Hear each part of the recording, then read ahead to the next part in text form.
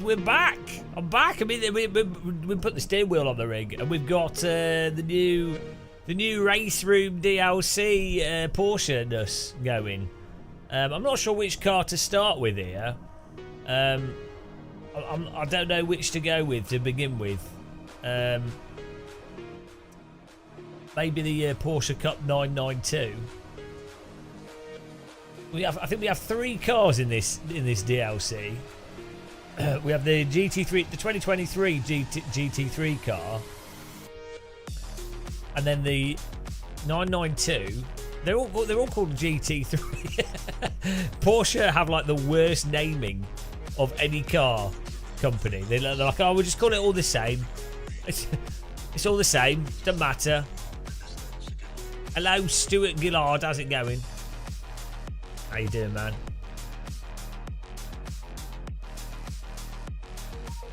So, I'm not sure which to go for to start with. We've got the 992 GT3 Cup. It's all very confusing. The 911 GT3R 992 is joined by the new 911 GT3 Cup and the 944 Turbo Cup.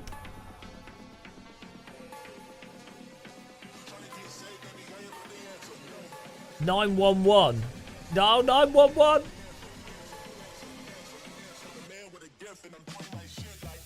Where's 911? What's the first? Well, yeah, but which is the first one? I don't know what the first one is. What's the first? Okay, what's the first one?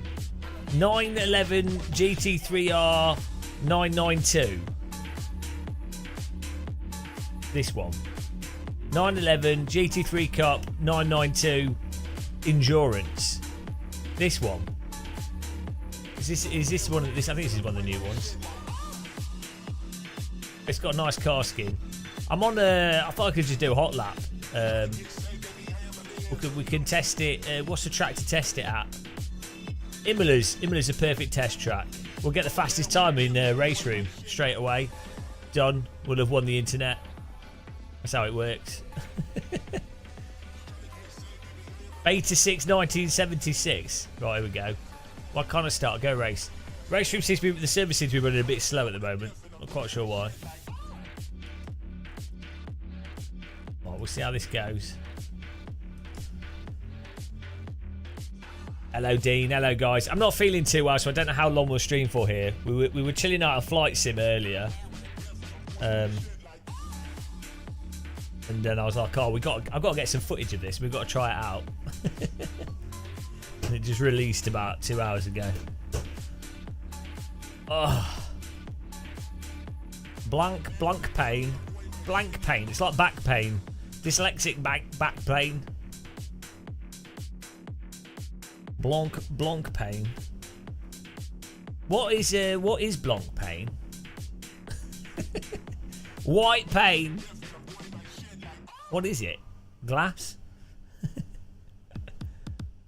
What do they sell? My wallet has bank pain. Hello, Dan. Oh man, this feels weird turning the steering wheel. It just feels strange. Yeah, for some reason, race room's been really, really slow to load. I don't know why. Rich, far from running amazing. Let's see how this goes. I'm ready.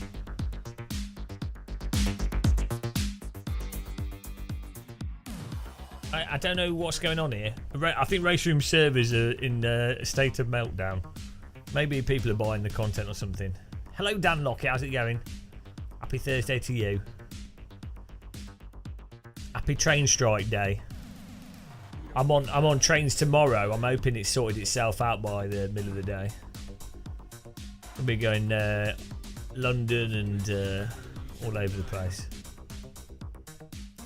I like travelling when there's strikes on. It's my favourite thing to do. What? There's some light loading issues here. I found this shirt in my cupboard. Well, good. WRC 2020 shirt that I got in Monaco. Amazing.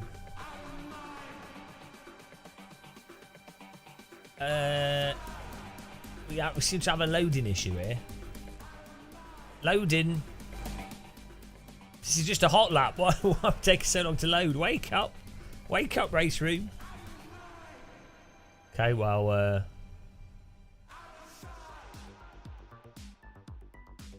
race room server meltdown. Any of you guys having trouble loading in? Is it just me?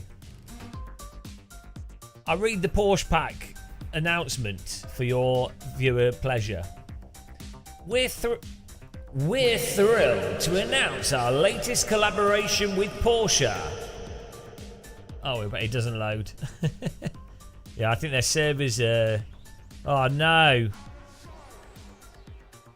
No, this is what happens when you have servers for every part of a game. Well, that worked. That went well. Oh no.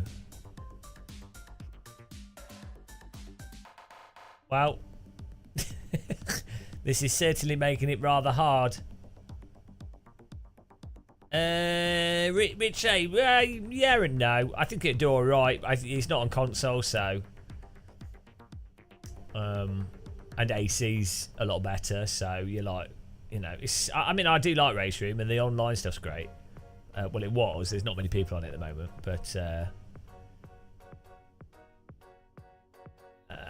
right, what's going on? Well, let's see what happens. See if we can get in. Join the petrol head. Okay. Well, if it loads. Okay, let's see if we can get it to work.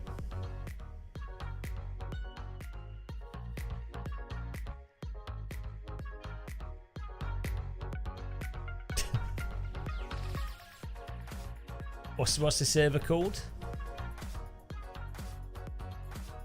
Is there 944 Flappies, or is that the really old car? That's from 1987. That'll be H pattern. I ain't got the energy for that, matey. We can give it a go.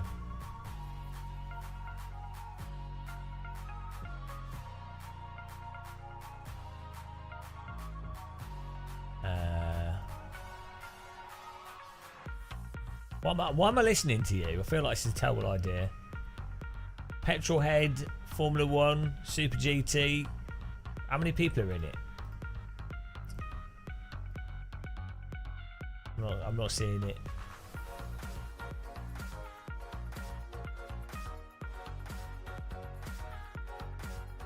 Ah, this one.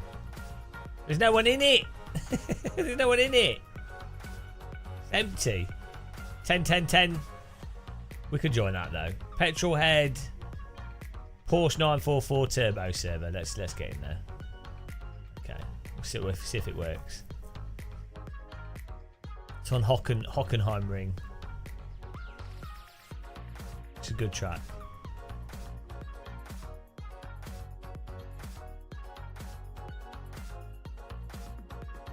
Oh, look at this. Oh, this looks like the best one. Reebok.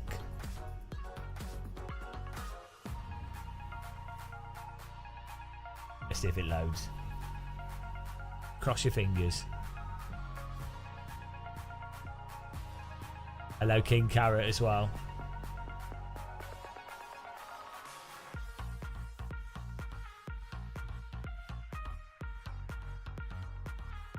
Be interesting to try the GT3, the 2023.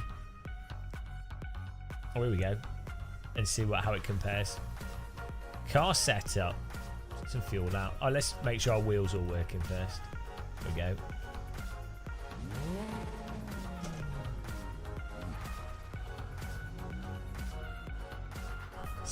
See, mirror, mirror, see, mirror.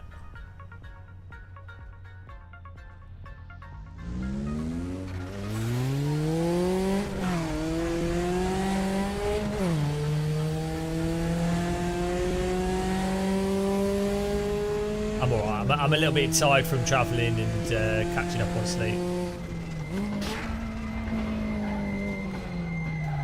Okay.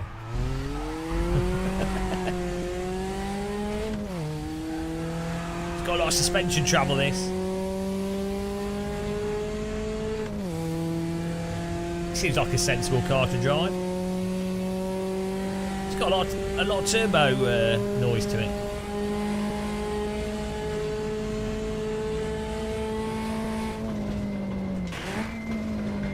What's going on with the gearbox?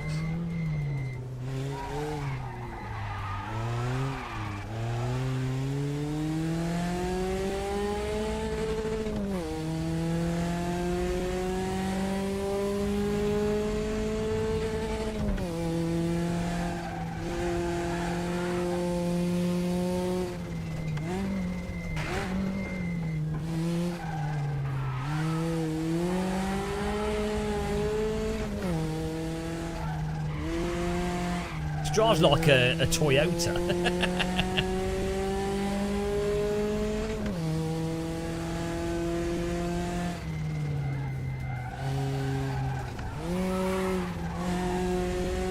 Might need to.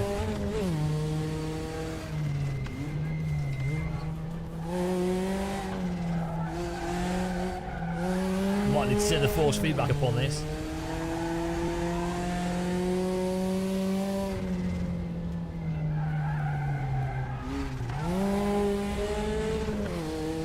It sounds faster than it actually goes.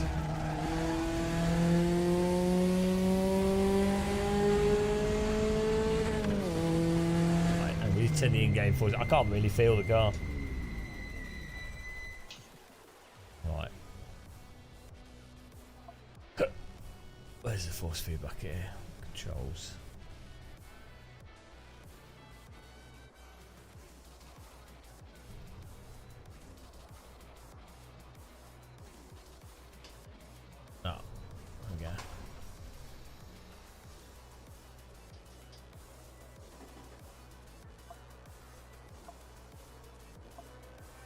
Try that.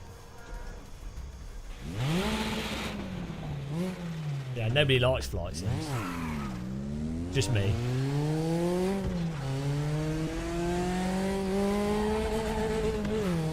It's alright though.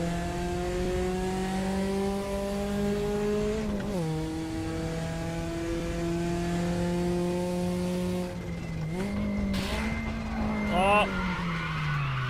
Maybe I downshifted a bit too quick there.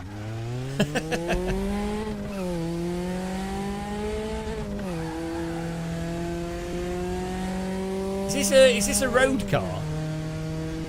It's got a roll cage in it.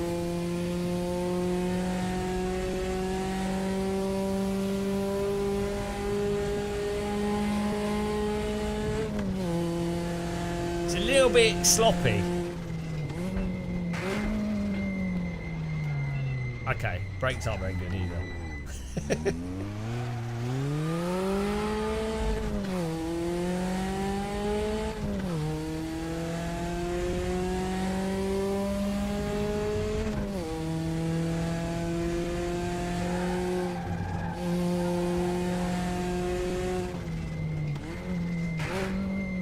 Why is that giving me engine damage?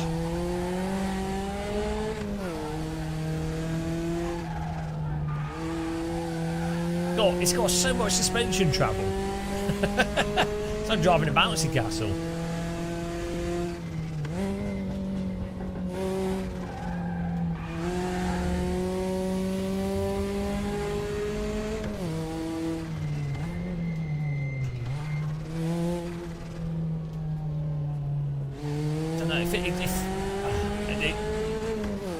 It's drivable, but it's a bit. It just feels a bit sloppy. This car. Isn't this the same as the one that's in AC? It's really, really good. Or is this slightly older? Hello, the real Fanatec Racing. How's it going?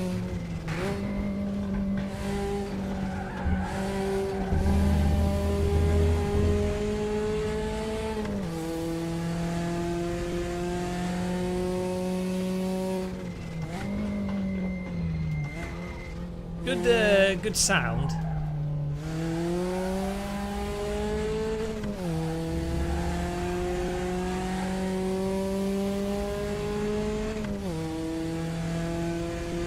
I'm all right, thank you.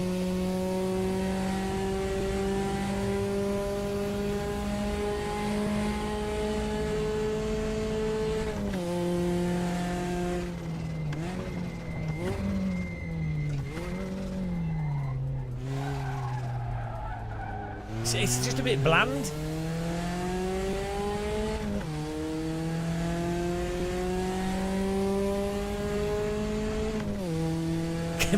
Gamer Muscle is in the room. Doesn't make any sense.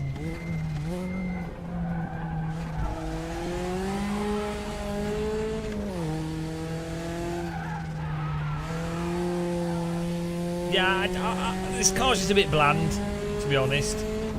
Don't feel bad. Sounds good.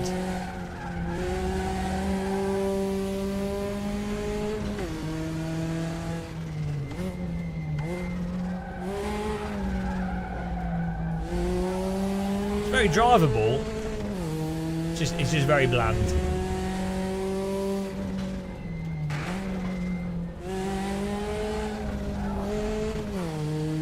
It's pretty slow as well, I guess.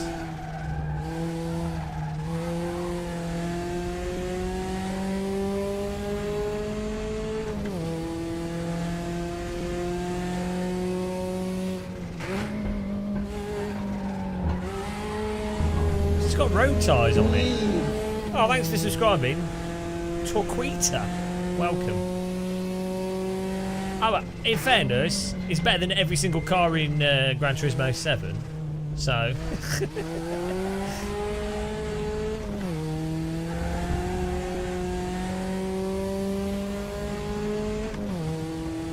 I do sleep. Not when I want to, though.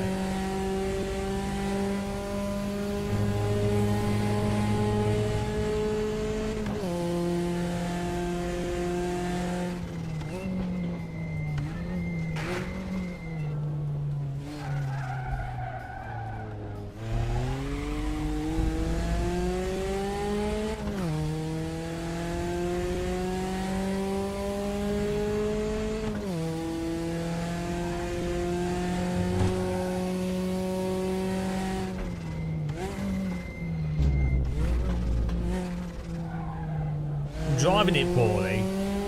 Wow.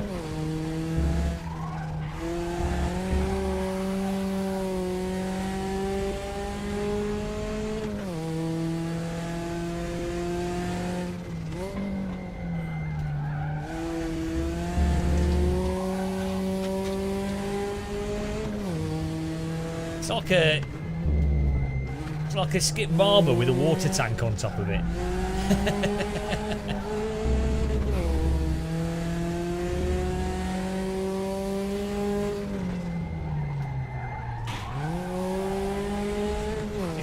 It's so like, it doesn't actually have that much power, but it sounds like it does.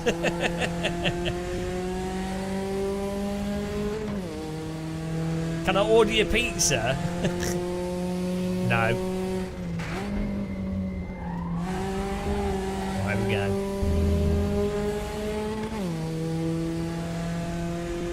Yeah, it's just a bit dull to drive. I think this sort of car is a lot more enjoyable in AC, to be honest.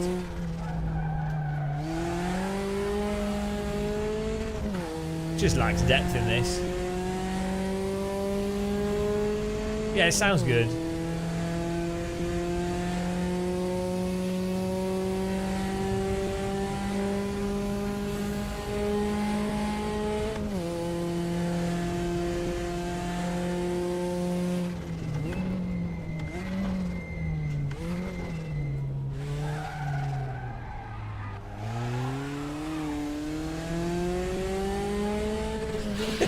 Oh, what?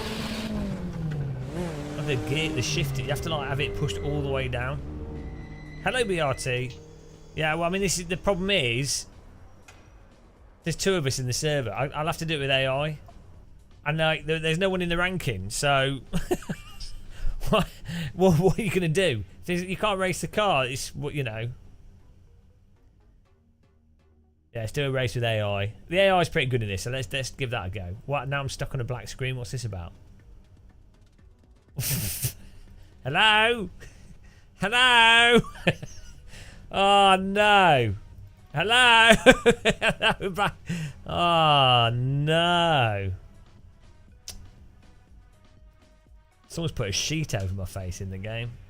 What am I supposed to do?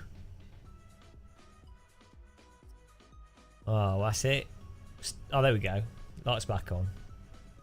No, I think their servers are running slow for whatever reason. Right, I'm just going to do it with AI. Let's give it a go. First Porsche destroyed. Well, first impressions of that didn't seem bad. Better than everything in GT7. Better than what the same car would be in iRacing, for sure. Though the iRacing version would probably be a little bit more nimble initially, but then brake as soon as you get to the limit.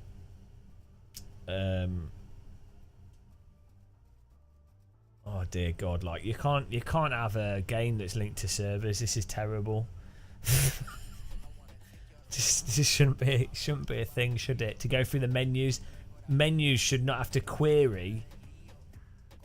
Oh jeez. In what world should a menu query the server every single time you go through? Have you got that content yet? We don't know. We better check. Oh no, server's not working.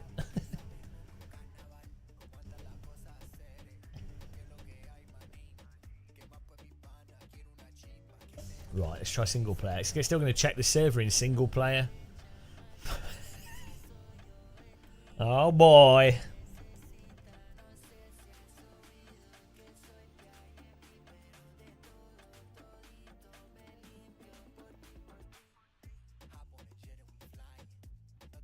Right, here we go. Single event. Oh God. Every time we click a button. Every time I click a button, every single screen has to query the server. Oh dear God. It's like trying to play a game, but you're remoting into a PC on Mars. Right. Difficulty 98. Brands Hatch would be good with this track. Let's do that. Brands Hatch. We've got Brands Hatch. Race length. 7 laps. Do you think we can beat the AI on 98%? 32 opponents. Let's not have 32. Let's have 25. I'll start at the back. Can't even tell if I am. I guess I am. Fuel, damage, time, qualifying. I want to start at the back. Qualifying's off. Qualifying. I don't want qualifying.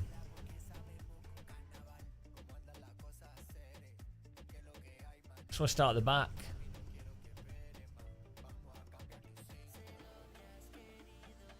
You can't beat them on 50%. I can't beat them on like 5%. AI stuck in reverse gear. They still beat me. Hang on, we got to pick the car. What was it? 992 Cup. No. What was it, guys? 944. Here we go.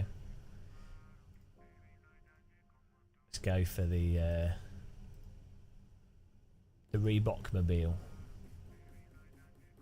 Oh look, we can't even this button doesn't load. Oh no. There we go.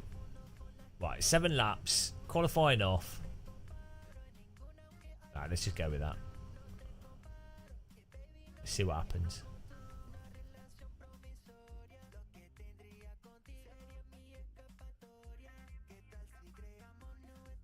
Why is it called R3E? Because it was called Race Room Racing Experience. RRRE.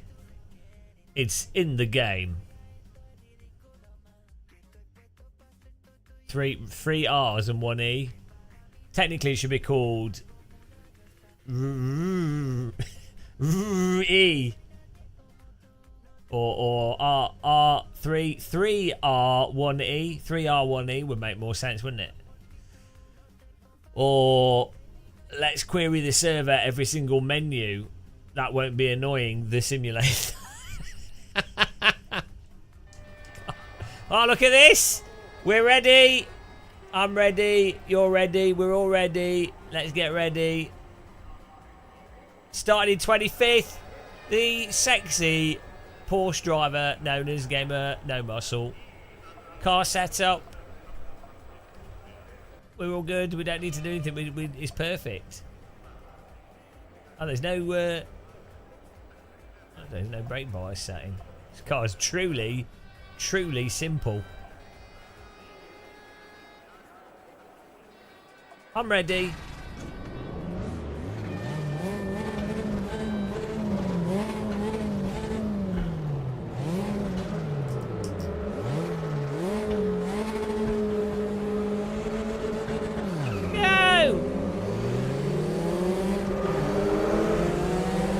He's on 98%. I'm sure they'll speed up.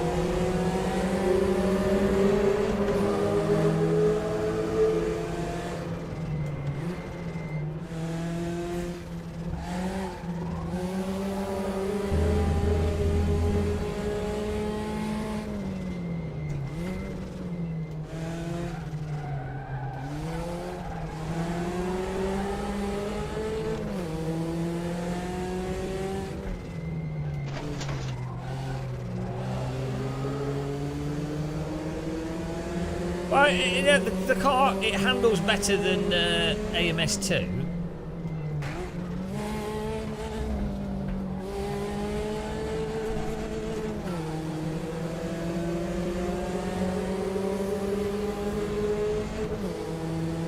Oh, well, he's defending on the right. Okay, fair enough. Oh, now he's turning. Cheeky AI.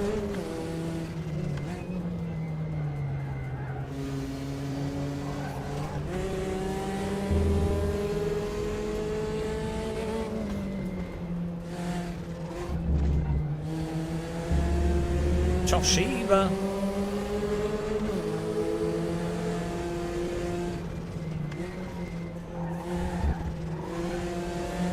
Ooh.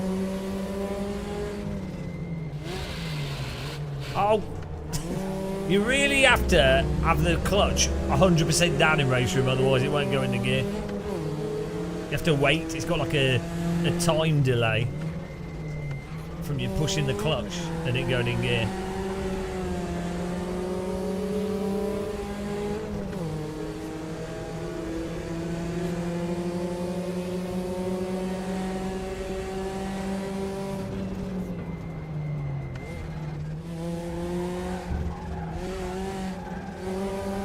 Lol. Just pushed him off the road.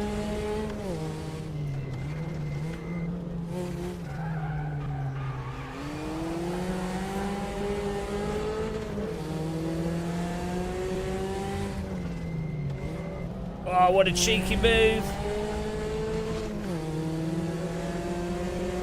Yeah, I mean, the AI's alright. They're just, you know, they're a bit passive in how they drive.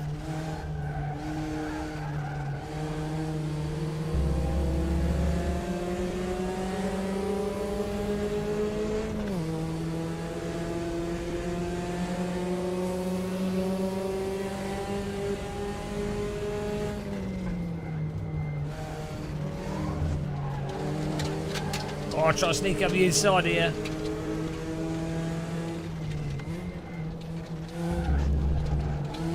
What are they doing? Thank you.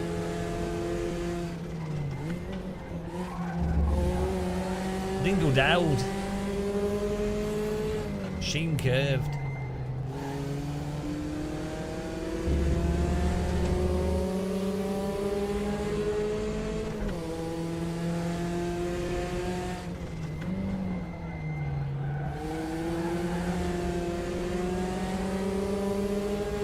It's quite a tank of a car.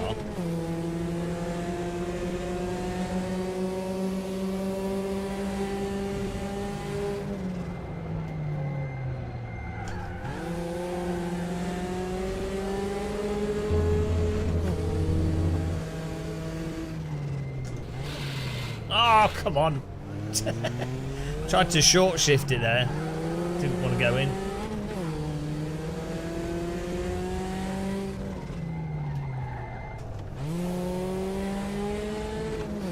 What engine does this have? It feels like it's got no power.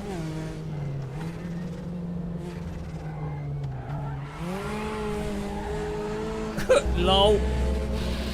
Oh, the gears, come on. Oh, he's still there, he's still...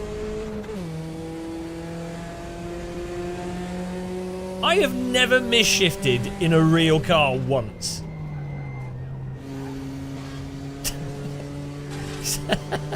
And yet in this game, misshift bonanza. I put a real car in the wrong gear. But that's still a shift, I'll take it.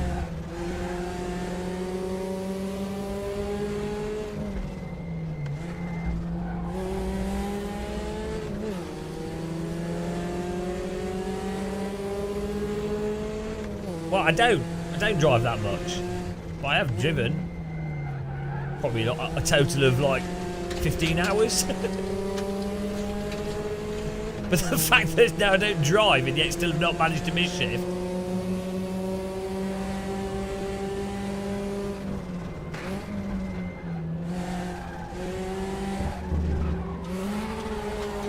I mean, it's pretty obvious when you push the clutch pedal down in a car, isn't it?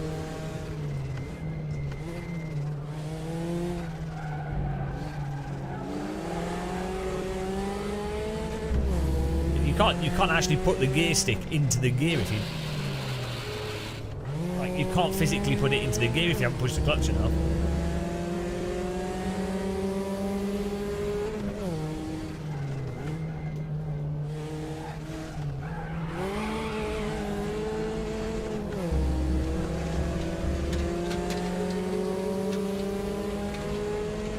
Okay, we're on lap 407. I would say this car is a bit boring to drive. It's too boring. It's a bit sloppy, which is it's how it's supposed to be. But it's I don't think it's a very good car. I don't think it's an enjoyable car to drive. I guess it's a good car if you like. It's nice and slow. It's got very stable oversteer. Very controllable. If you were new to... If you wanted a very easy to drive H-pattern car, very progressive.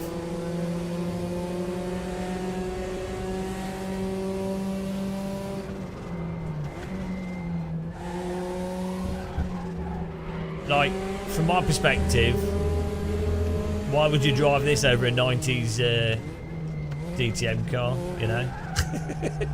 Given the choice.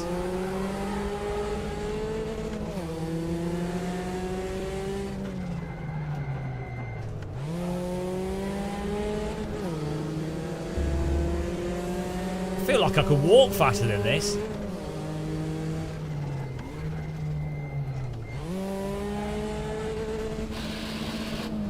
Push it. You have to hold the clutch down for like X amount of time, arbitrary to race room. Bloody hell! I need to adjust my clutch setting so it stays, so it goes down with less push. Mate, I'm a fast walker.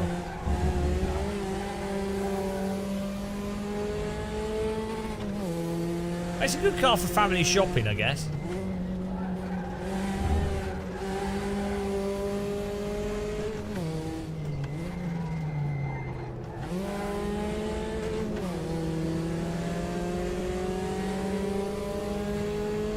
This car, I think, would be good off-road, like as a Wreckfest car.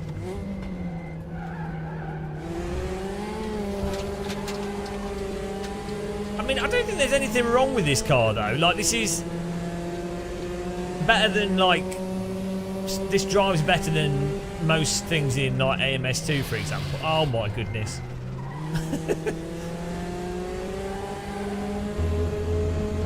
It doesn't feel unrealistic.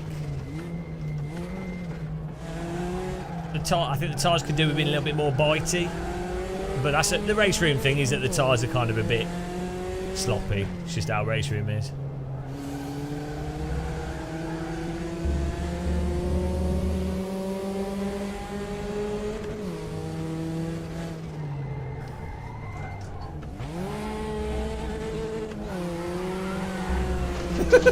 Short shift it on the overtake there.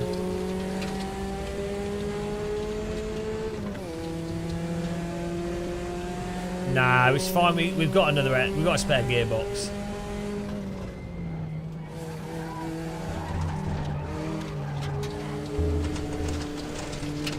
Ah, it drives off road all right. Thought I'd test that.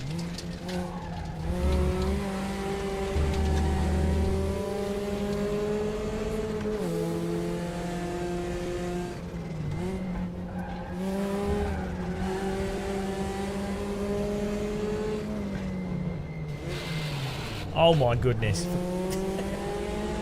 Well, I need to go to the menu and change that setting. Yeah, it's like a beer in your earlobe, isn't it?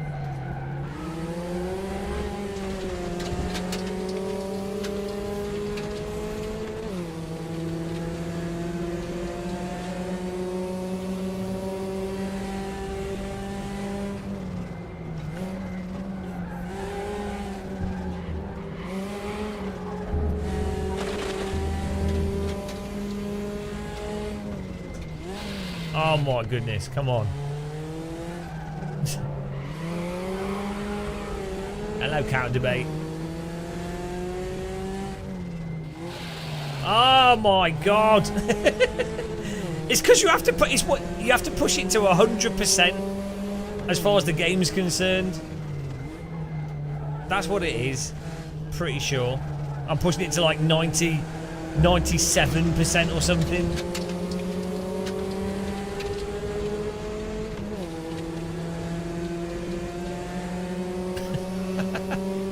I like the sound.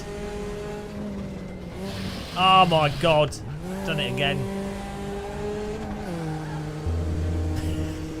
It's just... Only race room do I have trouble shifting.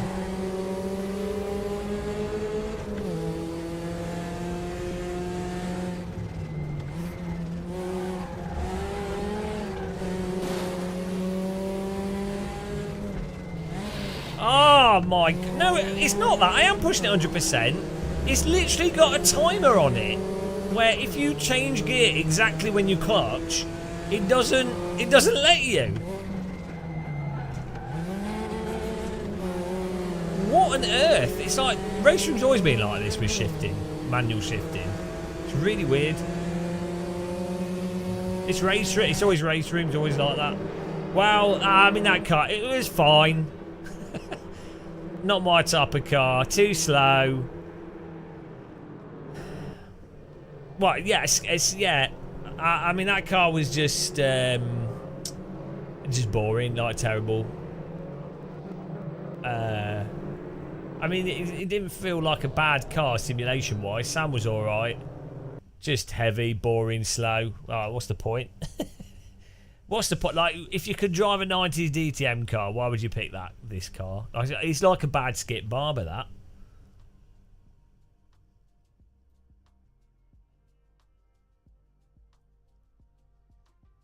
I think if you had... oh, here we go. Black screen of death.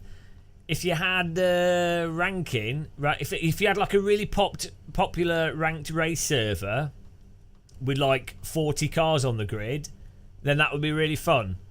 But outside of that context, no. Nice car skins though, nice sound, nice and easy to drive. So I think for a lot of people, yeah, like as a nothing. It doesn't do anything crazy. You could actually, as you can see, you could totally misshift it. Nothing happened. So like a very drivable car. But absolute shite. Like, why? Answer me that. I mean, in real life, it would be awesome. You know, in real life, you'd be like, oh, if I crash, I'm dead. And you'd have, like, the car shaking. Oh, an emotion rig, maybe that would add to that car quite a bit.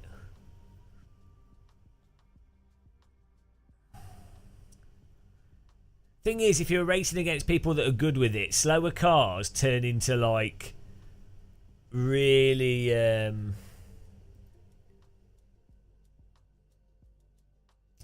They turn into like this weird like rope that it really magnifies rope memorization. It's like 90% there. I think it's got permanent damage. I've just accepted it. It's still numb at the bottom. It's not painful. It's annoying, but that's nerve damage. Maybe it will get better over a longer period of time. Who knows? Maybe it won't. I've just accepted it. I've accepted my fate of being crippled by iRacing. Right, let's do another single event here with the next car. So that was the Porsche filled with water. Yeah, when I did that, when I played iRacing for like 40 hours straight, I caused like damage to my ulnar nerve, and as a result I have nerve damage along here, and in my two fingers. Great. Right, what's the next car? That was the 992 911 GT3 Cup. Hang on, isn't it the 991? No. I'm confused.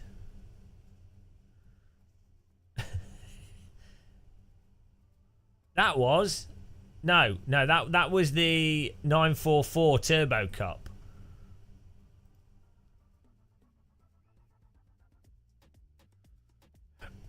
But is this a new car?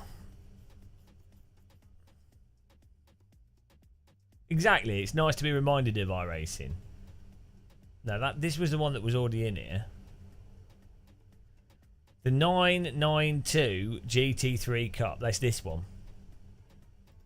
This is it. This is the right one. Yeah, here we go.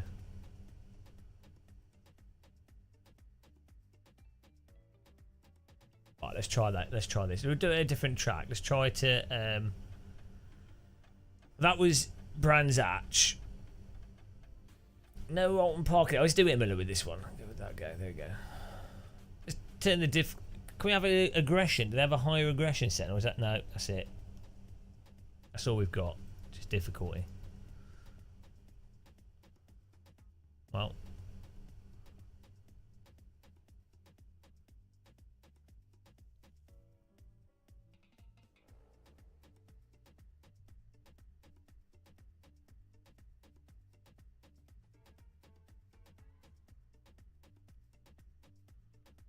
Here we go.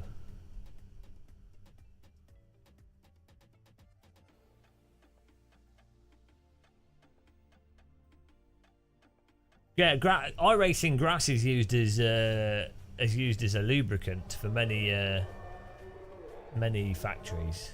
It's well known.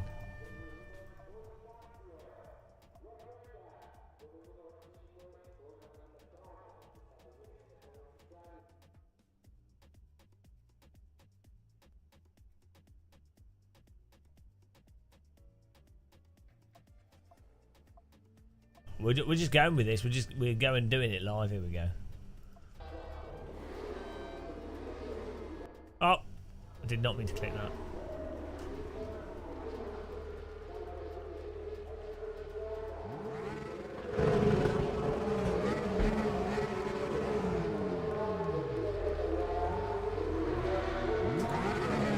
Might have missed the start a little bit there.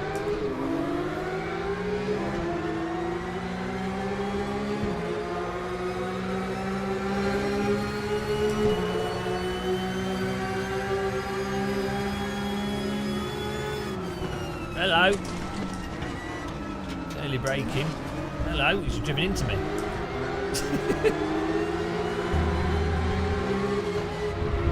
Bloody hell.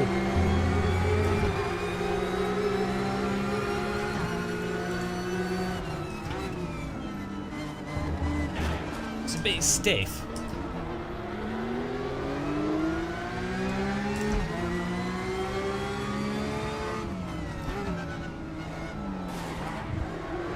they doing?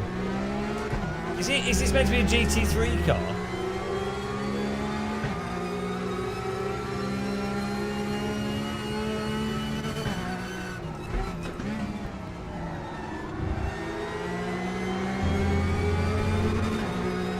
With TC.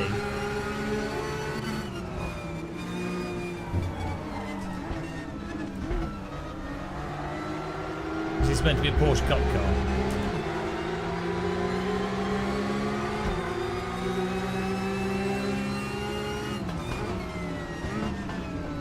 Why is it AI braking so much? They always do this.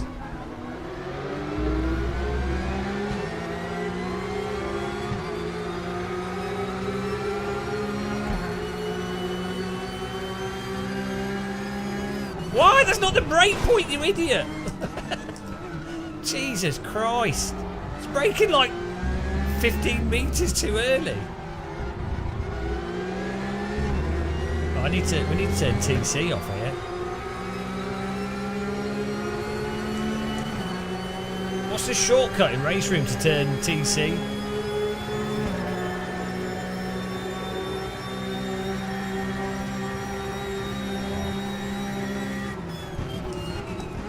Hello guys, you can carry a lot more momentum through there. What are they doing?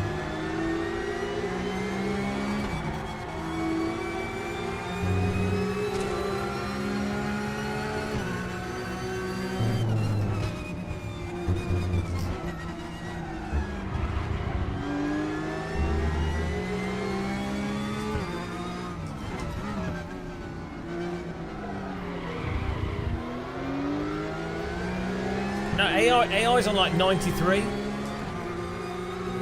Because we're starting in the back and we want to drive, you know, overtake. It doesn't matter what setting you put them on. If you start at the back, they're really bad. Until they spread out. At which point, well, you're not racing them or overtaking them. It might be higher than that. I can't remember. I don't know what it's on. Not an 80.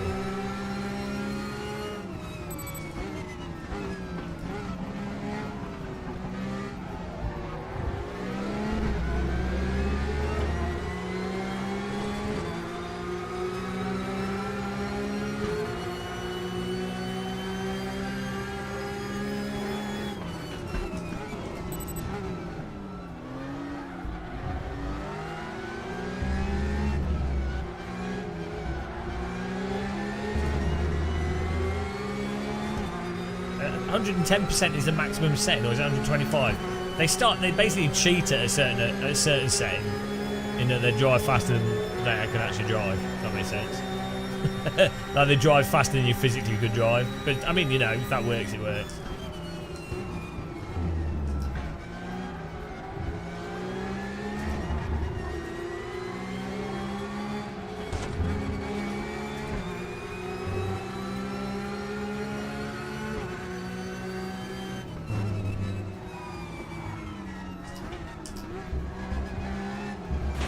Oh dear. Oh, I did that. I know.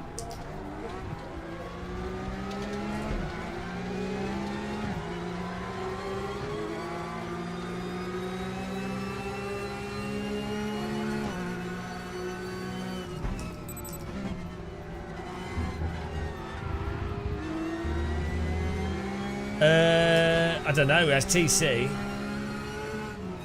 This is a bit dull to drive, to be honest.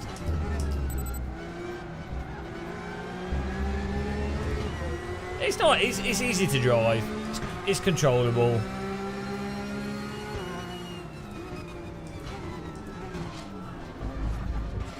Just a bit sloppy.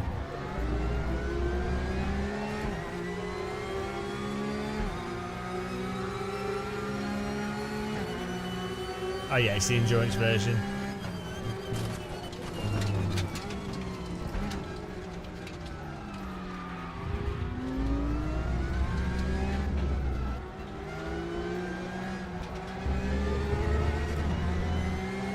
Yeah, I thought last. Oh, in AMS1, yeah.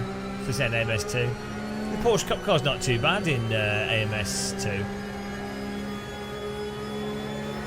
The game didn't make me motion sick. That's probably what we'd drive.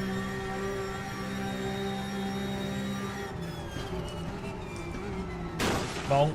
That's what you get for going slow through there, mate.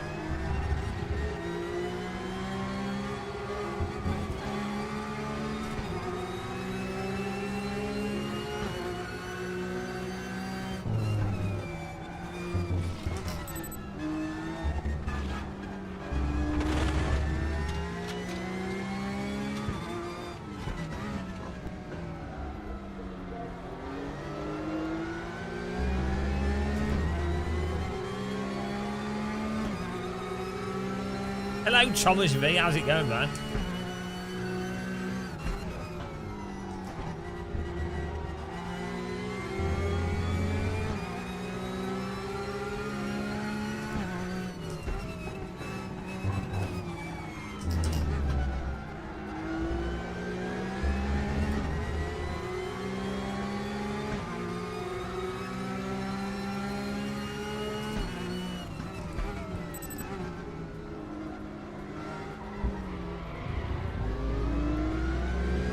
Oh, this car's just dull. It's just dull. It's perfectly drivable. It's just dull. Did I say it's dull?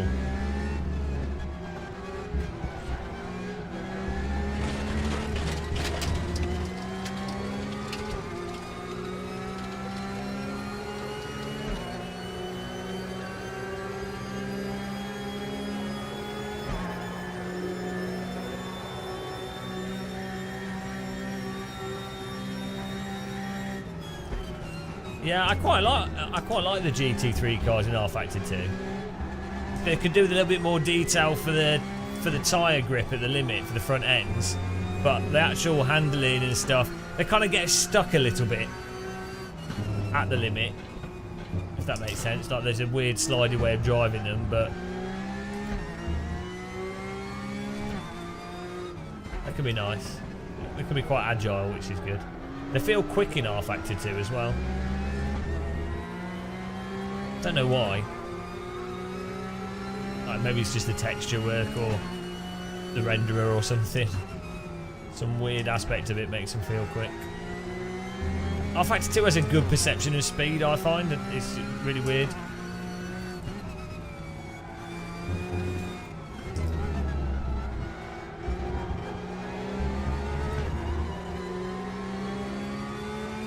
I mean, this drives a lot better than the iRacing equivalent, you know.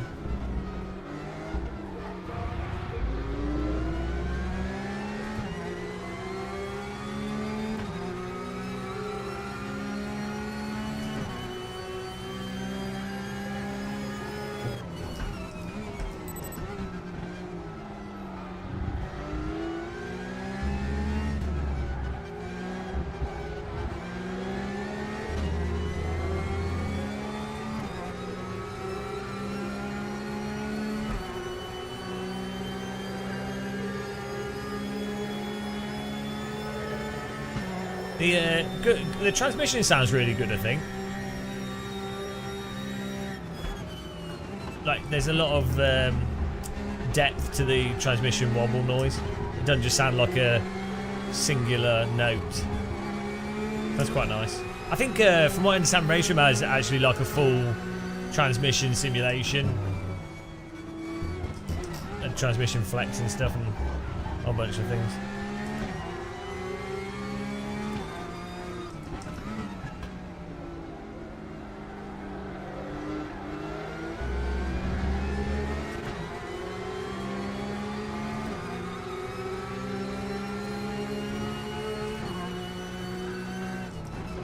Yeah, I mean, Malaysia was like the first track in R-Factor 2. I remember driving there.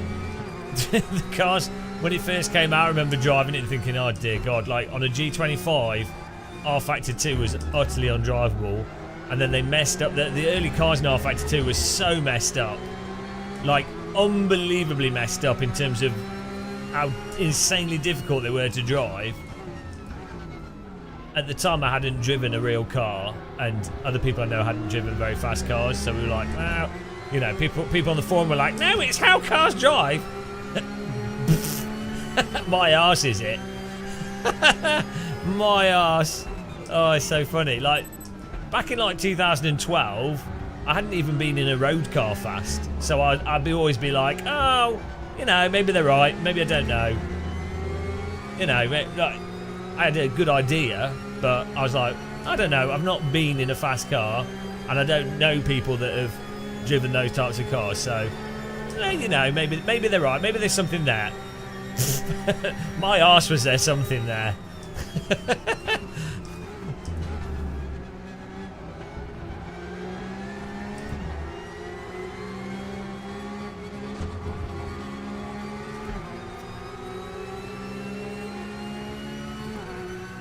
The vintage cars were good fun at launch though, and Vintage Spa was fantastic.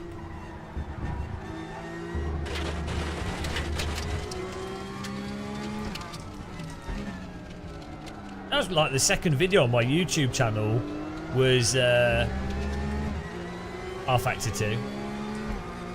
Yeah, the Megane Trophy and the Portugal. It's not Portimao, is it? It's Estoril.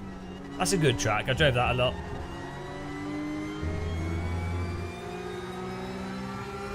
People still think it like that now. Like Daniel Morad has done a pretty good video saying that ACC has really dull force feedback and it feels delayed. Oh, where? Funny that. Oh no. How could he say? How could a real world GT3 works driver be in agreement with me, a pleb that's never driven a real GT3 car? How could I have possibly come to the same conclusion as him? Is it because it's bloody obvious?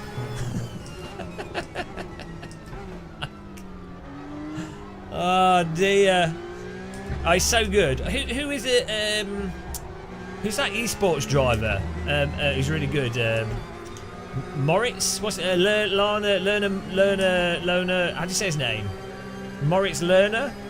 Is that how you say his name? He's like constantly just says, yeah, I race his time on. It's so good. We've got people that could drive fast, also driving real race cars, that are now just saying stuff that I've been saying for like 15 years. Finally, so that all the sim racers that are like, ah, no, sim should be hard to drive, shouldn't be able to feel anything. Now we've got Max Verstappen, Mirandus, Moritz Lerner. There's three, like, probably one of the best drivers in the history of race driving. Works drivers, you know, that are publicly saying it, which is nice. I knew loads of drivers before, but they wouldn't publicly say it. Oh, wow. Right. 3 out of 700. Yeah, that car was really boring. It seemed alright, though. Like, from a simulation perspective. You know, sounded nice. Just boring. Just a really boring car to drive. But it sounded nice. It was drivable. It doesn't auto-bin you. But I don't think it's very fun to drive. It wasn't exciting. Let's try the next car.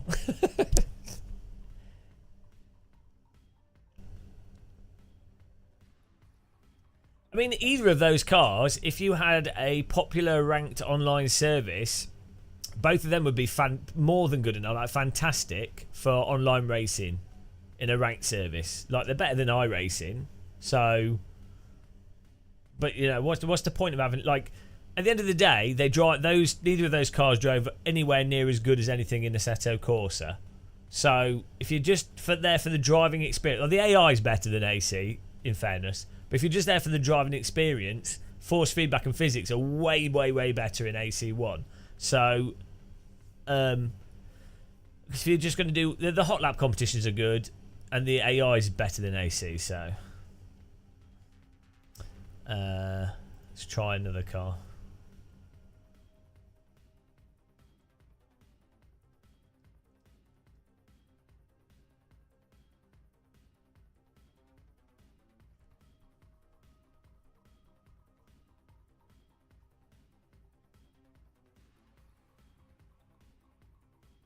This is my favourite part. There we go. What was the next? What's the 2023 GT3 car? Where's this? Is it this Porsche? Is it this one? You can't see the... No, where's the hole in the bonnet? Oh, is it behind that? Hang on, no, that's... Where is it? 2023? Oh, is this the DTM GT3 car?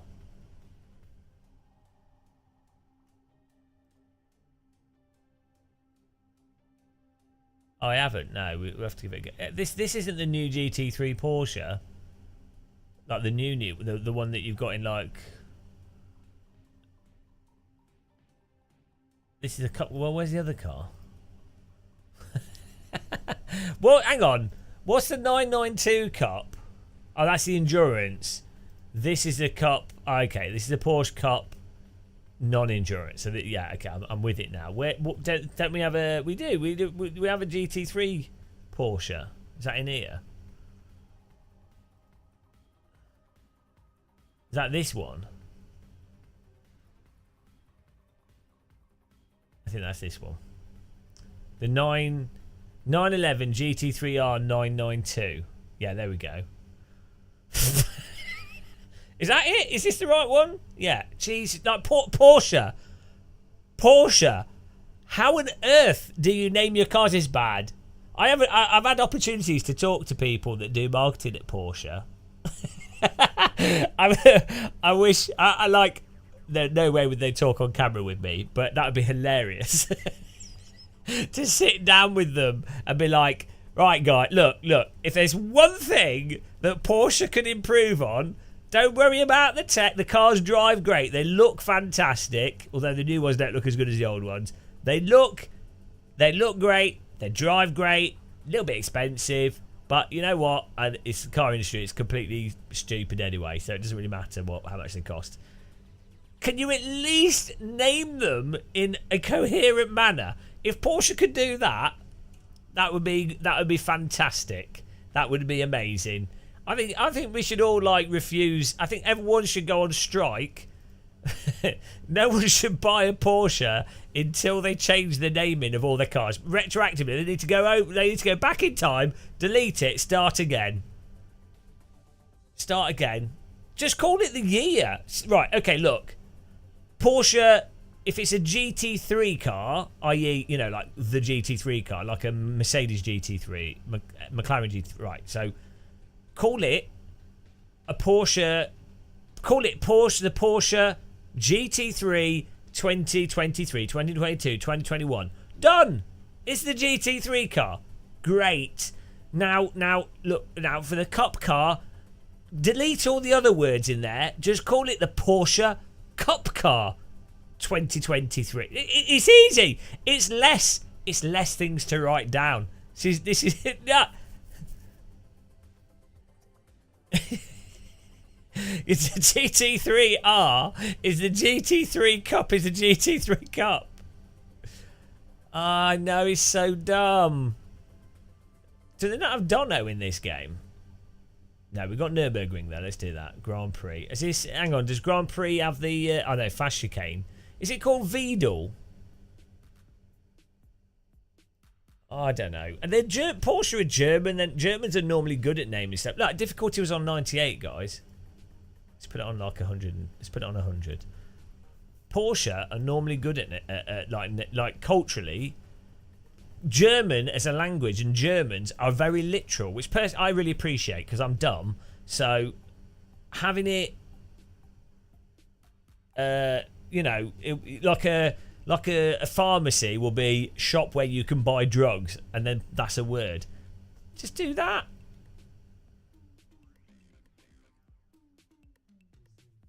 Next one will be called the 911 GT3 993 RS Cup Club Sport 2024 Edition S. Only available in limited quantities. It's the fact that they give them the same name as other cars that they've got. That's what's particularly stupid. Like, why would you call... There's no reason for it. It's someone at Porsche's just trolling. Whoever names the cars at Porsche's just like, ha! I have not much power in this company, but what I can do is ruin the names of everything. So I'm going to take the power that I have and misuse it. And everyone will remember me for the guys that cause the car stupid names. Ha ha! I am very funny German. The most funny of the Germans. They will never get me. It's like a 1970s Bond villain. And the name, they make no sense. Ah. You think you know the name of the car, but you do not. The name is nicht. Das ist nicht the name. So it has the same name, but it is a different car. Hoo-hoo. You will be so confused. And you will buy the wrong car. And now you are slow. That's it. We're never working with Germans again. Oh dear. Oh well, it was worth it for the joke.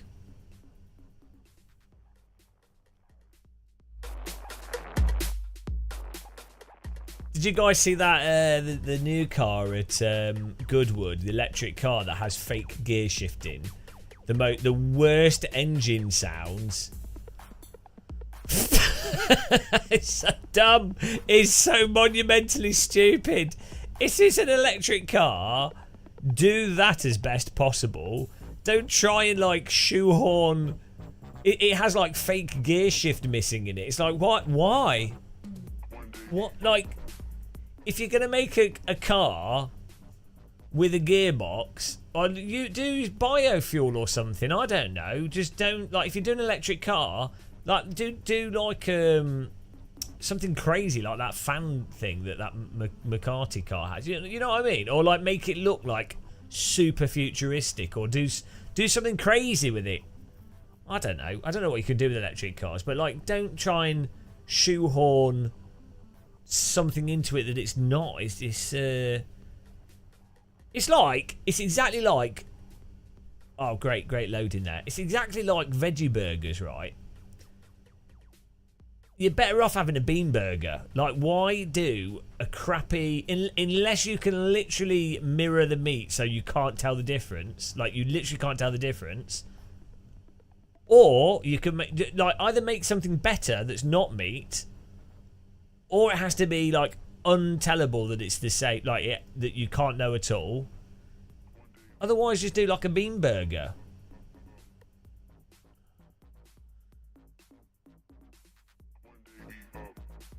And that's what electric cars do in petrol. They're the veggie burger of vehicles.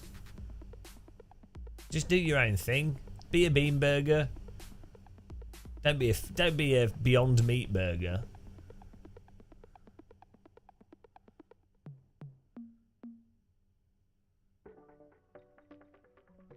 The shifting is for optional use for those who like to... What? But why? For those... Right, but the reason just, like, it's pointless. It's so, like... Oh, I like shifting. Well, okay, but the whole point of shifting is because you have an optimal gear range. Because that's how the car is. Like, why would you cripple? Why cripple the car? It's still not like a road. Those shifting things. It's still not like an actual race car, and it's still not like a road car shifting anyway. So all it's done is create like a really crappy, pointless thing.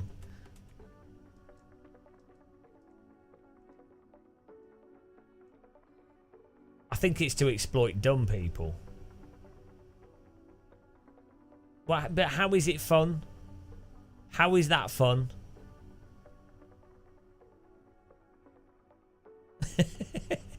Like, it's fun In what way? In what way is that fun? Oh, we can't get into the server. I can't even get into single player. Yeah, it's something that can be upsold. Sequential mode. You're not racing the car on a track, are you? So, still not going to be... And the electric go-kart thing can make sense because you're on a track racing. Fine. But in a road car...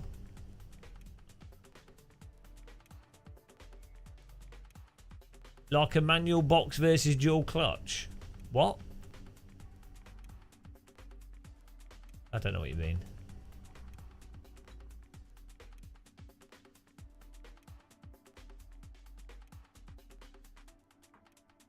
But it's not manual. It's fake. It's not.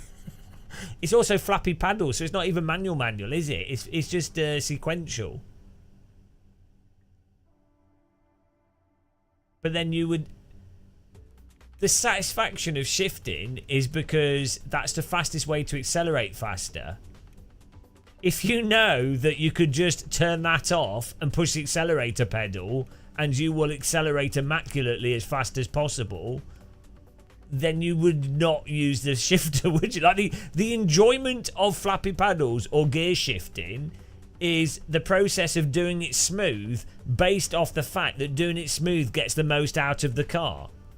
If like getting the most out of the car is not using that, well then it kind of undermines the enjoyment component of why you're doing that.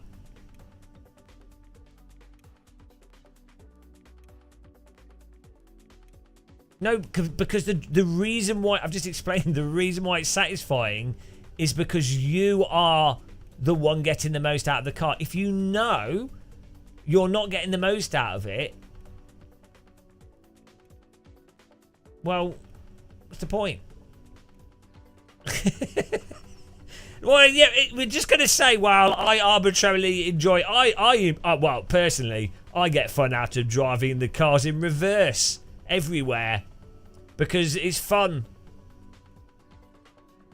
Synthes, exactly. You're correct. We shouldn't. That's why. Why do you think they're getting rid of pilots in aircraft and we're having drones for everything?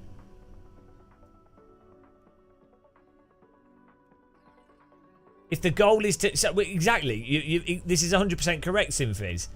If the goal is to, like... If it's a manufacturer's race series of who can create the fastest car, don't put a person in it.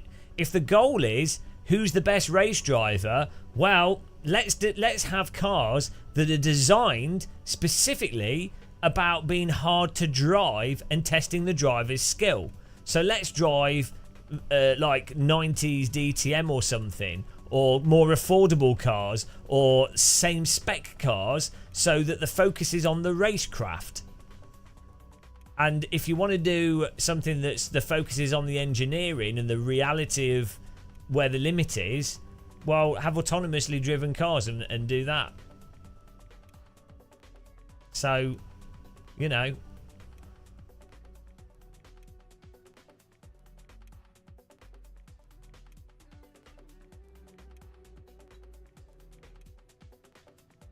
I don't know. I don't know if I can get in there, Lewis. No, I don't know. We're trying.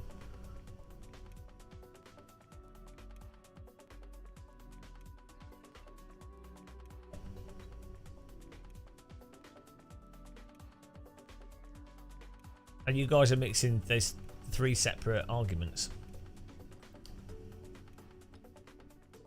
I'm just saying, if you've got an electric car, putting in some crappy... It's a road car, putting in like a crappy engine sound that's badly synthesized in the cockpit, and then having some like arbitrarily designed ECU that then forces you to have to shift at certain times is literally the dumbest thing ever. That's all I'm saying. You're welcome to enjoy it, but that is the dumbest thing ever. So you can enjoy whatever you want to enjoy. I can't help you. You know, some people like cricket. What can I do? You're welcome to enjoy it. I don't begrudge you for enjoying it, but it is, you know, it's stupid. So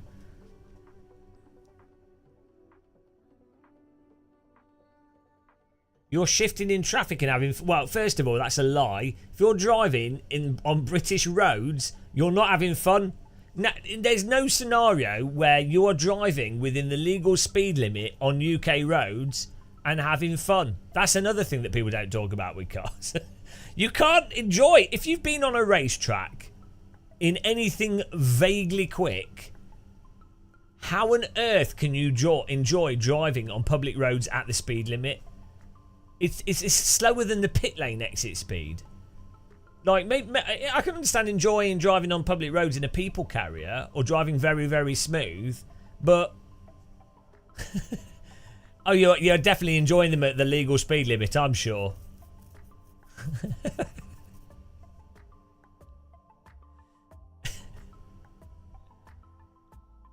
Yeah. But like in the UK, there's no way. Like if you've been in fast cars, I don't see how you can enjoy driving a road car on the vast majority of roads. Like maybe in Scotland, there's some really good windy roads. But even then, if you were pushing to a point where it's a challenge, you'd be driving dangerously. So unless you're like just cruising around, but you know that's a whole other thing. You could do that in any car. You know, just like if you enjoy the process of going from A to B, fine. But then that literally any vehicle is fine for that. You're not balancing it at the limit or anything. Well, this is working well, isn't it? Oh yeah. I went to Rome last weekend, and I was only there for a day, but it was very apparent to me. Right, it was very apparent to me after 2 taxi rides that the way the roads work in Italy, especially around Rome, is that the speed limit is whatever speed your car is capable of doing, and the lines on the road are purely there as advisory lines as to where the road may or may not be. Don't worry about anything else. It's all optional.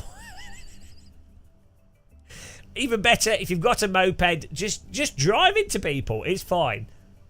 Oh, this is working fantastic. I love single-player menus that have to query a server.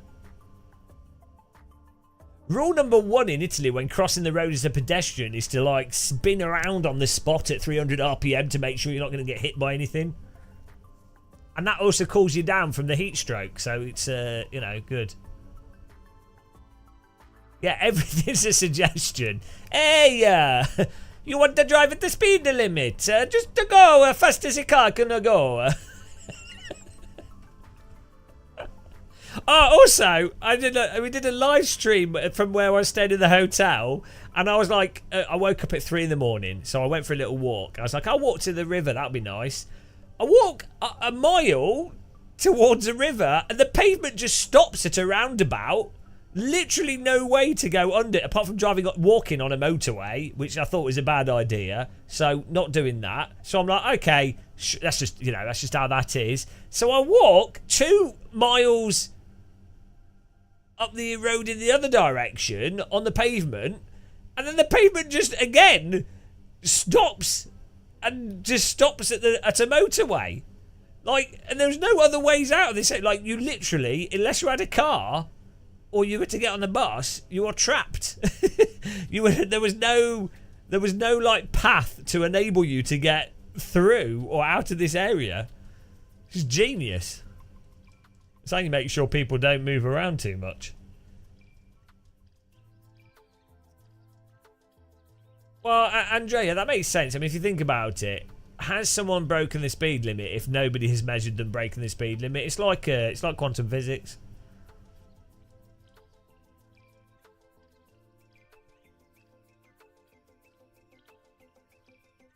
Well, Star Fox, the other thing I've noticed, I've been in some fast cars on public roads. Like, I don't know, Jaguars, Mercedes, McLarens and stuff, Maseratis. And they don't feel like they're going quick. They're too, like, the suspension, everything's too good, and roads are kind of like, you're not going to be chucking a car into a corner on a public road like you would on a racetrack. And they don't have downforce, so Yeah, it's weird. The whole sports car, road legal sports car thing is really weird to me. Like, if you're someone that can drive okay-ish, like a moderately decent sim racer, moderately decent go-karter, or like moderately decent someone that can drive like a relatively fast car on a racetrack, it would be like, it's like if someone was to push a shopping trolley around a shopping centre really quickly and be like, whoa, nailed the apex, which I do obviously, but like, it would be like getting a really luxury shopping trolley with advanced suspension. It's like, what's the point? You're in a shopping centre. But for some reason, when it comes to road cars, people haven't thought through that. They've got stuck. They're like, oh wow, it's a Ferrari. It's so stupid.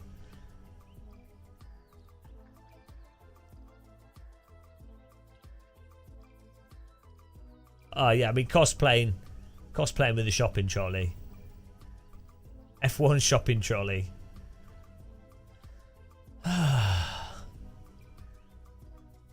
Yeah, status. Well, it's like having a handbag, isn't it? Like a expensive brand or something. I don't know. I mean, I'm happy for people that do it. Like, I can appreciate like a.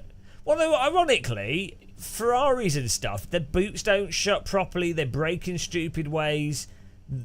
From everything I've seen, Ferraris are really like actually low quality in many ways. So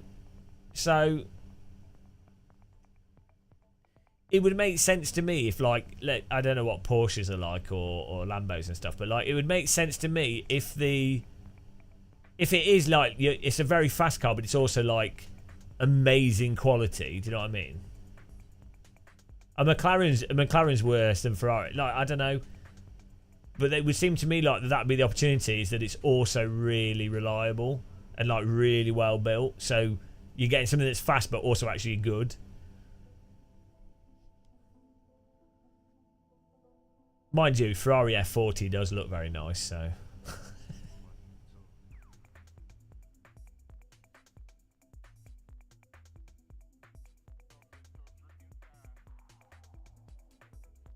Koenigsegg's.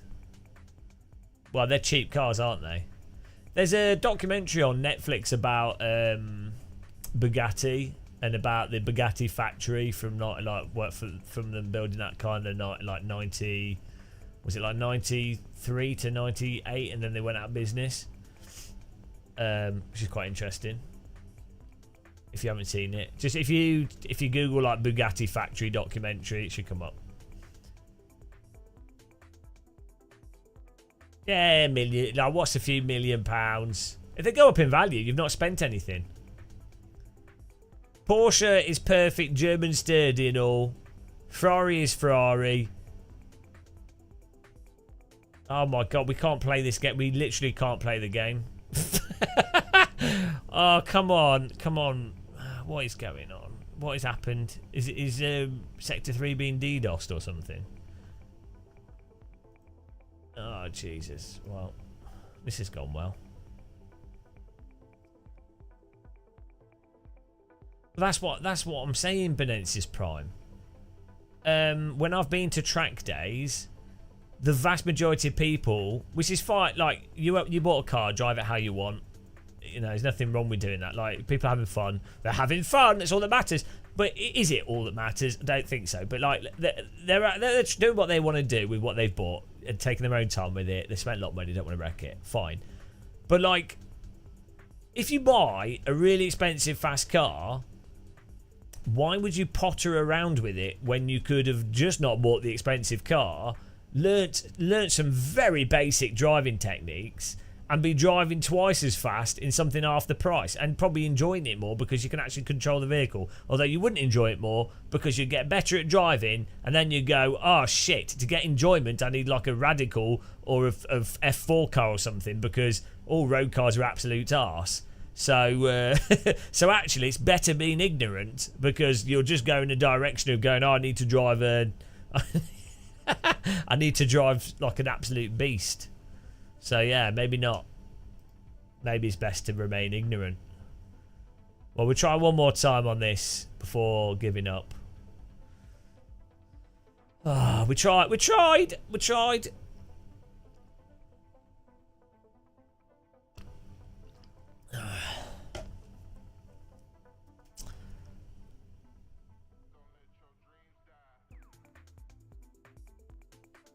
Yeah, I don't think I would feel special driving. I mean, do people right? If I see someone driving an expensive car, I don't think, oh wow, that person's got an expensive car, or like I don't imbue that person with anything. Like it's like, oh, there's a person driving a Porsche, but it doesn't transfer, like the nature of a Porsche or whatever does not transfer onto that person. Like if they were an engineer at Porsche or you know whatever, and then I had a conversation with them, they could be driving a Fiat Punto, but they go, oh, I'm an engineer at Porsche and I worked on this specific thing. Then I'd be like, oh wow, that's really interesting. Someone being sat in a car is like meaningless to me. It's like if someone's like, if someone has like lives in a really, really big designer house, I don't think, oh wow, I don't associate the house with that person at all. It's like, well, no, nice, you've somehow got wealth, which you probably inherited. I don't care about that either way, but congratulations for buying a house. Like, I don't think either way of it. It's like, I don't know why that seems to be what.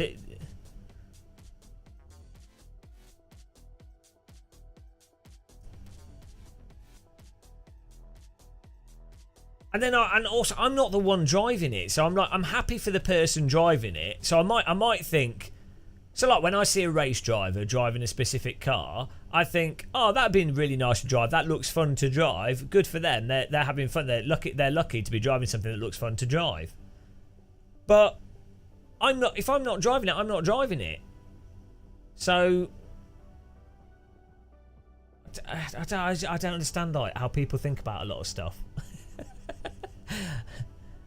I don't get it. Like looking at cars is something I don't understand. So you see like a Goodwood, right? I can understand watching them do the hill climb bit, trying to go faster, and I can like cars that sound nice are fun to watch, and like cars that are visually really interesting because they're either completely new and you're not seeing it before, or they are like the vintage, like the 1930s cars are just intrinsically interesting to look at, like a steam train or something.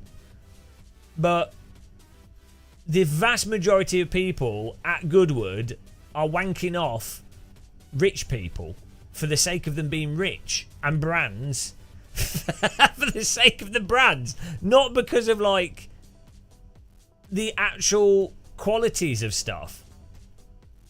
It's literally, it's exactly the same as me going to a Gucci handbag parade. It's like, what? Great! I'm happy. I'm happy for people to make. I'm happy that Gucci's made handbags, and I'm happy that people enjoy handbags. But I don't care. Like, if I was going to use the handbag myself, it's not got much utility to it. like, it's just like I don't get it.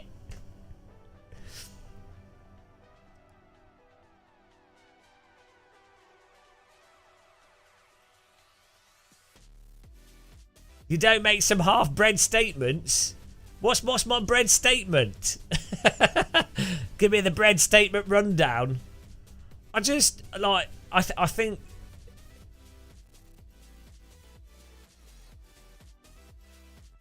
broad.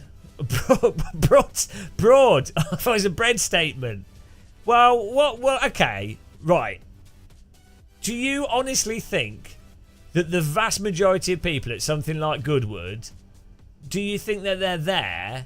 Why do you think they're there? Do you think it's because they like... Do you think they're there because of the marketing of the cars and they've been told that they're important vehicles and that there's famous drivers? Or do you think they're there because they actually are appreciating the intrinsic qualities of the car, which you can't enjoy as a spectator? That's the weird thing. You can't understand a car without driving it. So it's kind of pointless just watching cars. Like watching racing as well. It's kind of pointless. Okay, but what does that mean if you can't drive them? What's the point? Right, like this is the thing. If you can't drive a vehicle, you can't understand it. Yeah, but you can't drive it, so you can't experience it. You can look at it. Well, you can look at it in pictures. To understand the actual intrinsic quality of a vehicle, you have to drive it.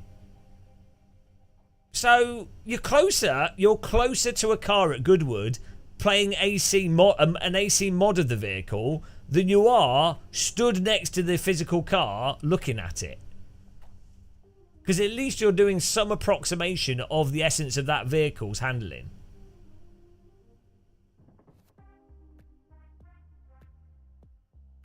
It's kind of weird with cars that the essence of them is how they drive, yet you can't drive most cars that you see. So I'm not saying that you can't appreciate them, but can you think of something that extreme? Do I understand Scarlett Johansson? You're comparing a car how good cars are to look at. Like, you're just focusing on the superficial things.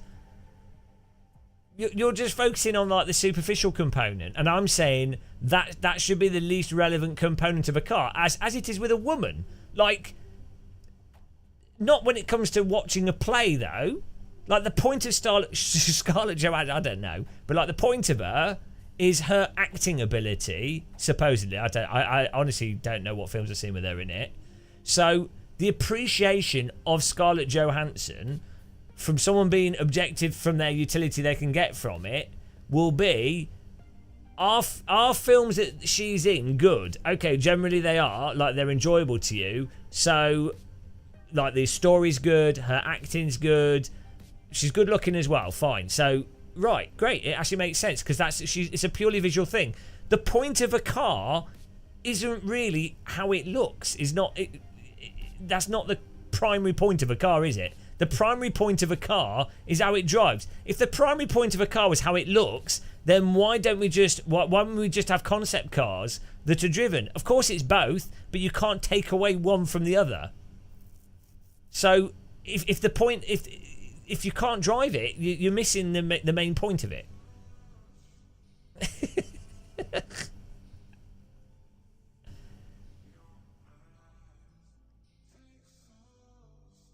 Why are there car museums? Well, exactly. You should be able to drive them in the museum.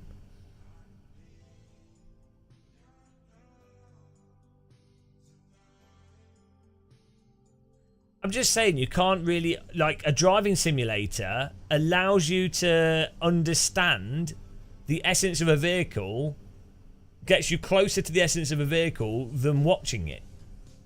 You're welcome to enjoy the visual qualities of something as much as anything else. That's fine. But that's not even right. You'd agree that how a car drives, actually driving the vehicle, is the most important part of a vehicle, right? Not how it looks. Well, because we can't do the real thing, Channel VR. But I'm just giving a comparison there.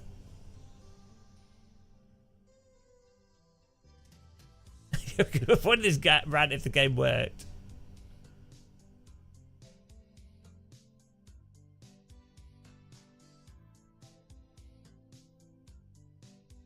You appreciate all the mechanical components. Yeah, well, that's fine. What did you miss? Loading. I'm just saying. I'm not saying that you can't enjoy looking at cars. I'm just saying it's rather ironic that it's kind of just accepted to not drive cars, and that the vast majority of people are fully accepting just looking at them, when that is at best half of what a car is about.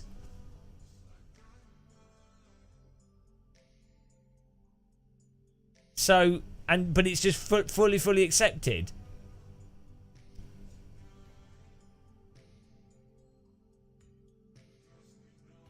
So really, like, if you're being honest, to like something like Goodwood, given that it's not feasible for people to drive race cars because it's too expensive, it's inaccessible, like the insurance, you physically can't drive that many cars. You know, you couldn't have everyone drive, but realistically, you could have you'd think that they should, by this point, there'd be a big emphasis on having loads of sim rigs at Goodwood, loads of them, so people can all try those cars to some extent. But that's not, there's no like push for that. There's no, like, because your average person is not interested in how cars drive. What they're in, it's like with Formula 1, your average person doesn't even know what a Formula 1 car or driving or racing is. They're not interested, they don't care. Oh, we got in. What they're interested in is superficial bollocks that comes from being told what they should like from the marketing. Again, we're back to Formula 1. People like Formula 1 not because they like Formula 1. They like Drive to Survive, and they like latching onto the personalities and the non-intrinsic qualities that are the free qualities to consume. So, and that's being presented as what you can have, because you can't have the real thing because it's too expensive. But it's become too expensive through design. Formula 1 could be a lot cheaper. You could have, there's no reason why in reality that you couldn't have a top race series, the top sport race series that was possible to get to with someone on a median income. That could be, you could design a sport like that. You could say, look, Formula 1 is not accessible. It should be. Like, it doesn't have to be like as accessible as like football, but you should try and make it accessible as feasibly possible. So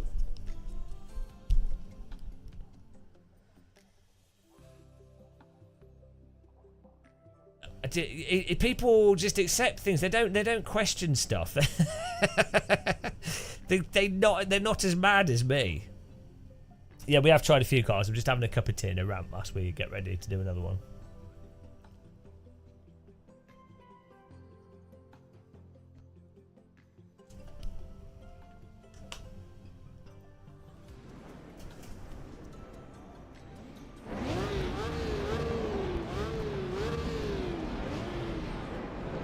See, right, we go. See how this new GT3 car drives.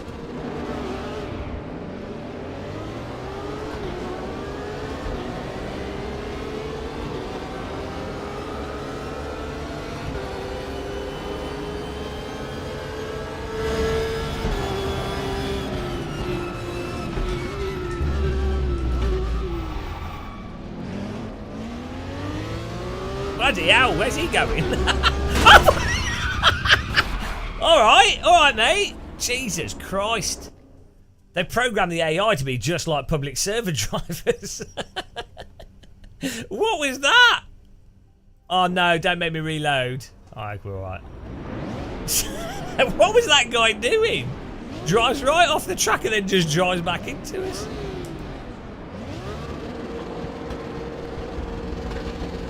AI got angry. Oh yeah, Shumi, yeah it is, yeah. Oh no, wait a minute.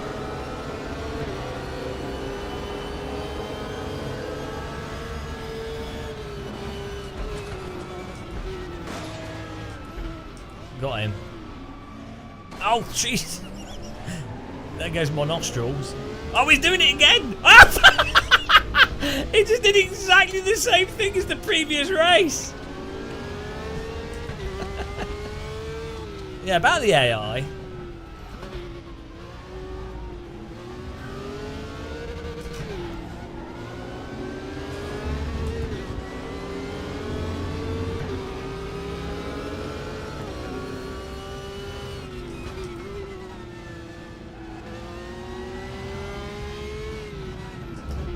Oh, thought I might do a cheeky send.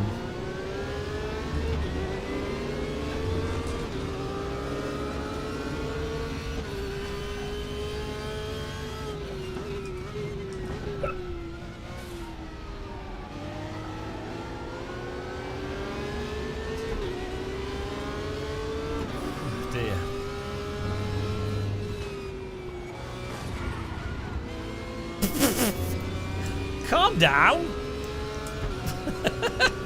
Jesus Christ. Psychopath mode on the AI.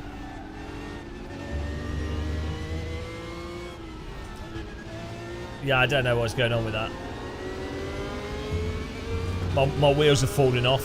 Pretty sure that's what's happened.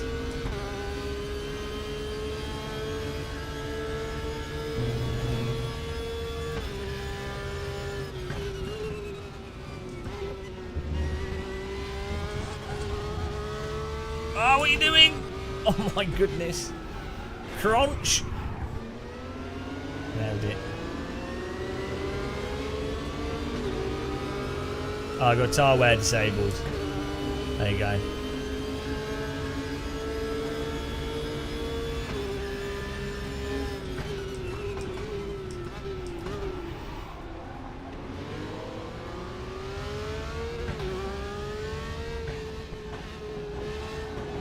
Yeah, they've took data from the public lobbies.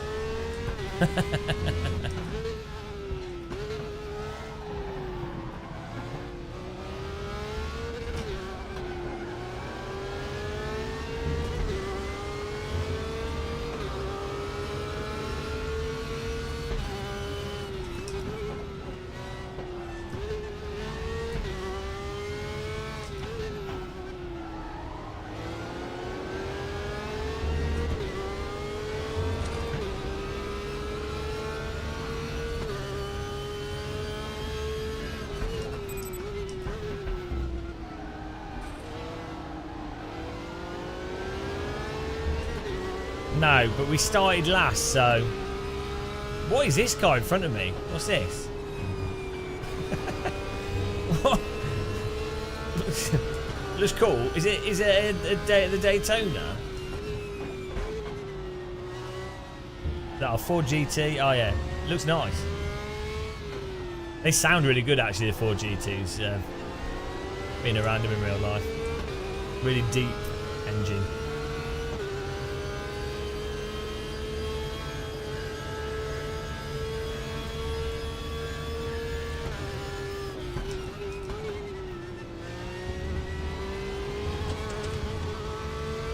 Yeah, basically, with this you have to put the AI on quite a hard setting, and then you have to wait like 3 laps, and then they start driving properly. They were a little bit Davy Jones, yeah.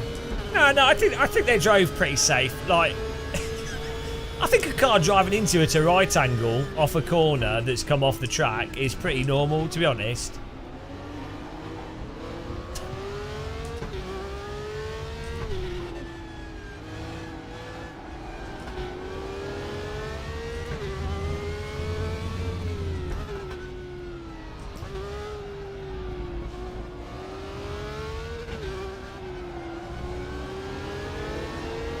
So no, that's the best looking car, that. I think flat backs on cars look a lot better, like Ferrari F40 style,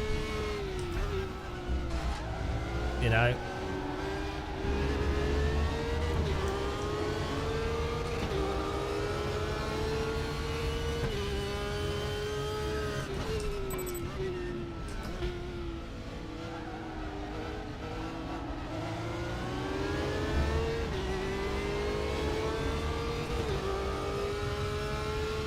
So I don't understand the 2023 Ferrari. It looks a bit boring.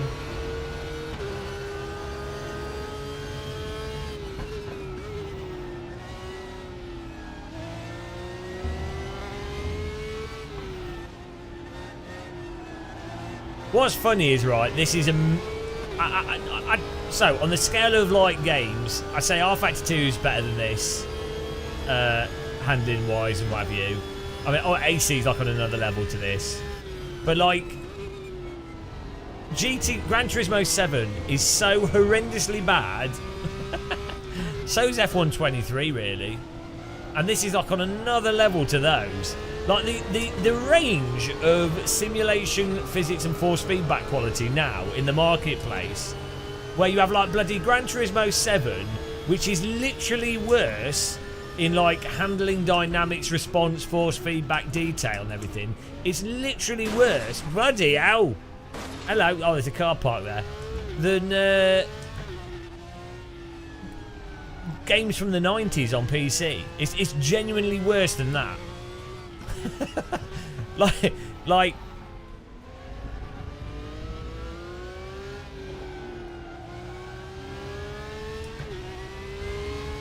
it's not arcade. It's not arcade motive. It's just bad. It's just badly simulated. It's not trying to be arcade. It's just a bad simulation. It's not arcade. There's an excuse. Because it's actually the amount of grip the cars have is quite realistic, and the grip coming and going, and it's trying to be a simulator. It's not arcade. It's just a bad simulator.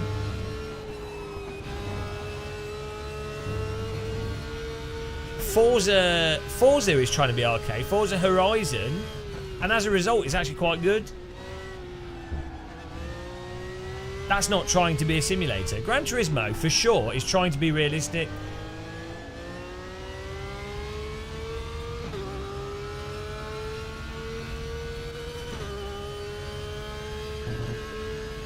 There you go. See? Very candid. Candid. That's one way of putting it. I'm more direct than a bullet train. More direct than a Candy.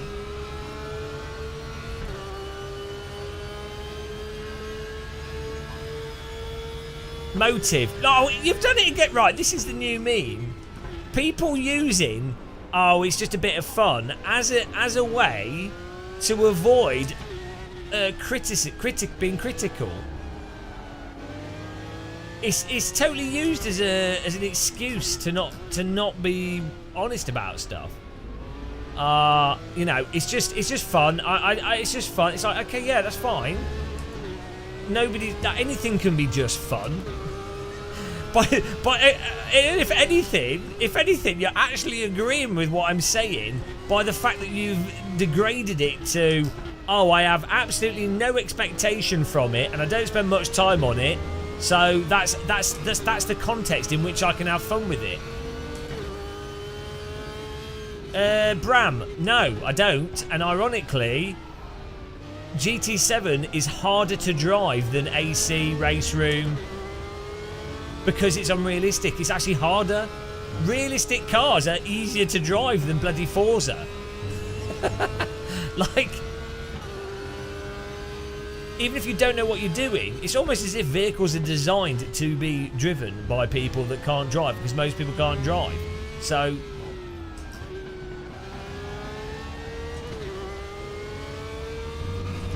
I've outlawed fun. I've outlawed people saying, oh, it's just fun,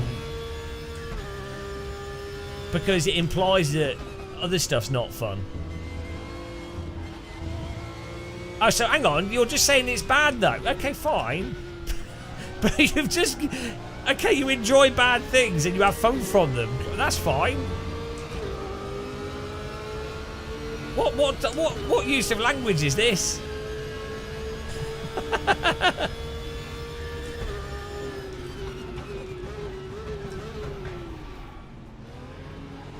Yeah, do you know why it works well on the gamepad?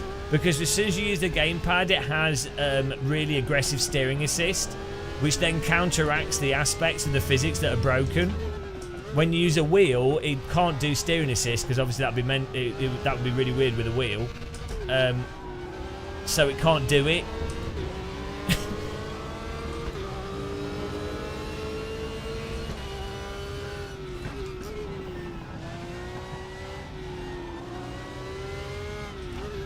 yeah, everything in GT7 drives like a rental go-kart.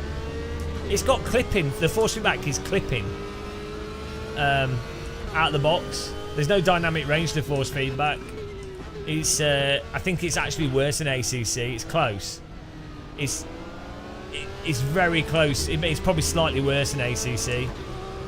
Well, the problem is it has a delay as well, like input delay.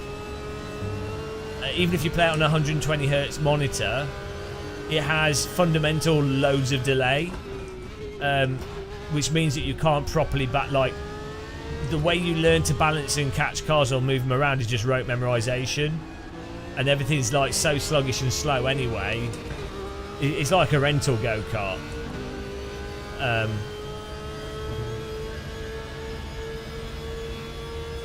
It's like you can't play, like anyone can enjoy anything, that's fine. People enjoy different things, goodbye. But you could not honestly play Gran Turismo 7 and then play like Race Room, R Factor 2, AC, and it would be absolutely categorically dishonest to even draw a relative comparison between them. like you would have to be utterly ignorant of the differences. Again, people could enjoy whatever, but it's like if I was to play, if I was to set up AC with massively clipped force feedback or some like broken settings, it would be absurd to be like, yeah, no, that's fine. It's got a nice structure to it though. I say, if you play it with the gamepad, you don't notice the broken aspects of it so much because of the assists and stuff. So if you're playing with the gamepad, it's great, which I think is what it's designed around. So you don't notice the input delay so much with the gamepad either, because you just don't have the same degree of precision with the gamepad that you have with the wheel.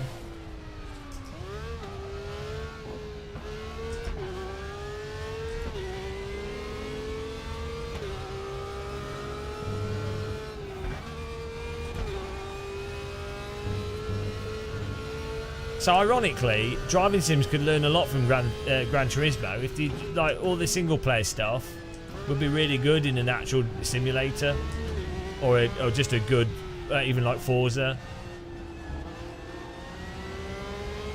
Yeah, exactly. Those components are pretty nicely done.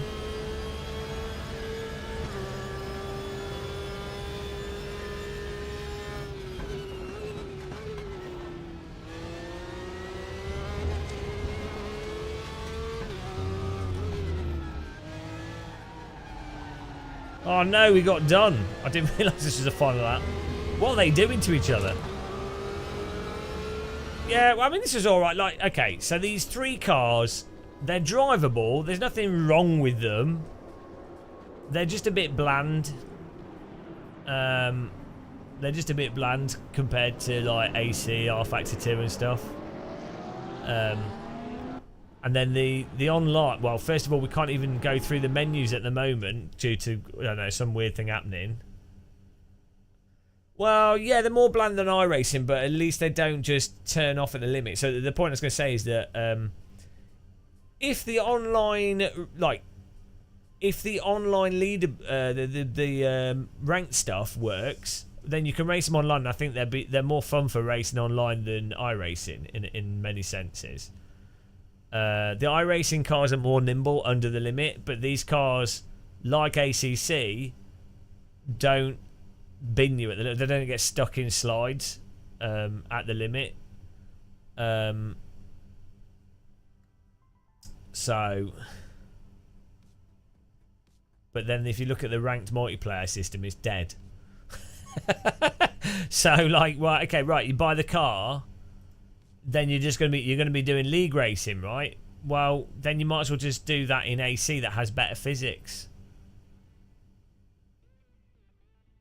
Unfortunately, I mean, I like the developers of Race Room, and I think they're getting the most out of the engine. But the fact is, it's like, why would you buy this, or why bother over AC? What's the point? It sounds better, The sounds are good, but then I mean the RSS GT3 cars are just so much better to drive, just because of the tire model in AC.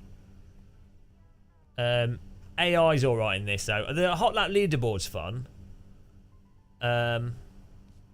But then are those cars like massively different from like other cars that pre-existed? Like I mean, a GT3 car's a GT3 car, so you know it's like yeah, the curb it doesn't have the race room doesn't have the curb issue, but you just learn how to drive around that in AC.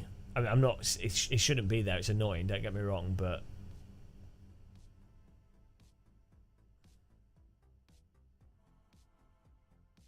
I think that's the issue you have with like content for a sim. Like it seemed to me with Race Room, right? They need to get rid of all these ranked servers. There's too many. They've absolutely it's too much. It needs to be just like a ranked server that's 40 cars or 50 cars of the NSU car. And that's it. Like Rocket League, I said this in that video, Rocket League is every car's basically the same with a football on a square pitch and you have to get the ball in the goal, and that is good enough. And then you have cosmetics that you sell for those cars, whatever, right? You know, but the point is that's enough for a game to be really compelling. So what's really nice in Race Room, the netcode online and like 90s DTM, NSU, some of those cars stand out compared to other simulators. So they're very fun to drive online. What would be the most compelling thing would if I know when loading up Race Room, if I was to load into it after 5 PM, that there would be a 50 car NSU server that's doing a race every 30 minutes, like a 10-minute race every 30 minutes. And that's what Race Room was. Then we'd be like, oh, we're doing a live stream. Oh, let's jump on the Race Room NSU server. That's got 40. Like the utility of the simulator is guaranteed racing. And a 40 car NSU race, if that was always there, would be amazing. On a server that just has some form of ranking to show that you're going up or down. Doesn't matter if it puts everyone in the same race. It's that you can see that you've done better or worse. New tape. We've only got 3 tapes. They're getting deleted. BBC's lost the archive. Yeah, we're stuck though. This is it, Shumi. We're stuck in a loop with Sims. This is the problem. We're absolutely stuck. It's R Factor 1. it's a say like what's going on? Ah, Sims.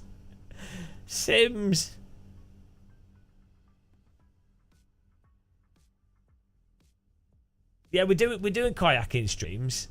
We're doing walking and kayaking. And it's a bit complex to mount the camera on the kayak. I know. The worst possible thing. We could review more hardware that people don't need, so they can buy £1,500 DD wheels, and then they can play driving sims that don't have any dynamic force feedback, ACC. So, you know, we could do loads of reviews of equipment for people to play with games that do not utilize the equipment in any form. Ironically, though, that's actually quite similar to like sports cars on a road, where people review, hypercars, supercars, for them to be used on a public road at 60 miles an hour. And that's a huge industry.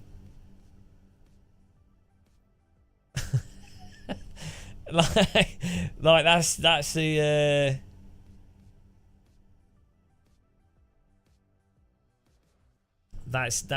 So that's why that happens with Sims. It's exactly the same as the car industry. It's like, oh, there's new things to buy. New things to buy. What's the objective point? What's the actual utility? Well, don't worry about that. There's new things to buy. New companies come out with another product that's basically the same as the previous one, but slightly different. Oh, great! Wow, should I buy it? Let's find out. But this big brand endorses this thing that you don't really need. Oh, wow. But this big brand released this, but this reviewer said this, and that reviewer said that. Oh, I don't know what's what. Who knows? Where does Fanatec go now? I don't know. Like maybe like a stronger, I don't know, something in between the Podium and the DD Pro or something, or like even, well, they can't really do a cheaper wheel, can they? Maybe like a new belt one. No, they're not even going to do that, are they? Like well, they've always got to have a separate wheel because that's where you make money, by selling additional wheel rims. I don't know. A wheel for every Newton meter number.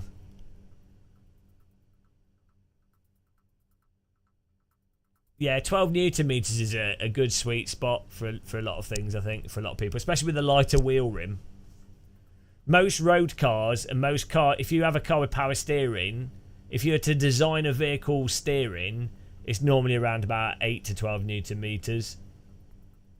Because it's a very comfortable amount of force and with detail.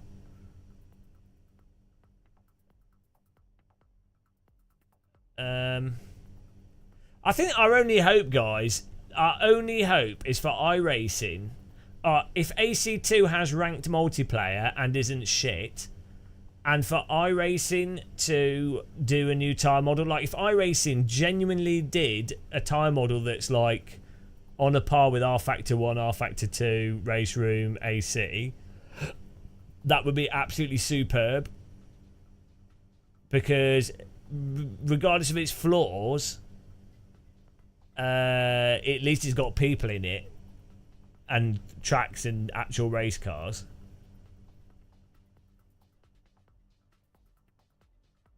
I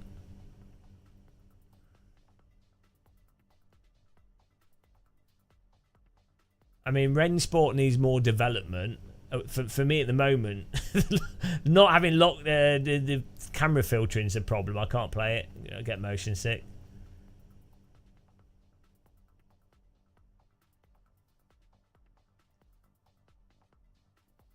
This like sim racing obsession with bloody GT3 as well. This absolutely idiotic GT3 obsession, because it's the Formula 1 of like car brands. It's not the rate, like, right, who in chat thinks GT3 cars are good for racing?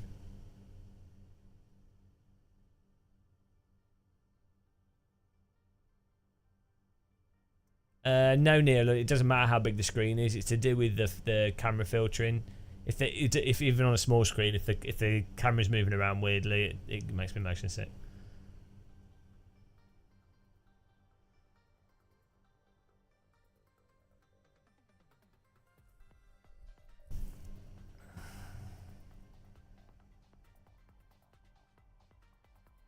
Like, do people not see the absurdity of GT3 for esports, right? Like, you've got some of the most talented sim racing drivers, like ESL R1 GT3, the ACC.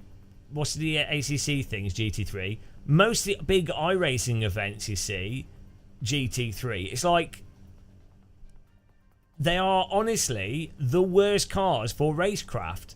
Not the worst, but like pretty close to being some of the worst cars for racecraft. It's like it's literally a piss take. Oh, that's true, Josh. Yeah, there are some okay GT3 cars in AC.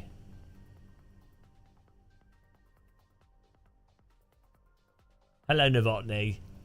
Novotny, for Counter-Strike, if you try verifying the cache of the game, some people are saying that unlocks that helps. Like if you've got, thank you for subscribing, Cornelius Botha. If you've got the beta invite, sometimes refreshing the checking the integrity. I tried it. It didn't work. Didn't do anything for me. But some people are saying that might be worth doing. Yeah. So. I don't know about driving sims, guys. I just don't.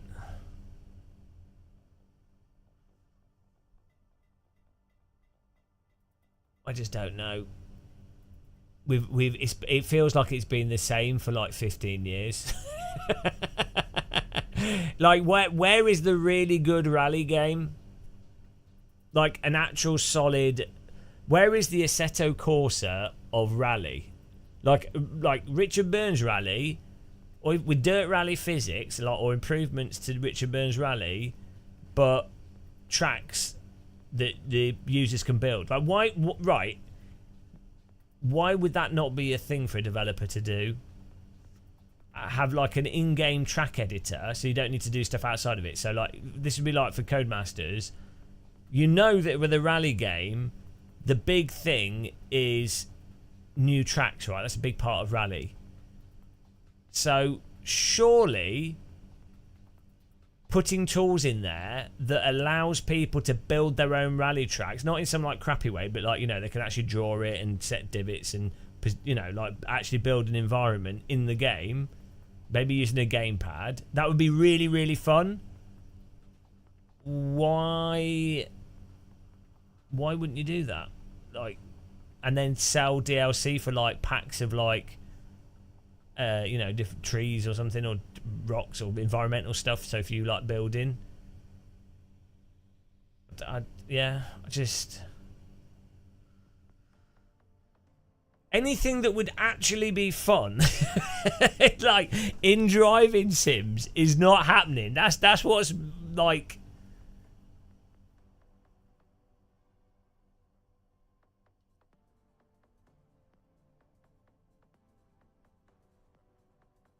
No solid single player. No like big advancements in physics for since AC. I mean, Race Room came out in what 2012. iRacing's been the same since 2007.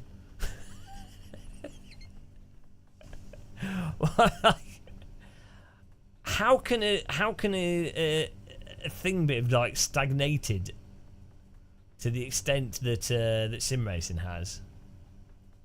It's bizarre. Right.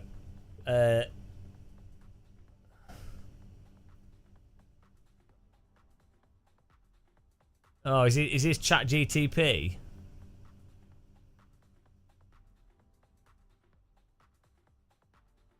Why do you blame Sim Racer's Freaky Leak?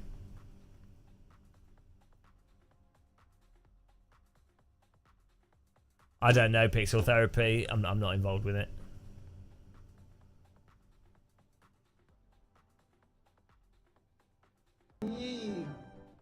Oh, thanks for subscribing, W41N. Appreciate it. Welcome. Yeah, they have. No, I'm not that MKK. I totally agree. They all have like really games in general have really. There are occasional games that come out, but yeah, like.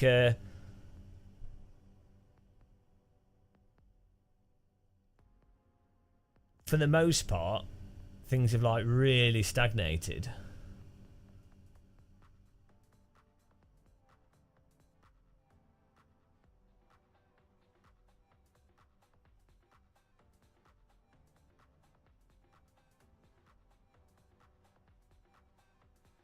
PC VR struggling. How so? Just like new titles, you saying?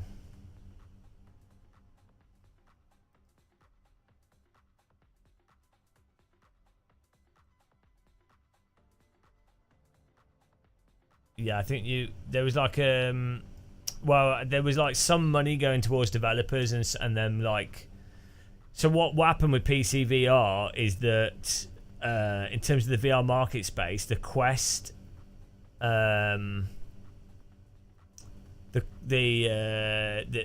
Oculus Quest became the default platform to make money off if you're doing games to make money, and in all you on for the Quest, you're better off as a developer making a simple game, like trying to do another Beat Saber or something along those lines, than you are trying to make an actual somewhat complex game, because it's risky in the first place, and you're much better off just doing a more simplistic motion control type game, and you're much better off doing it for the Quest, because whatever you do, you're probably gonna make some kind of return.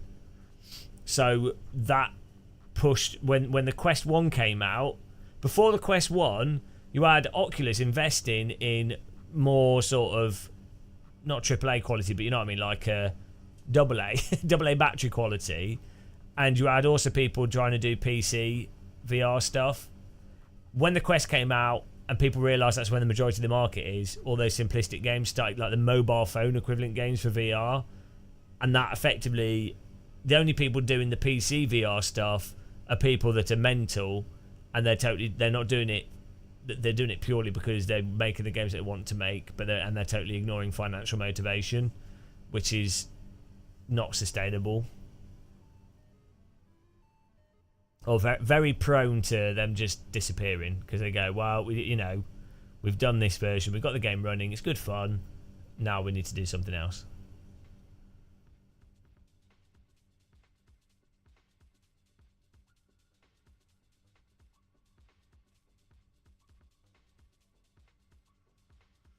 But who knows? Maybe next year will be like the big sim year. It will be a good year for Sims. A good year. Tie Sims.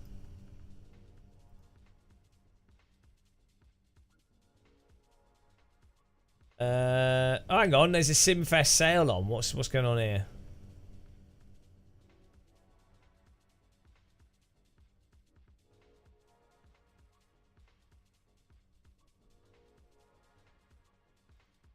Yeah, so at the moment, I guess most of the stuff that's happening in sim racing is the most interesting stuff is happening in mods for AC.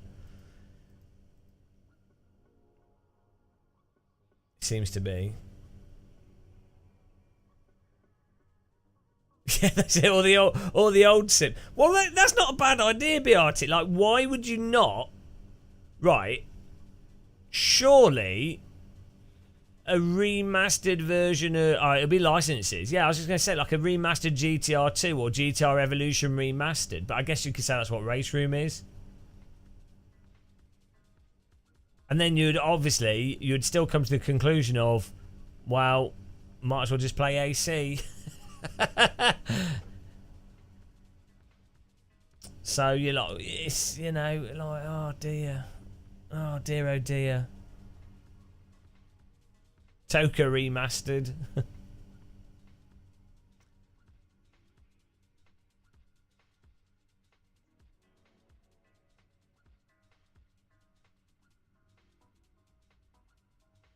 It's all the games that come out now, they just feel like they're not they're never like a finished game either.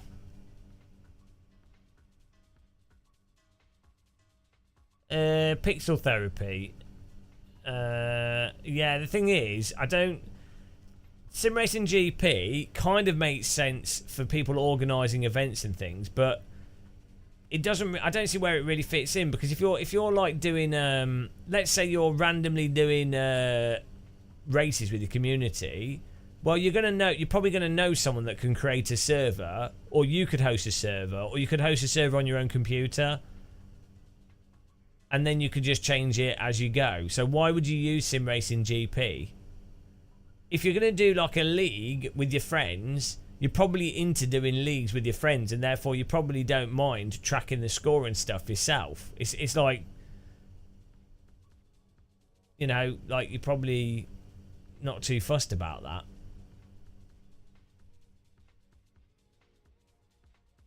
I think with something like Sim Racing GP, I think if they literally had more of an LFM approach, and it was like, you just need like to know when you go. If I was to load up Sim Racing GP now, for example, and it just had one race with one type of car, and that had 40 people registered to it, then that would probably make me load it up another time. Do you know what I mean? If I was like, oh, if I go to Sim Racing GP, there's a race there that's happening every hour, there's got people in it. You'd be like, okay, well, I know I can go to Sim Racing GP for a race with some kind of like rating.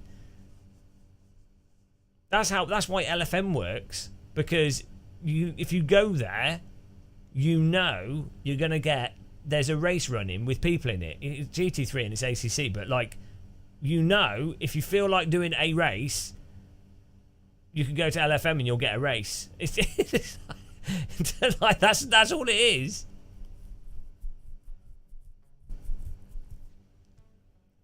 There's not enough money for developers. Well, you say that, but look how much money iRacing's making. Also, you can have it so that games can be played with a gamepad. Also, Gran Turismo's got quite a lot of players, and you can also release a game on console as well as PC.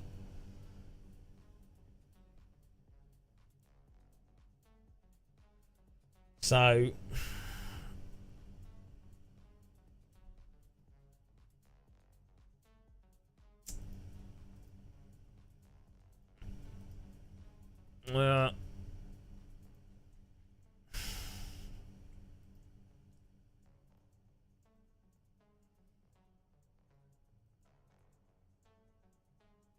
no, it is. It's just not a very good sim. It is definitely a sim. It's trying to be a sim. It has the car setup options. It's got the different tire compounds. You brake, you trail brake, you gradually get on the throttle. It's trying to be a sim.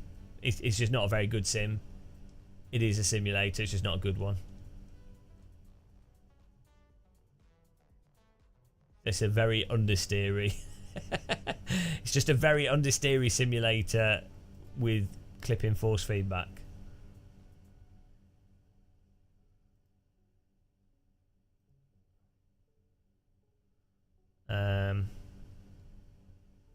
Well, you say it's ace. It's not. It's absolutely terrible. Like, VR is good, but VR would be a million times better with any of the PC sims. Like, VR is great. Gran Turismo VR is VR with a pretty crappy simulator. So,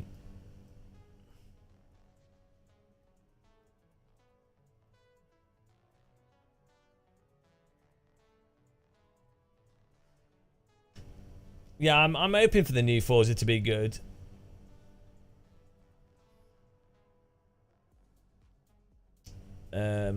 But I don't know. Have you seen the videos of them talking about the game mechanics? Hang on. Let's have a look here.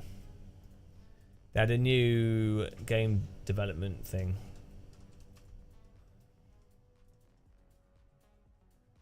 Is it Forza 8? Oh no, they just called it Forza, haven't they? Right, here we go. Look, I'll put this on.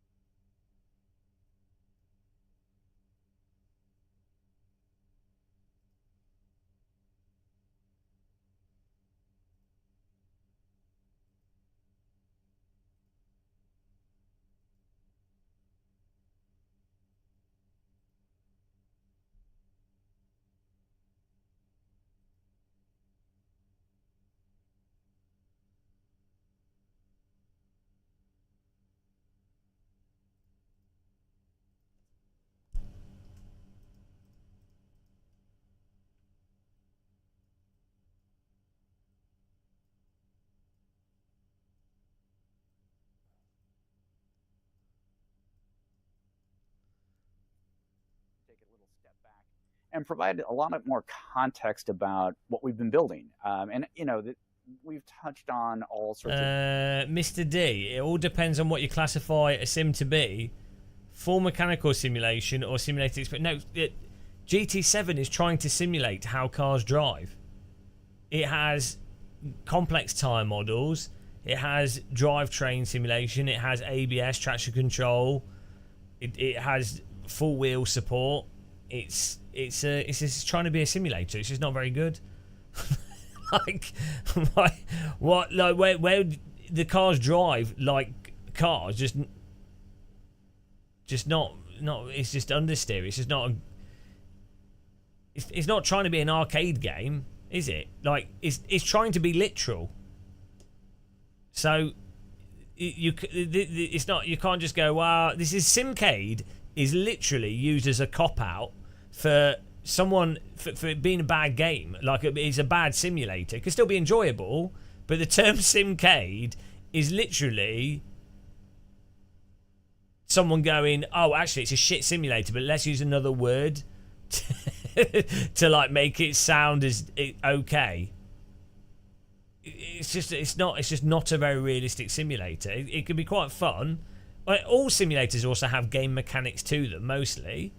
The different. So you can't say, oh well, it's designed around mechanics. So it's either designed around, so like Need for Speed. The new Need for Speed games are arcade games. They've got all the car settings and everything, and there's complex physics there. They're not trying to be realistic. The actual design remit of them is some arbitrary thing. So it's an arcade game, or it's arcade. It's not a simulator. Gran Turismo is trying to be a simulator. They're trying to make the cars realistic. If the developers of Gran Turismo could switch a switch tomorrow that made it the most realistic driving game on the market, they would switch that switch. They wouldn't. They wouldn't. Do you know what I mean? They wouldn't go, oh no, let's not, because it'd be easier to drive for a start. It'd be like, even for people that don't know how to drive, it would be more progressive. It would be more detailed. It would be more responsive.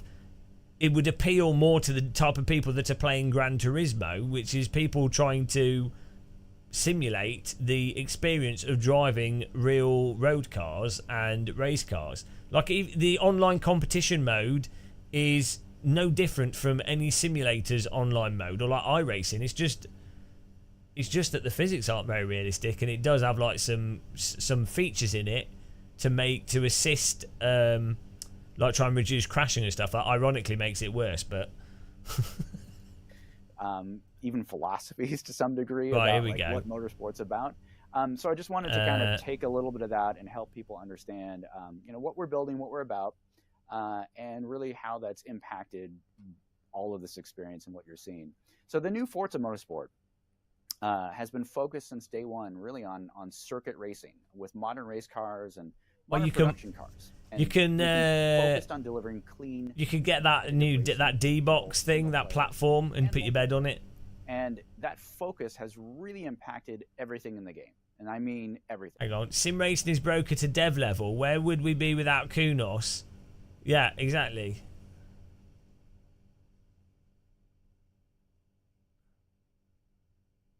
Right, this is what's weird with GT7, right? Ignore the actual game. There's so much latency from VSync in that title. It's absurd. It's utterly absurd. And people just don't mention it. It's actually to a degree that's insane. Like, it's like... Oh, no, I don't know. Like, apparently... I don't think people approach things critically or have approached things from a wider context. So they just accept everything for how it is within its individual context. The car list, the track list, the types of fantasy tracks that we've actually built and how we've constructed them, what the layout is thereof. Oh, here we go. Tire physics. And feels. The number 48 times has kind of been thrown around a lot over the many Forza monthlies. Yeah. But it's real, and it does translate into gameplay. So have we got some footage of that? Because I think that's, hang on. that's quite important. Okay. And feel. and feels. You know, the number 48 times has kind of been thrown around a lot over. Kind of been thrown around a lot. Bullshit marketing term. It's real, and it does translate into gameplay. So have we got some footage of that? Because I think that's quite important. It's not a fake smile at all. It's not I'm really happy to be on the Forza marketing video. I'm a presenter. Do you think she could ever turn around and say something like critical? Like, can you imagine if in this context here, I get it, she's probably contractually obliged to be positive and, you know, to make this as it's marketing. So fine, I get it. But can you imagine if she just turned around and went, guys, that 48 times, isn't that just marketing bollocks? Imagine if she was just like that. Okay, yeah. We do have footage. So this is going to be a little bit interesting. We're going to be showing, you know, one of the big things about Forza has always been about our incredible technical and this type of scenario here is really awkward to do, because she's just looking at her webcam, right? She's not looking at him. Like, she has to look at her webcam to make eye contact with the video for it to look all right for us. So from her perspective, all she can see is probably, she's not using it, I think she's using like a Sony or something, maybe, or like some DSLR, right? All she can see is her camera. So she's just looking at a camera, and from our perspective it's like, oh no, she's looking at him because she's talking to him. But from her perspective, she's just looking at a camera. Like, that's all she, you know. I know that probably is an obvious thing to say, but when you actually think about that, if you've ever done this kind of stuff, it's really annoying or awkward when you're interviewing someone over a webcam and talking, to look at a webcam rather than to be looking at them on your screen, because you want to look at them, because if you're having a genuine conversation, you want to look at the person to see how they're reacting to what you're saying, or, you know, just to engage with them. So this whole scenario is just so, like, it's just funny. That we've always brought with every game. And so everything that we've released and everything that we've shown has always been really well polished, and even the tiniest bugs and issues the key is to have, so this guy's probably in a studio, if you have the camera far enough away and then you have a monitor where you can see the other person, then you can be looking at the monitor of the person and it still looks like you're looking at the camera, and then it works and then it feels more natural. But obviously her camera is on front of a computer or whatever, so. Or if you had like a teleprompter type thing with them on it, that's good. However, and we're ruining and of course the community is like, ruining Forza monthly marketing here. Sorry guys, so bad because of ruining the magic.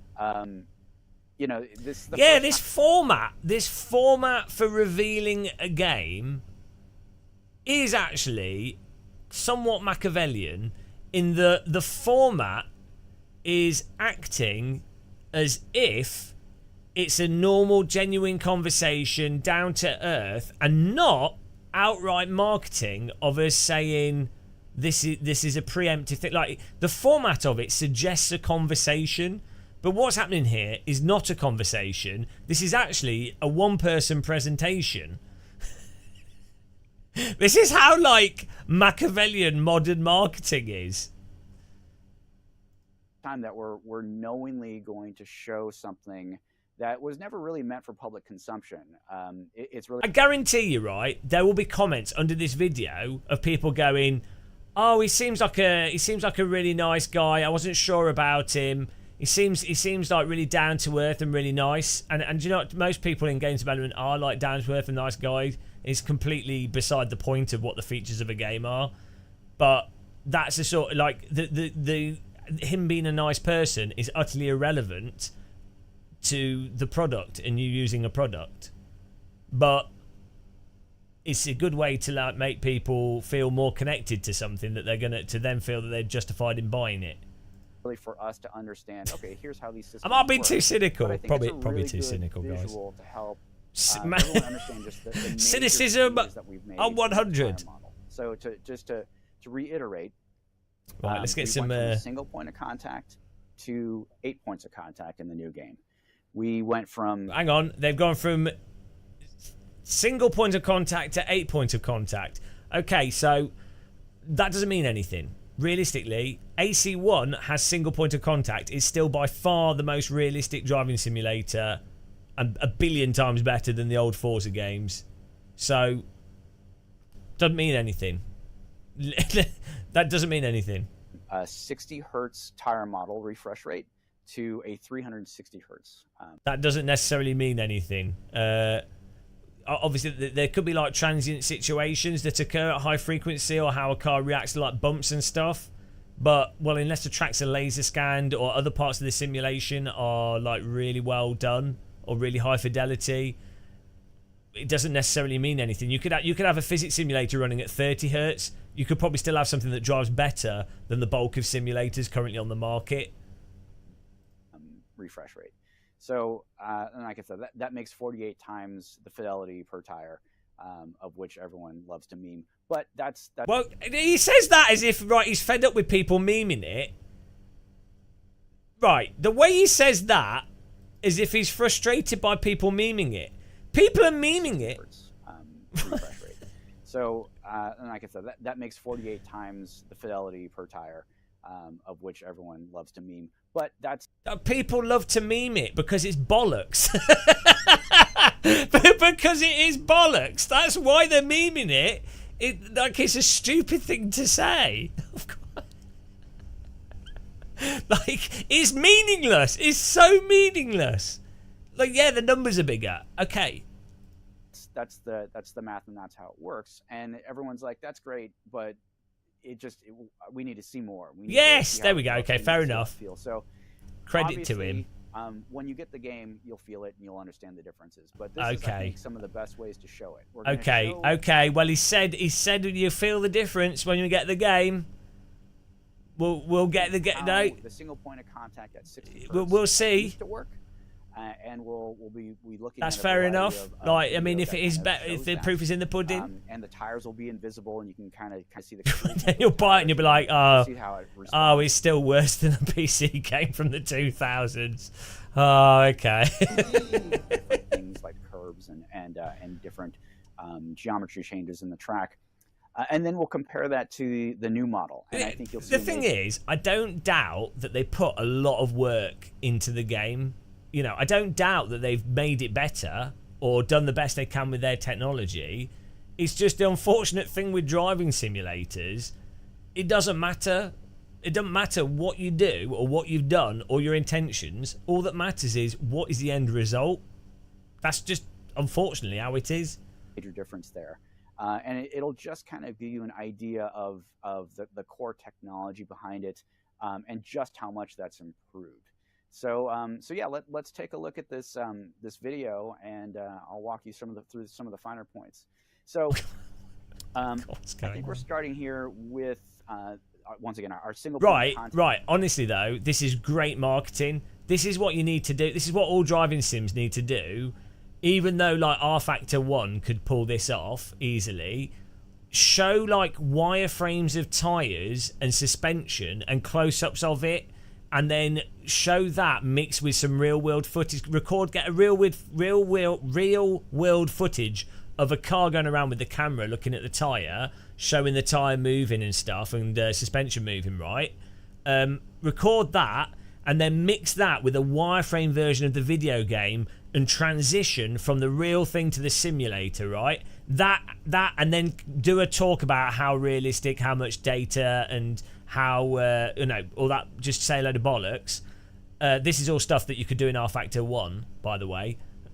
That's like pure marketing. That like completely. It's like a Gish Gallop of sim marketing. Because someone that doesn't know any better just sees a wireframe, sees the real thing, sees the movement, sees the simulator line up with the movement, and they're like, oh, bloody hell, that's impressive. It is impressive, it's just we've been doing it for 25 years.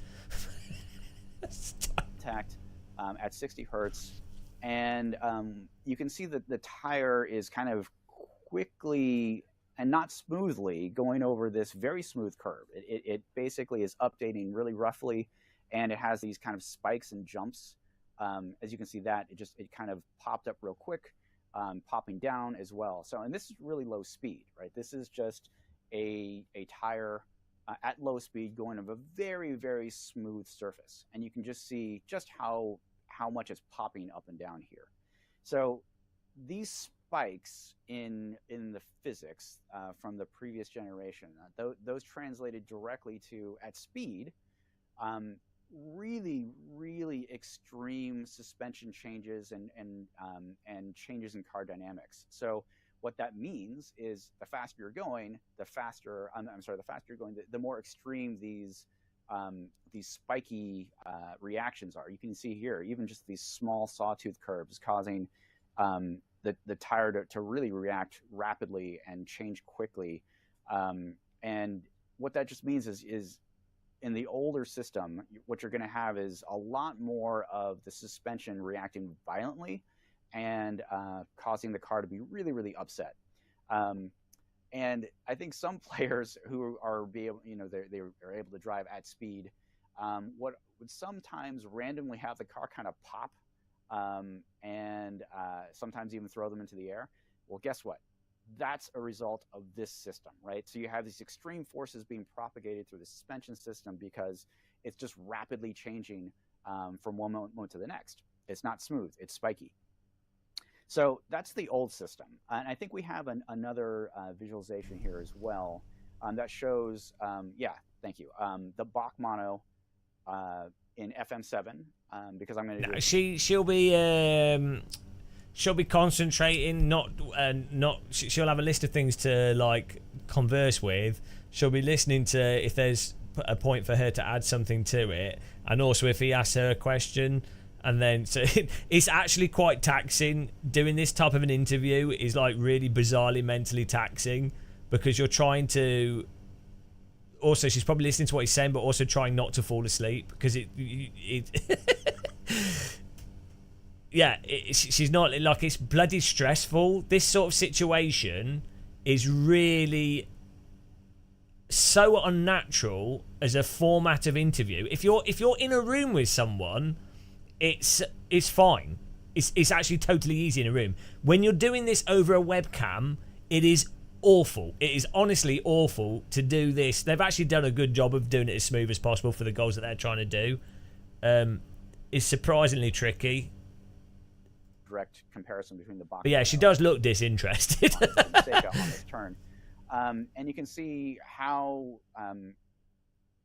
Right there, you get these real spikes in how the tire is moving up and down. It's really just not smooth. It's not recognizing some of these smaller collision changes over the curb. It's very, very... The problem is, she already probably knows all this already, or she'll have an idea of it, and also she doesn't really care about the details. She cares about the presentation of this and the information being conveyed to the viewer, and she's acting as a proxy viewer for him to ideally be talking to explain it to.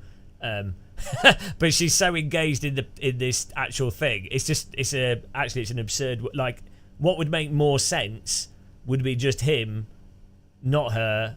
Like him just giving a presentation.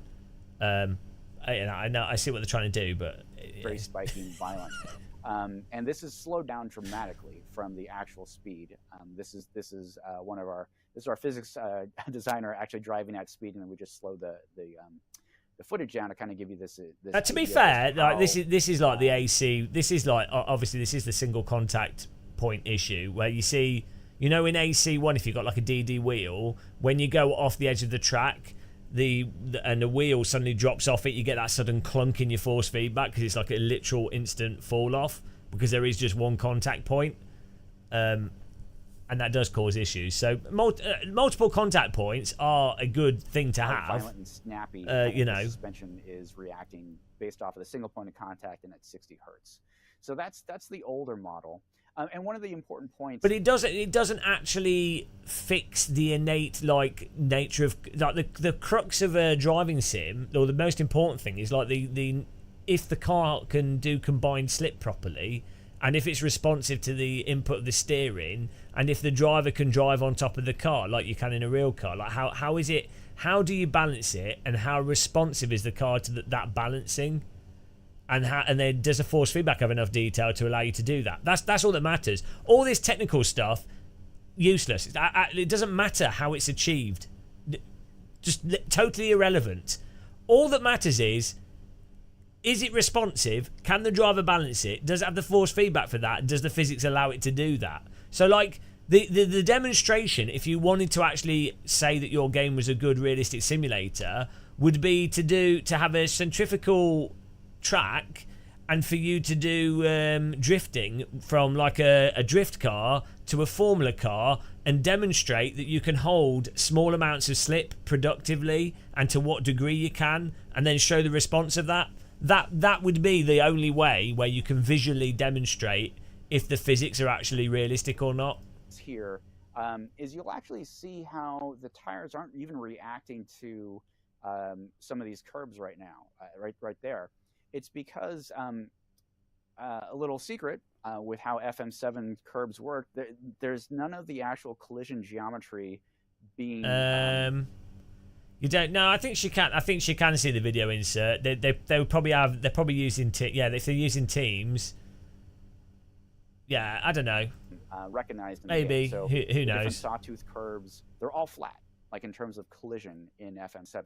What we did was we added this kind of what we call the noise texture, if you will, within the physics system that would put undulations into the suspension, and it F1 grid. Well, that is definitely a big thing for sure, but you do actually find a lot of for this sort of like interviewing type situation and for like hosting and for like presentations, there are a lot of women that I think are actually on average probably better than the average guys doing it for whatever reason. Like they sort of there's like a sort of open welcomeness that a lot of women approach conversation with, just through the historical nature of how women tend to converse in certain situations. So it's like HR tends to have more women than men, and I think a large part of that is because of like they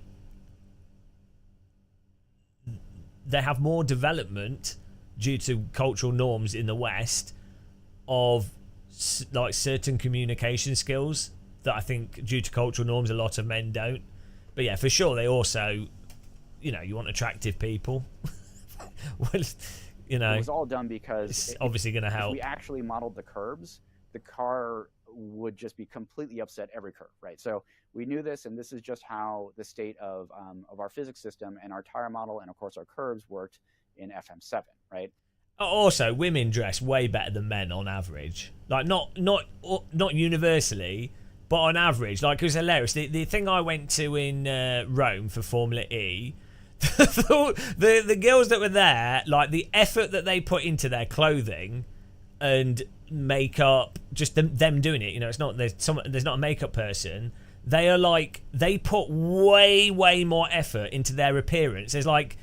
I mean, Mitchie dresses nice, but he's just wearing a shirt and like shorts and a shirt, like a nice shirt, which is that. I mean, and it looks fine. It's great. He dresses fantastic, but like, and I would just wear a shirt, like, and that's acceptable. Like, that's just like, as a bloke, just like a shirt and shorts is like. There obviously were guys there that were like way more put up, like their hair done nice and everything, and wearing more fancy clothing. But like, generally speaking, it's expected, or women put way more effort due to cultural norms through history, put way more effort into presenting themselves in a way that is culturally seen as more attractive than guys do. And so for marketing, that actually has a value to it. Shirt and no shorts. So let's take a look at the new tire model. I think we have footage from that. So new tire model, it's invisible tires. Same corner on Laguna Seca, but it's got the new tire model. It's got the 8 points of contact. Why is he explaining how curbs work when every sim does it basically the same way? I don't know. It's also got the 300. I think they're mostly just showing the contrast with their previous game, and also this kind of talk emphasizes that it's detailed or realistic. Refresh rate, and generally speaking, here you can see how funny, right? I mean, I want this to be I want this to be really good. You know, like, it would be amazing. Imagine if this new Forza actually drives as good as or better than AC, or as good as or better than Race Room or something. That would be incredible. That would be, I'd be so happy. Like, I'm not, personally, and I think everyone in chat would agree with this, all of us would like this to genuinely be, like, on a par with a PC simulator. Like, no sim racer, there's no sim racer out there that wants Gran Turismo 7 or Forza to be worse. Like, we're all desperate. We're absolutely desperate for a bloody details, all simulator with good gameplay as well. Different points, seeking out the different collision changes, the changes in all the geometry here. He's not explaining every sim. What? No, that's what I was just saying that he's just talking about the difference between his game, the previous Forza and this Forza. That's what this presentation's about. How the tires are going over the sawtooth curbs here. Not that desperate. I am, because I spend too much time playing driving sims. And also, I want it like it's. I put a lot of time into playing driving sims, and I like. I like racing simulated cars. It's good fun, so I want more stuff where I can do that. This is life and death. We got good options. We don't though. We have Assetto Corsa with broken curbs is the only game where you can literally feel pretty much every car in that game, the general dynamics to drive on the limit with every car, and cars that handle in combined slip. Still not perfect, still does have some issues. We've got one simulator that drives in a realistic fashion. Every other sim, R Factor 2 has good content in some car. They're relatively realistic, but there are like weird baked slides at low speed in R Factor 2, and the force feedback does not tell you exactly where the limit is in R Factor 2 with a lot of the cars, and nobody plays R Factor 2, and it doesn't have it doesn't have head filtering. And then we've got iRacing, which tire model's completely broken, but other aspects of the physics are quite good. But it's expensive. That's it. We've got AC and iRacing, effectively. Much more smoothly, right? Don't let perfect. No, but I'm not even talking about perfection, am I? CC rifles. As I said, ACC is massively flawed in a literal sense. So's iRacing. I'm not even talking about perfection. I'm talking about the basic threshold of a simulator for you to be able to drive like you would drive in real life, which is the point of a realistic driving game. We've got one sim. It's like with Rally, you've got Dirt Rally and Richard Burns Rally. Neither are perfect, but both let you drive in a relatively realistic way to rally cars. For some reason, slidey cars are easier to simulate and balance, and for that to work out and to have the force feedback detail. So I'm not asking for perfect. I'm just asking for the base threshold requirement to be able to drive how you drive, which we know is possible because you can do it in AC for the most part.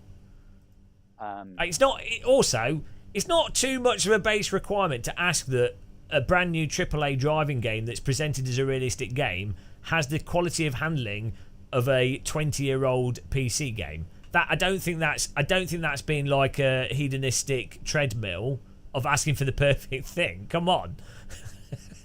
Like, that's a pretty I'm pretty lax on this. Asking for it to be come on. I think that's unreasonable what you've said, and you should apologise. They're deforming as they're going over all the different surfaces. That's what you get with this new tire model. And as I just mentioned with FM7, none of those curves were actually collision-based modeled, right? They were all just flat. In the new game, right? They're flat curbing, so they've modelled flat curbs, and then put an effect for rumble to let you know that you're going over the curb. Obviously, they've done that because the refresh rate of the physics and everything weren't fast enough. Given the curb slidey issues in AC, it would have made sense for Kunos to model those curbs flat and then just have an effect for the curbing.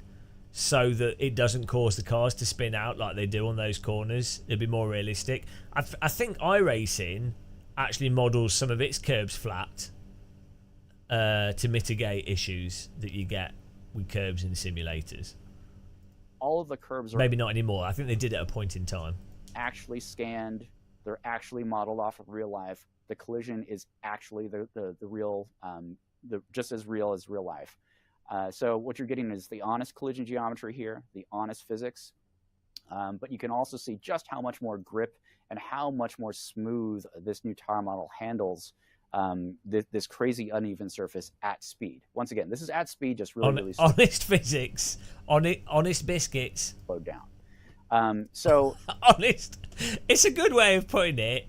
Honest physics, not dishonest physics. What if I play the game though and find out that he's got dishonest physics? It's really difficult to get across just how massive a change it is going from the single point of contact at 60 hertz from FM7 to... Well, as you guys know, when ACC went from a single point of contact to a 5 point of contact, as you guys know, ACC is massively better than AC to drive. Oh, hang on a minute. Maybe specifically for curbs, though, in fairness. This model with the 8 points of contact at 360, you're seeing a little bit of it here. It's just much more smooth. It's tons more grip. And, you know, when you actually get to play the game, you'll feel the change immediately. So, yeah, it's a huge leap forward, and the game just feels great. And I can't wait for you all to feel it. Absolutely. I mean, you can see the huge difference there. I'm sure the community probably has so many questions about wet tires and vintage tires and like heat reactions, curbs, aerophysics. Who is she? I don't recognise. I don't think I've ever met her. She American? No, she's British. So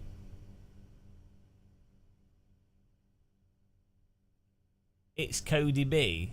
Is that? Oh, I don't all know. sorts, which are very valid. Yeah, that's a great tee up here. Since we're talking about tires, let's talk more about tires. You know, we've talked already about how we've added new compounds. Well, she's got guitars. Her bedroom looks like it's from the 1980s, though. In terms of the race. Oh, but yeah, you see, the thing is, in this scenario, they're talking directly with the gamers, so this is connecting gamers to the developers more. And the fact that she's in a direct broadcast with a DSLR camera that most people in this economy can't afford is beside the point.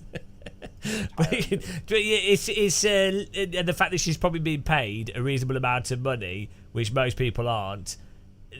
And the fact that in the past she probably would have worked for a media company doing a formal interview in an office in the studio, but put that to one side.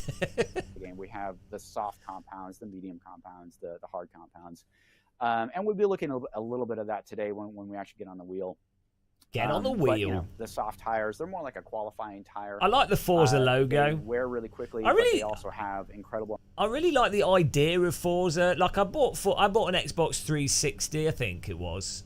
I bought... Was it Forza 5? Which one came with the USB dongle? Grip. The medium tires take a little bit longer to wear. There was a Forza that came with like the pro version of it. Came with like it was a really rubbish game. But... Oh, no, it might have been the alright one. No, Forza 3 was good, and then it got worse after that. I think it might have been Forza 4. I don't know. Anyway, it was really nicely presented, though. Like, the branding, whoever they've got that does, the logo's really nice, and the... Do you know what I mean? It's, like, nicely and, of course, the presented. hard tires can last a lot longer. And the way we've tuned these different compounds is that I think that... Yeah, weirdly, ironically... It got worse the more they tried to make it realistic.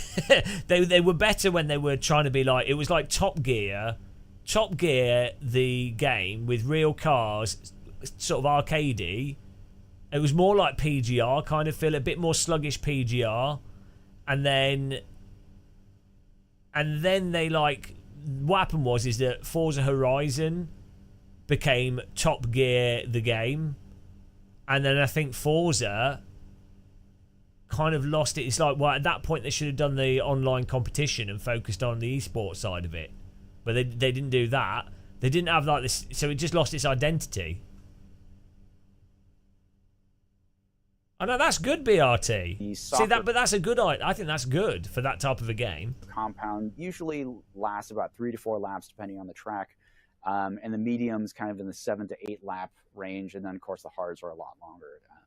So that's just generally how those tires and the tire wear plays out for the race compounds. Now we also have I mentioned at the top of this, we have the drag tire compound as well, and of course the street and sport. Do you know? I wonder. Do you think there's room for like an indie developer to produce like you remember like the old Need for Speed games, so like Need for Speed Hot Pursuit 2, or like even just Need for Speed 2, right? So you have like a flowing road that's quite easy to drive with some like civilian car traffic on it, and you start at the back and you just got to win the race. It's like 4 laps, and then you have like 12 locations. You try to get gold in them. The locations each look quite nice, relatively basic, and then maybe you do that as a multiplayer format, ideally with some kind of ranking. But basically, imagine Need for Speed 2, the old one, flowing tracks. But imagine if it was just online with ranked multiplayer, designed to be played with a gamepad. You could probably do that. That's something that a 3-man indie team could do. I wonder if there would be a market for that, or would there just not be a market for it? If you were going to go to that effort of creating those features, you might as well make a cruising game, because there's more of a market for that, and you can keep adding to it. I don't know. Come back as well into this game.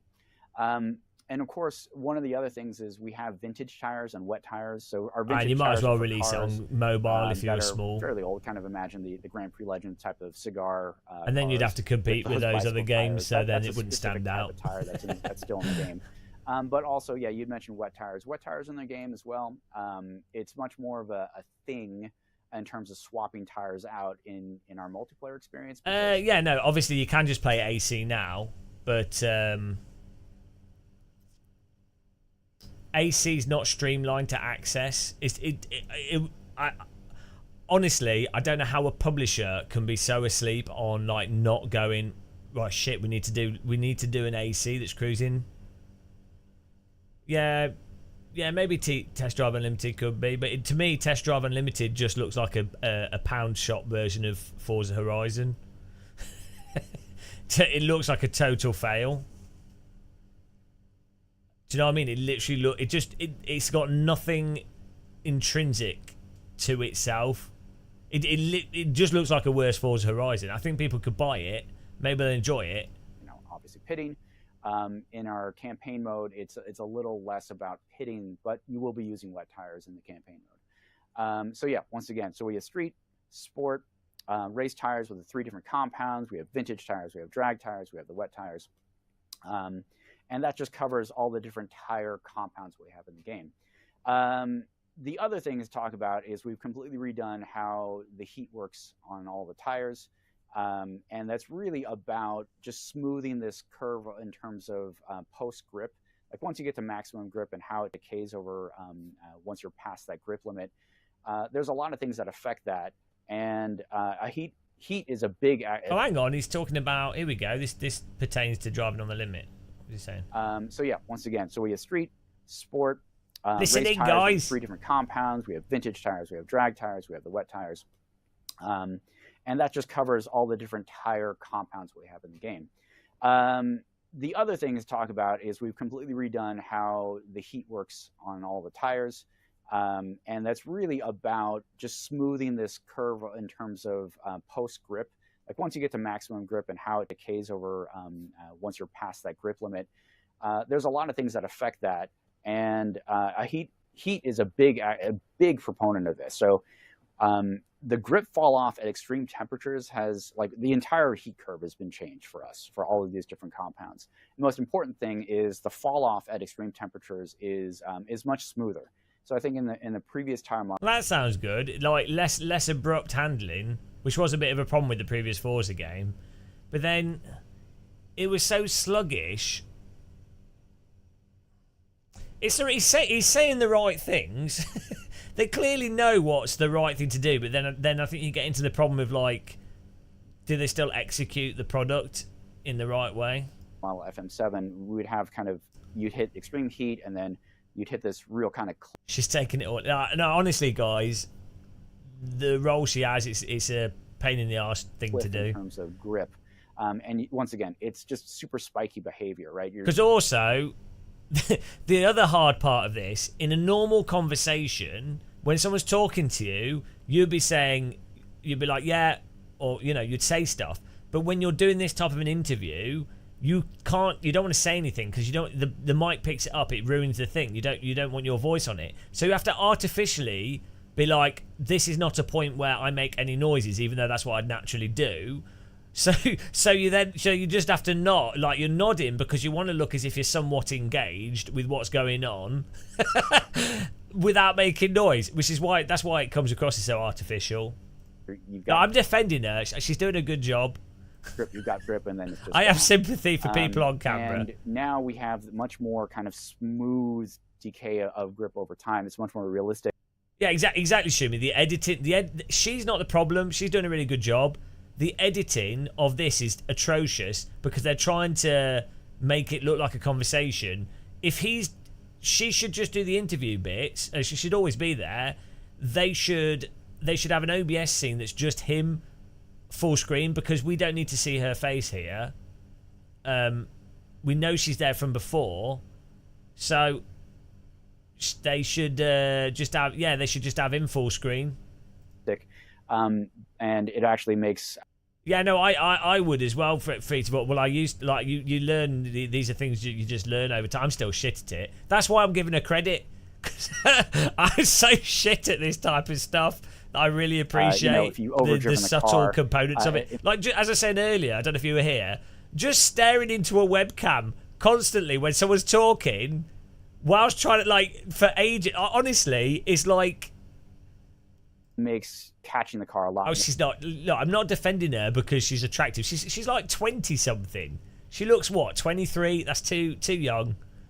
More easy, and of course, that too means young. A lot more grip and a lot more drivability overall. But this also has implications for like our drifters in the community. You're no longer going to have F1 gridlock, extreme heat tires, and they would fall off immediately. I get worried. When I'm talking about Sims to women or anyone that's like and then they're listening to what I'm saying, I'm like, oh shit, I'm boring them to death. And I'm like, look, I have to say to them, look, are you, I can't tell. Would you rather me stop? I appreciate this. This is boring. This is boring. I'm hardly selling it, but dealing with that spike in grip. You don't want to be that person that bores someone to death. That's what I do live streaming here. Much more, we keep it to that. It's much more understandable. You don't think they would ever get a real sim racer? No. Well, their job's not to be critical or interrogate him. Their job is to just make it easier for him to present and answer questions. It's smoother. I think you'll have a lot more joy in terms of finding where you are on the grip at extreme temperatures and be able to control the car there. So it's I think you'd be surprised, Matt. I know quite a few women that will talk about. I can argue about even force feedback or simulators with for ages.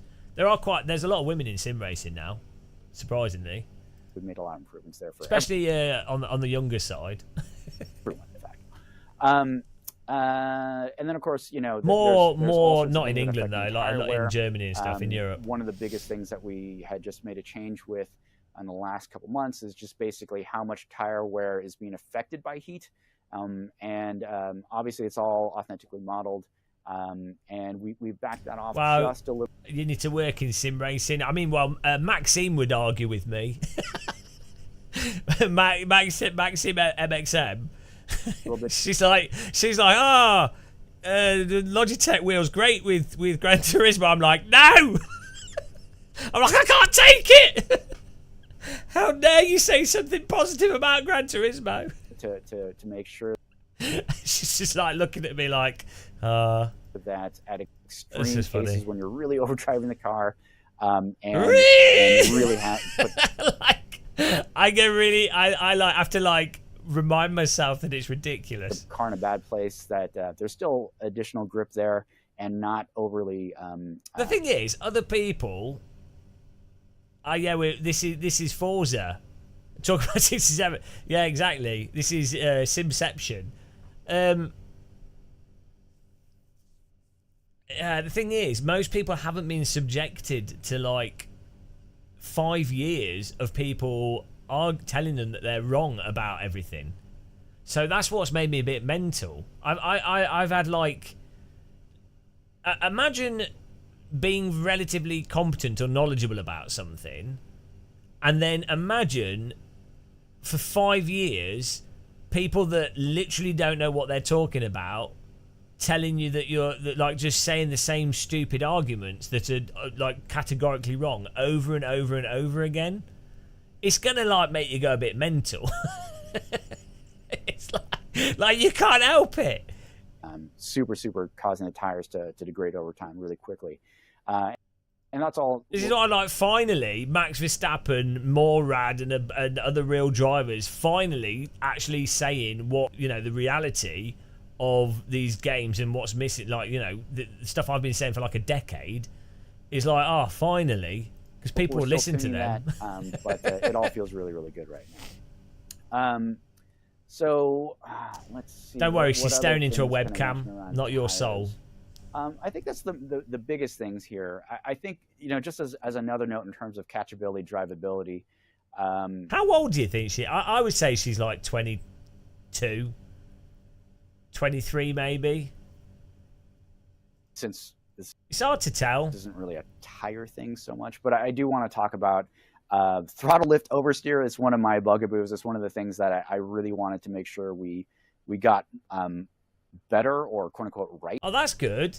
That's a good sign, because throttle. What? Hang on. What did he call it? Come on, mate. Also, bugaboo. What? Is this Americanisms? 27? No. Yeah, I know, Thomas, but I'm stubborn like a brick wall. No, she's not 20. She's got to be like... It's hard to say because the camera's pointing down. Nah, she's like 20... She's like 23, 24. Come on. How old is he? Like, he... Hang on. I can say this without sounding racist. Because he looks quite young.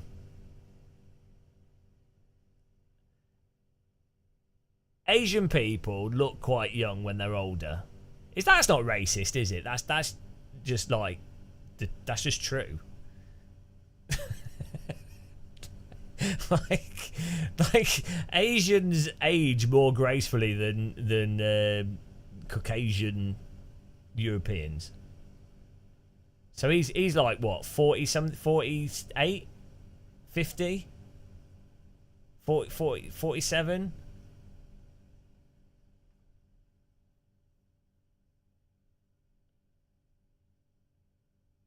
Yeah. And she what, hang on, you guys think she's 28? Today is his birthday. Okay, she's not 28. No, she's she's like 22. I like, if I was in a club and I was like, oh, that's an attractive girl that's into sim racing, I would not approach her. I'd be like, too young. I wouldn't even. If she came up to me, I would be like, right, she's very drunk. There's something wrong with her. She's so drunk. There is no... She's seeing me as like some weird old guy. She's not approaching me. She's too young. So, no, not 28. Because a 28-year-old would legitimately come up to me. But not like a 24-year-old. She's 32.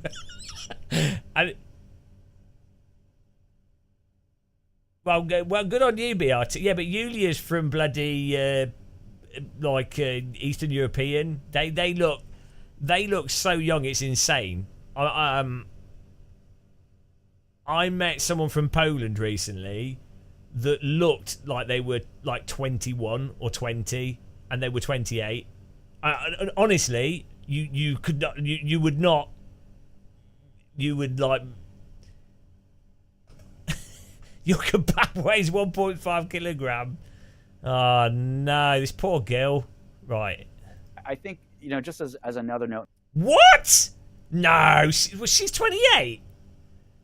No way. Well, that's how old I am. That she. This is when you're really old, because people look so young. Oh no. Since she looks so young. I'm so old. Well, I say I'm just going to dig my grave and get in it. This isn't really a tire thing so much, but I do want to talk about. Well, it is good, but it's also depressing. Throttle lift oversteer is one of my bugaboos. This one. Throttle lift oversteer. Lift off oversteer. Throttle lift oversteer. Oh, actually, calling it throttle lift oversteer is better, because that actually explains what it is. So we should call it throttle lift oversteer rather than just saying lift off oversteer. So actually, credit to what's his name? Chris Asakai. Throttle lift off oversteer. We should call it that. But it's much better for people that are new to Sims to understand what you're saying. One of the things that I really. But that's good. Yeah, that's really good if they actually improve that. We got better, or quote unquote. You think she's 22? What? I think she just looks very young to me. Right this time around. I was always unhappy with certain behaviors in FM7. This was one of them, and lifting even the. I mean, 28 is still young relative to me, so mid corner. It's not all positive. Would often cause just bugaboo. An incredible amount of throttle lift oversteer, and I thought it was just excessive. So we looked at that, and as a note, we've completely changed about how much torque is being applied as you're kind of lifting off the throttle. It's much more realistic, and wow, it's much more catchable. It's understandable. It's much more authentic. Anyway, sorry, just a little note. It wasn't really tires, but I figured since we were on the subject of drivability in tires and what that all means, I thought I'd throw that in there too. See, what's a shame with these types of conversations is that they're always within the context of their own game and their previous game. So, whereas this type of conversation is only really valuable if the developer would talk about it in the context of all driving games. Do you know what I mean? But they can't, because obviously they don't want to accidentally shit talk another title or market another title by saying it's better. Yeah, I've never met her. I've not said I'm not. Probably will bump into her at some point. That's going to be awkward now. Oh, hello! You're the girl that we were talking about for an hour about how old you were online. That's not weird. The stage is yours. You talk about whatever you want to. But all this talk about driving and the paper technicalities of what we're seeing and experiencing, I'm sure you're probably ready to actually go for a spin yourself, as is everybody watching. But where's her accent from? You actually have brought your wheel rig today. Almost a bit northern, a bit. It almost sounds a bit Teessidey, but not quite. She sounds a bit like Gail Porter, but not Scottish. Austrian. And there's something specific you wanted to show us, I think. Yeah. Sorry. So, no, it's more not. It's like almost Teessidey, but not quite. What we've shown so far, we've shown some great gameplay within Builders Cup, and really we were focusing more on sort of. He has like the most averagely generic American accent. If someone was to say American accent and not be like, oh, Deep South or something, yeah, she's got British accent. The structure of Builders Cup, and of course the amazing visuals, but also what it meant to level a car and the building part of the car, just to really help players understand where we're going with the career mode. Now, that wasn't really meant to be a, hey, look, this is our awesome new driving model, because we were really focused on, hey, this is our new career. We've heard a lot of feedback around, hey, we'd love to see the car kind of driven with a wheel as well. And so we're going to do that today. A quick note. He's 47. I'm glad we went that jumping onto the Logitech. No, she's not Midlands. I have Midlands accent. G920. Her voice, it's got like almost a T-side. Maybe she lived up north or something for a while. She's from the Falkland. She's from Gibraltar. And Gibraltarese. It's the wheel I mostly use at work, just because. Oh yeah, he has a California. Yeah, for sure. Specific wheel, the G920, is the most used wheel for the Forza player base. So the majority of our players that are using wheels, G920 wheel, that have a wheel, are actually using this. The wheel. old G25. The G25 lives on. 2023, and developers are still using the G25 effectively. Oh my god. Things do not move forwards, guys. It's good. Like, don't get me wrong. It's good. You should use the most basic wheel for development, because then that means DD wheels will be better. So I'm not saying it's bad, but the G25 came out in 2006. Yeah, the G2 it uses worm gears. It's basically they've updated the electronics a bit more, the gearing slightly better, but it's effectively a G25. Like, the concept is effectively a G25. Yeah, 2004, so almost a decade, and we're still using the same equipment. But I mean, if it works, it works. It's a good, when they sell it cheap, it's a good value for money piece of kit. So it feels great, and of course, I play on all of the different sim rigs. Yeah, there's nothing wrong with it. It's just that it's kind of sad that we're.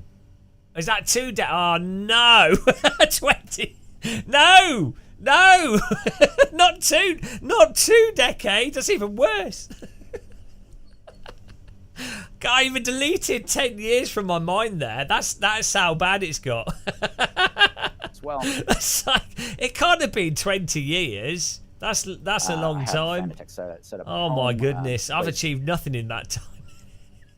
Great on that. Look what's happened. All I've achieved is simulators all over the place. God. Oh my God. And I'm fatter. And I've got more wrinkles. That's all I've achieved. We'll go into wheel support Bloody hell. And all the wheel features, as well as just what we're doing on Force Feature. I remember playing GTR Evolution, which is still better than most games that are like GT7 or something. Yes, I know. Back and that sort of thing. Oh, God. Later Forza Monthly. Can you name something else from 20 years ago that it's exactly the same? Oh, hang on. Conservatism. That's the same as the 70s. Like, think of something in tech. Name something in tech. Oh, well, Thomas, yeah, I don't know if that's a good thing. Name something in tech from 20 years. Mice, keyboard. No, keyboards have got better. Mechanical keyboards have improved a lot. A lot of people have rubber dome keyboards. The mouse, yeah, the laser mouse. What was the monitor stand? Calculators. Mouse mat. Now they've got bigger. They've got mouse mat. Even mouse mats have evolved.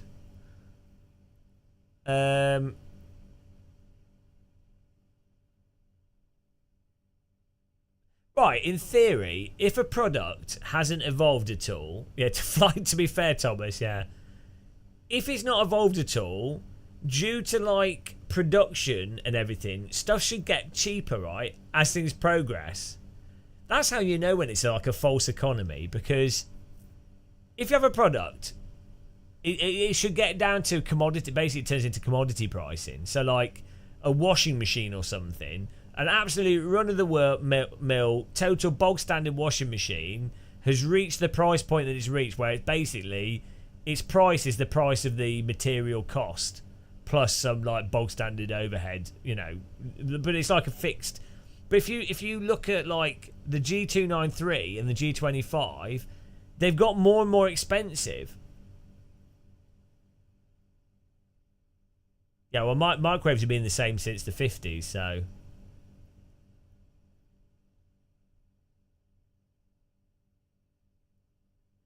No, the G29 just put the buttons that were on the gear stick into the wheelbase itself, physically on it. And then you have to buy the gear stick separately. So that was actually a way to it was a way to add extra cost it was a way to remove value from the product and increase the profit margins by then being able to sell the shifter. Cheeky Logitech was just jump on this wheel and drive around Kailami in a just GT tuned car in and this is now kind of show you what it kind of looks like. Yeah, now, do you need a new washing hedge machine? my driving because it's not very good. I want a direct drive washing machine. I think you know, this is going to be potentially memed.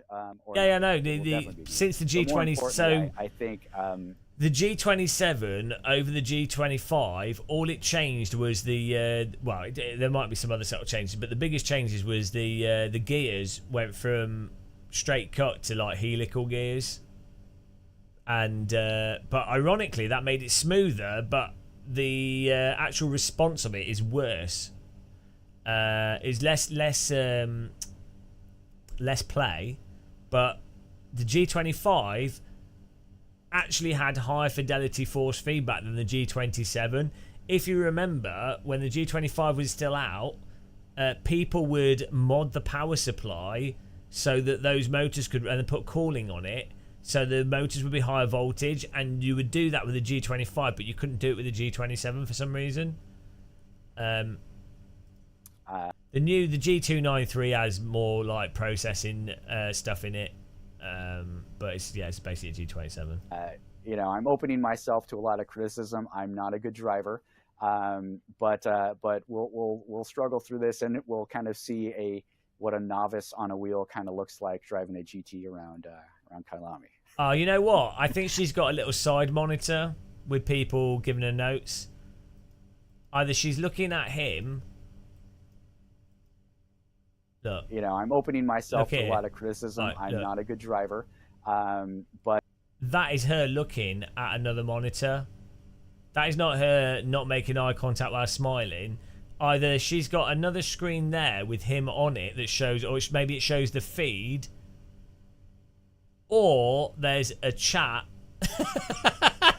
or there's like a chat saying, "Oh, we're about to go to another topic" or something. But we'll struggle through this. No, no. There's a screen with instructions on it. Look. I'm opening myself to a lot of criticism. Right. I'm not a good driver. She's looking over there. She's smiling. Then it's like she's thinking. She's reading something. And look, she considers it. We'll struggle. She's reading it. She's thinking. And then she's like, "Oh no, I need to look back at the camera again." We'll kind of see and she's got her mouth is tight because she's like, she's been told an instruction and she's read that instruction whilst listening to him, whilst then 100% that's what happened, guys. 100% that's what happened there. This is well good. This is what we should do. This is best. This is the best streaming content we've done all year. Yeah, she was reading the chat and then she was taking it in. For sure. What a novice on a wheel. But then what's she looking up to over here? She must have another monitor. Kind of looks like. And then she's looked back. What's on that monitor? Like driving a GT around Kailami. Well, we'll all have fun either way, and that's all that matters. So we will give you a moment to set that up. She was definitely right. The speed at which they cut away from him to that. There would have been someone going, right, we need to move things forwards. And then she's like, oh, right, okay, next thing. And while we wait, let's give everyone a reminder of where we're at in the show, because there's still a lot more. Oh, there you go. She's got the notes in front of her. Starting with so there must be chat to her left, notes in front of her. Coming up in just a second. We've just been talking about it. You can't miss it. Then I'll send you over to Playground Games for a preview of the summer 2015. Oh, he's got the wheel out, guys. IWC GT championship back then. And we're going to be taking a couple hot laps around Kailami. And she's pressing a keyboard. I heard a keyboard. In terms of assist, I think I have the braking line on, so that's going to be there. She's doing something else and pretending to listen and relax to him. He's so dull. You want to shake him. I don't have He's any a other developer. assist outside of ABS. So ABS is on. No traction control. No other types of assist there. It is manual. You have to be like, to do games development, it's so tedious and slow. You have to have something wrong with you to want to be a games developer. You know. Yeah, normal dev person. You have to be someone that's like happy with like watching paint dry. But not with clutch. Once again, GT car. Around Kailami, we do some hot lapping. Oh yeah, this is on a Series X. Well, it looks like there's it looks like the camera is locked to the car. So that's what we're gonna be doing today.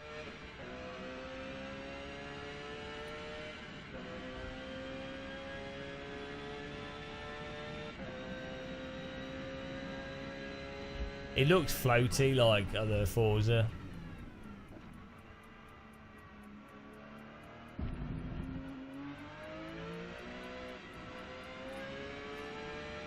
Yeah, it looks floaty. It looks like a slide that's controllable. It just looks like slow motion, floaty slidiness, which is what Forza's always been. 3 corners, that's it. It's my review of Forza, guys. Unfortunately, somewhat disconnected to the road surface. Slidey physics. Controllable, good with a gamepad. Some stuff to unlock, but a bit bland. And at the end of the day, nowhere near as good as Assetto Corsa, which, need I remind you, came out in 2014. So really, it's not that much of a demand to ask that new games are somewhat up to the same standard. Or it looks worse than R-Factor 1, which came out 300 years ago.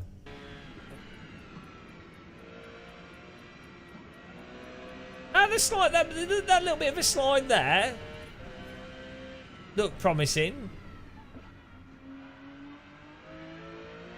Slides look a little bit baked. It's to review. How is he missing the corners so much? If you're a game developer of a game, and presumably you're playing it a lot because you have to, because you're the developer of the game. Right.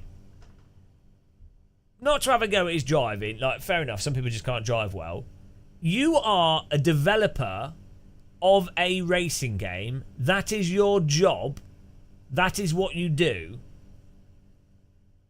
You owe it to yourself to learn how to drive to a very basic level. You'd have to be shit hot. Do like a driver course. Like, missing those apexes to that degree is a bit weird if your job, like... How do you know that the game is being developed okay if you can't drive? like, you know what I mean? Like, it's a little bit strange. This would be known as a safety lap. Mm-hmm. Yeah, just one clean one. They will do, yeah. Like, I'm not saying, but like, let's put it this way: if I got a job at a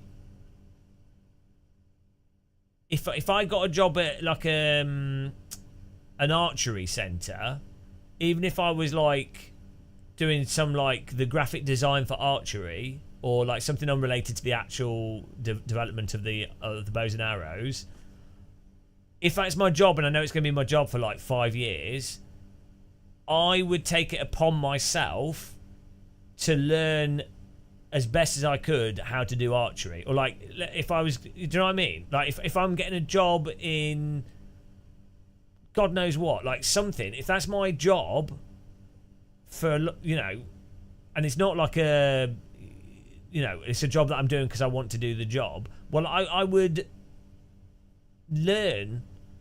Well, saying that, I can't drive, so. not necessarily. But if you're making the product, I think it's more relevant. If you're literally making those products, like if you're making a first-person shooter, presumably you would want to know how to shoot, right? if you're doing a war simulator or something. Driven in anger, but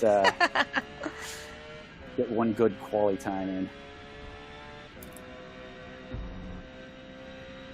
Okay, that was a lot better. Well, maybe Nirvana. I don't know if that really matters, to be honest, for the context of this marketing thing.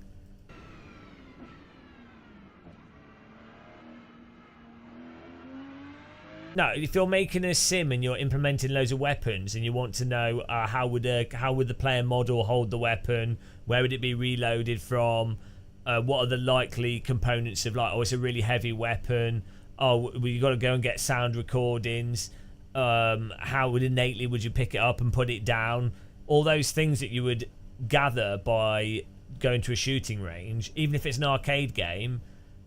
Going to a shooting range a few times, it's not to kill people, it's to like have an understanding of the nature of that weapon, so that even if you're doing an arcade or abstract version of it, you would understand it more, so you'd be much more likely to make a richer, better product, even if it's not a literal simulator. He hates his job. He is a game developer, so probably. No, it looks quite drivable. What about night? Well, you know, just stab a dummy.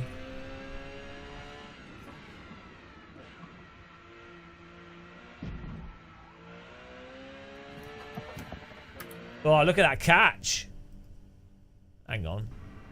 Although, in fairness, watching someone that's not particularly good at driving, trying to drive, is better for viewers than watching someone that's really good at driving, because if someone's like really good and they've memorized it and they're staying under the limit and not making any mistakes, well, you can't know the physics whatsoever. So bizarrely, him being a bad driver in some ways is actually a good reference. So I take back what I said. Exactly. I like this. So they've broken the track up into loads of little segments. And then you have like lots of, so you have like a micro deltas for each segment to know if you've done better than previous segments for every corner. So all the time you feel like, oh, can I improve that specific thing? If that makes sense.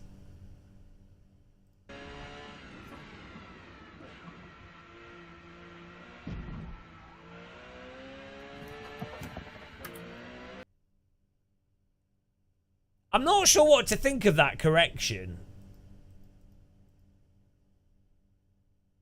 It looks almost like he's doing it needlessly. Or it looks like there could be force feedback and he's correcting based off that and the car's not moving that much. It's hard to tell.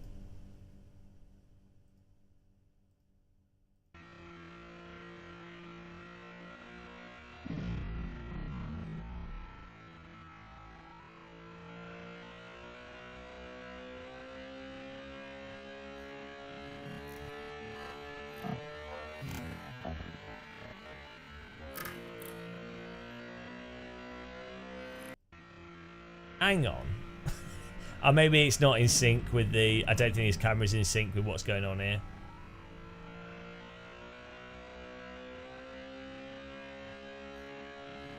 Yeah, the card already settled and then he unsettled it. No, what's happened is he thought it was going to oversteer, so he's then overcorrected it, which has then put the car to the right, but it wasn't going to oversteer. You can see in the video that the car is actually not oversteering. Look. Car's actually fine. Car's fine. He's off the throttle. Sliding a little bit. At this point, the car is straight now. It's stabilised. I don't know. It could be a good sign, or it could be him just doing arbitrary corrections that aren't needed.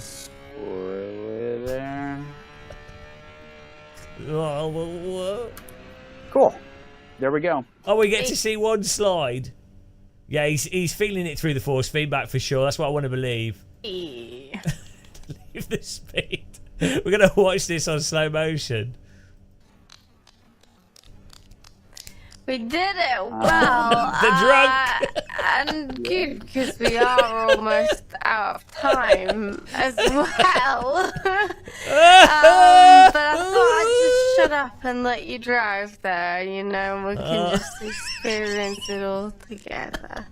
The full experience of It's like they're on, it doesn't sound drunk, it sounds like they're on mushrooms. But this has been a very insightful conversation, as always. Thank you Sad very wasted. much. I'm sure you will be back to share with us even more about Fourth Motorsport.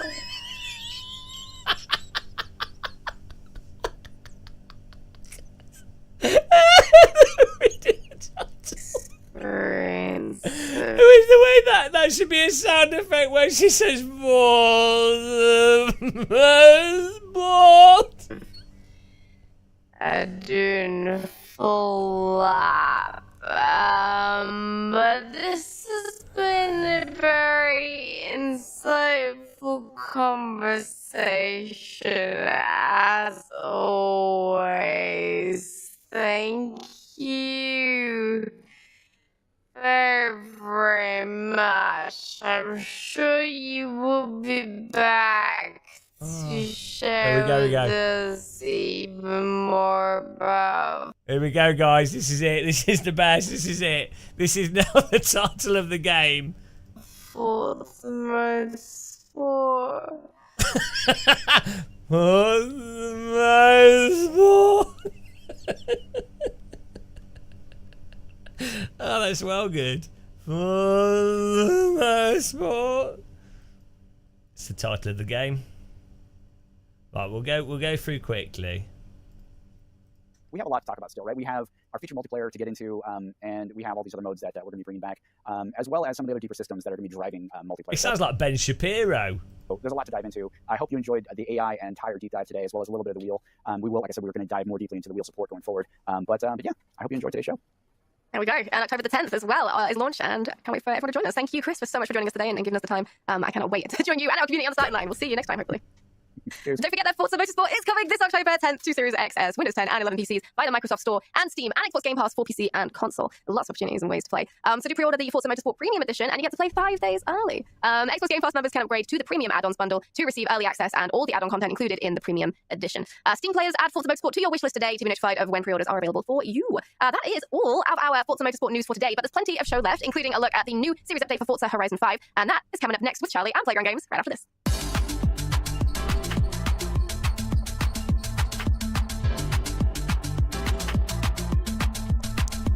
My type of music, this.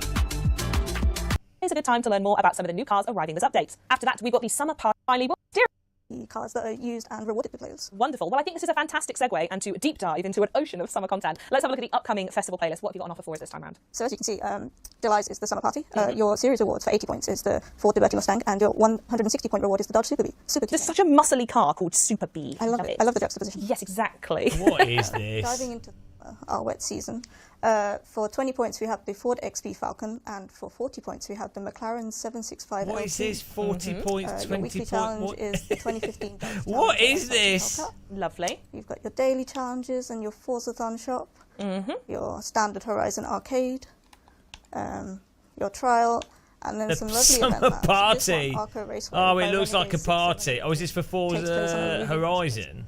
Okay. And they've placed boats along the water's edge, and it's really Oh, nice. thanks for lovely. subscribing. Welcome. And then Type Hardvark introduces a lovely circuit through Copper Canyon. Just really nicely designed, fun route to play. Yeah. As always, you've got your PR stunts and seasonal championships, your treasure hunt and photo challenge, and then the new Horizon story, Icons of Speed, which we're going to go into later. Yeah, no spoilers now. We're definitely Yeah, it's a bit weird, isn't it? Like, yeah, if you were 14, why would this be engaging, this coverage? Like, surely you would have like, guys, here's the new track. You know, I don't know, like or a bit of humour, a bit of comedy. You'd be like, you'd have people driving the track and just like taking the piss out of crashing, or what? That's what teenagers would find funny. or like, you know, joke someone driving in reverse or something or whatever. I don't know. Like, yeah, it's not really. Yeah, it's weird. Who is this for? Who's this? Gonna pick I don't know. Maybe this is what marketing research has shown, that people want to see two people. And of course, your Rally Adventure and Hot Wheels challenges. Cool. Okay, let's hop over to autumn and see what we've got going on there. I am going to ask you though, Ash, as someone, because we speak to Kelly a lot as well about the festival playlist. I imagine your job is incredibly easy or very helpful, especially when it comes to the event lab stuff and finding all the fun bits and pieces, because the community are just unstoppable when it comes to creations, right? Yeah. So it's really fun. Oh, I think what she's one of the developers, and she puts community content into the playlist. So it's like a highlight of community content. So people that have made loads of content like to get selected, and so that's what this is about. So that's why they'd be interested in it. And like going through and finding what people make, and like just the ideas that they can come up with the tools that they're given. Yeah. Some people have made some seriously amazing things. Like, I can't think of anything off the top.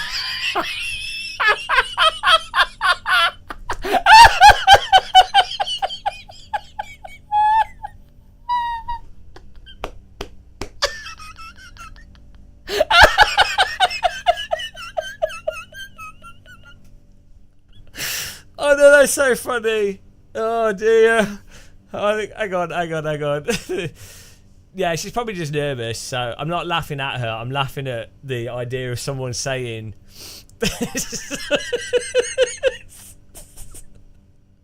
some seriously amazing things. I can't think of any. That's exactly what I would do. I would do that. Oh, that's so funny. And like just the ideas that they can come up with the tools that they're given. Yeah. Some people have made some seriously amazing things. Like, I can't think of anything off the top of my head. Oh, no, I feel bad for her. Yeah, I mean, she's probably nervous, so she can't actually think, which is fine, but that's pretty funny.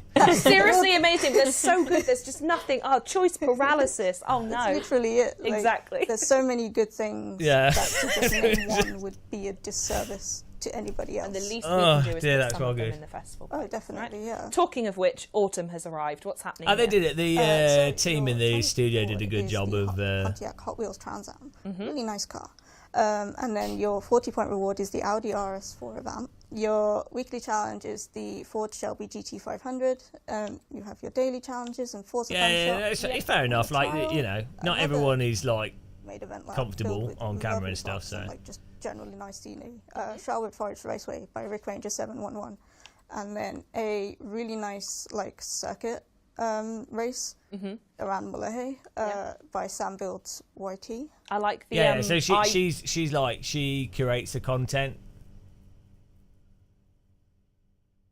which is fine. Read it because I'm a dreadful person. It's a threat, that last line of more tracks are coming soon. Watch this space. You can't stop Sam Builds from making tracks. Your PR stunts and seasonal championships. Your footage. Well, no, she probably hasn't put herself there. Like she'll be doing a job, and they'll have gone, oh, we'd like to get the dev team to do this studio piece, and well, we want you to present the stuff. So, you know, a lovely one.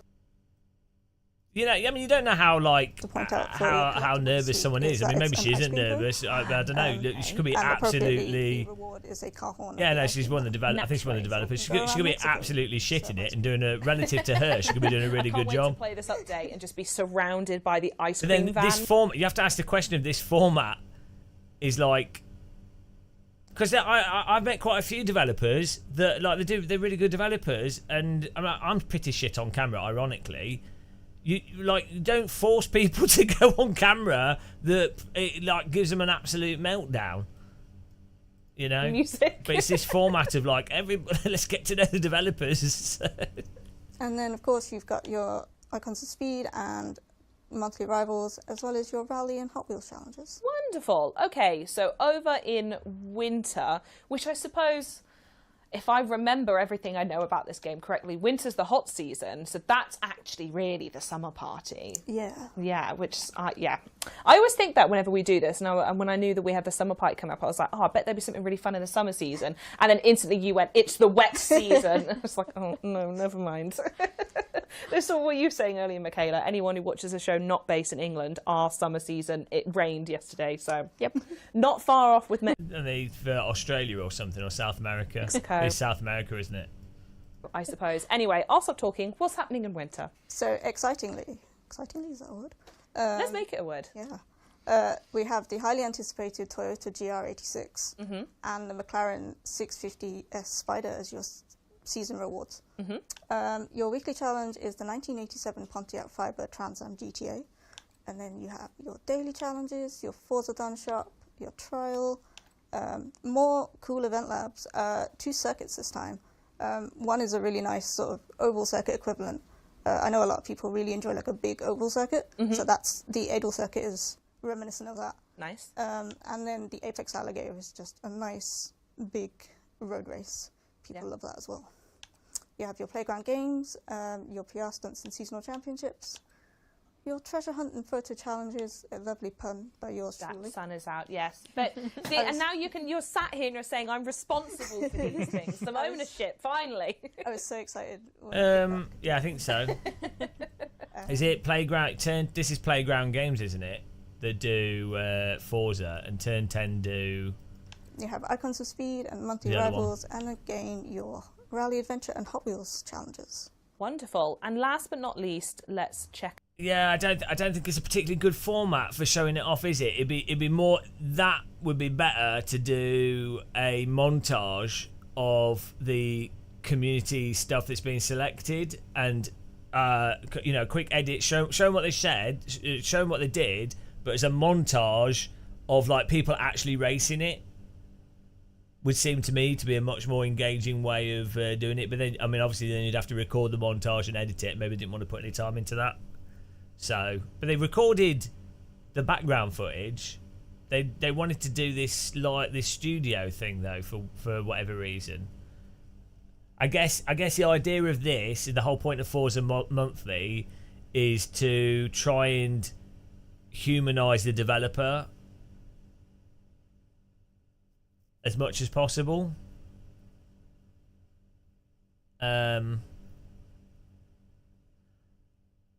I don't know if that's a good idea.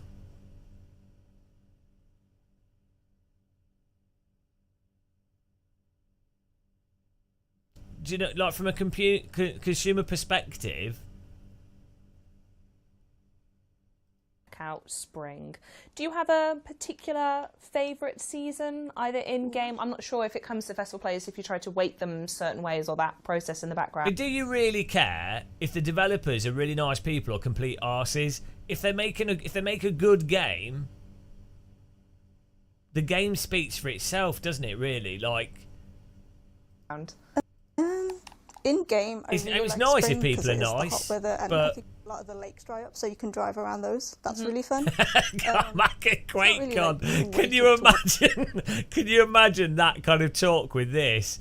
Carmack's like, well, the graphical moving the RAM and the memory of the computer, and then in 1994 when went in and doing judo, and then in this computer the monitors are the refresh rate, and then actually the ray trace encapsulation method was not good, and I had to reprogram the array from multiple different angles, and then it turned out that there wasn't enough buffer space. And he goes on for like 2 hours. The audience is like the Carmack lectures, and then the publishers are like, oh god, what is he saying? What is he saying? He's said stuff we don't want people to know. The Carmack brain dump lectures, oh, they're so good. Yep, they're all pretty much the same, aside from weather. Well, yes, the weather does change a fair few things, doesn't it? And here it is. The set has like a very zippy rainbow vibe going on. Oh, bungle. Zippy. I've only gone and put the twanger away. Spring. What's happening in Spring? Jumping in, your 20-point reward is the 1973 Pontiac Trans Am, and then your 40-point reward is the Why is there a hedge behind her? Ferrari SF90 Stradale. Oh, this whole thing is there's a car brand that you should like because it's a car brand that you know because it's been marketed. You should like this one. This is really exciting. You should like it because it's another marketed car. It's a car brand that you might have seen because it's been marketed. Doesn't matter what it actually handles like or what it drives like. It's a car brand that's been marketed. Ferrari, Porsche, old Ferrari, Lamborghini. Oh, this car's got a lot of history. Did you know? Because it's an old Bugatti, which is a car brand that's been marketed that you should like. You're never going to drive one. You're never going to buy one. In fact, you're probably never going to buy a house. You might not even be able to rent a house where you want to live. But don't focus on that. Focus on the car brands. Be excited to drive it in a game. The car brands. This brand. What does it drive like? Doesn't matter. Focus on the brand. Wow, it's exciting. It's in a game. You can buy this game. You can get the game quite cheap. Car brands. Your weekly challenge for this week is the 20. Is the game fun? Doesn't matter. Car brand. Focus on the Porsche. 15 Lexus RCF. And then you've got Oh, it's a Lexus. your daily challenges, the Forza-thon shop, the trial, more cool event labs, street circuit in Mullahay, showing like a different sort of view of Mullahay, what you might not normally see. And then this one is really cool. And that's just the name. Yeah. Nice one, BRT. cool, and then there's the actual event. So this one is decorated with like a bunch of props, obviously airplanes. And it takes place in like a lot of the sandy area in the game. Just really cool and like quite creative with what they've been given. Lovely. And then you have your PR stunts and seasonal championships, your treasure hunts and photo challenges. Yes. The Eliminator is also this week. Icons of Speed, monthly rivals, and then you have your Rally Adventure and Hot Wheels challenges. And there we go. That's the whole festival playlist, littered with rewards as usual. And speaking of which, Chris, I think we need to take a closer look at the Toyota that was in there. So you can tell us a little I don't know. bit more We'll about find that. out about Forza. Finally in the game. So you're asking earlier, why is it so requested? It's because it's such a rare thing these days to see cheap, not cheap, affordable sports cars, especially really good-looking ones, really good driving ones. Kind of Toyota and Subaru teamed up on these, so there's also a Subaru BRZ, which is very similar to it. And the goal in teaming up was to share their knowledge and create the kind of best car they could for the price point. And it's a really fantastic little car. It's evolved from the GT86, which Right. All that is irrelevant for Forza Horizon, where the car does not drive like the real car.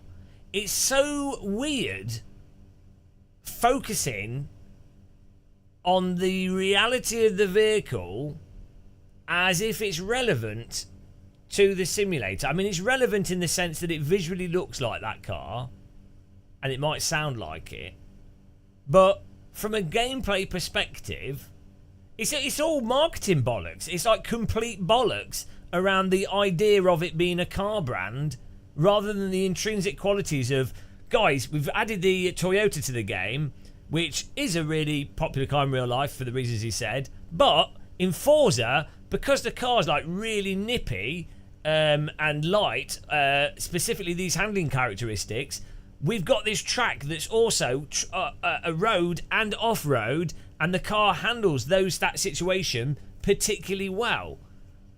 So we've designed gameplay around that, or it's particularly good for these types of races. But you know what? It won't be, because everything will be like averaged out in the game, and the actual intrinsic gameplay is basically irrelevant. It'll be like our Call of Duty, where all the maps are like meaningless. is predecessor. Quite a lot of stuff has carried over in terms of like the main architecture of the car, the kind of the bits underneath it. But obviously the bodywork is completely different. Very different looking car. Interior is very different. I love the gauge on this thing. It's very 80s looking. Oh God, yeah. Now you pointed it out, yeah. For any car nerds out there, reminds me a little bit of the first generation of Honda S2000. I hit cars all the time on the street these days. The traffic knows when we're recording, don't they? One of the big changes for this car, though, is they changed the engine from a 2-litre to a 2.4 litre. Yeah, it does. It feels like CBBC, doesn't it? I mean, maybe I think the average player of Forza Horizon is probably 14. So peak power's up a little bit. 200. Really, this is marketing for the car industry, if anything, because this is brainwashing children into seeing car brands as desirable objects. 128 horsepower. But the big thing for drivability is the peak torque has come down 3,000 RPM, which is a huge amount for peak torque to come down by. Okay. And that makes it much more drivable. Yeah, fantastic car. And if we jump into the auto we got a Billy bonus on this one. We do. Oh, it's I a good like bonus when too, you do this that. one. It's a good one, is it? All right. What's So, the bonus then? Players have a thing for a body kit brand called Rocket Bunny. Pause the movie. Rocket Bunny make a really nice kit for this car. And yeah, I think Forza Horizon games are quite good games for the most part. Yeah. Oh my goodness me.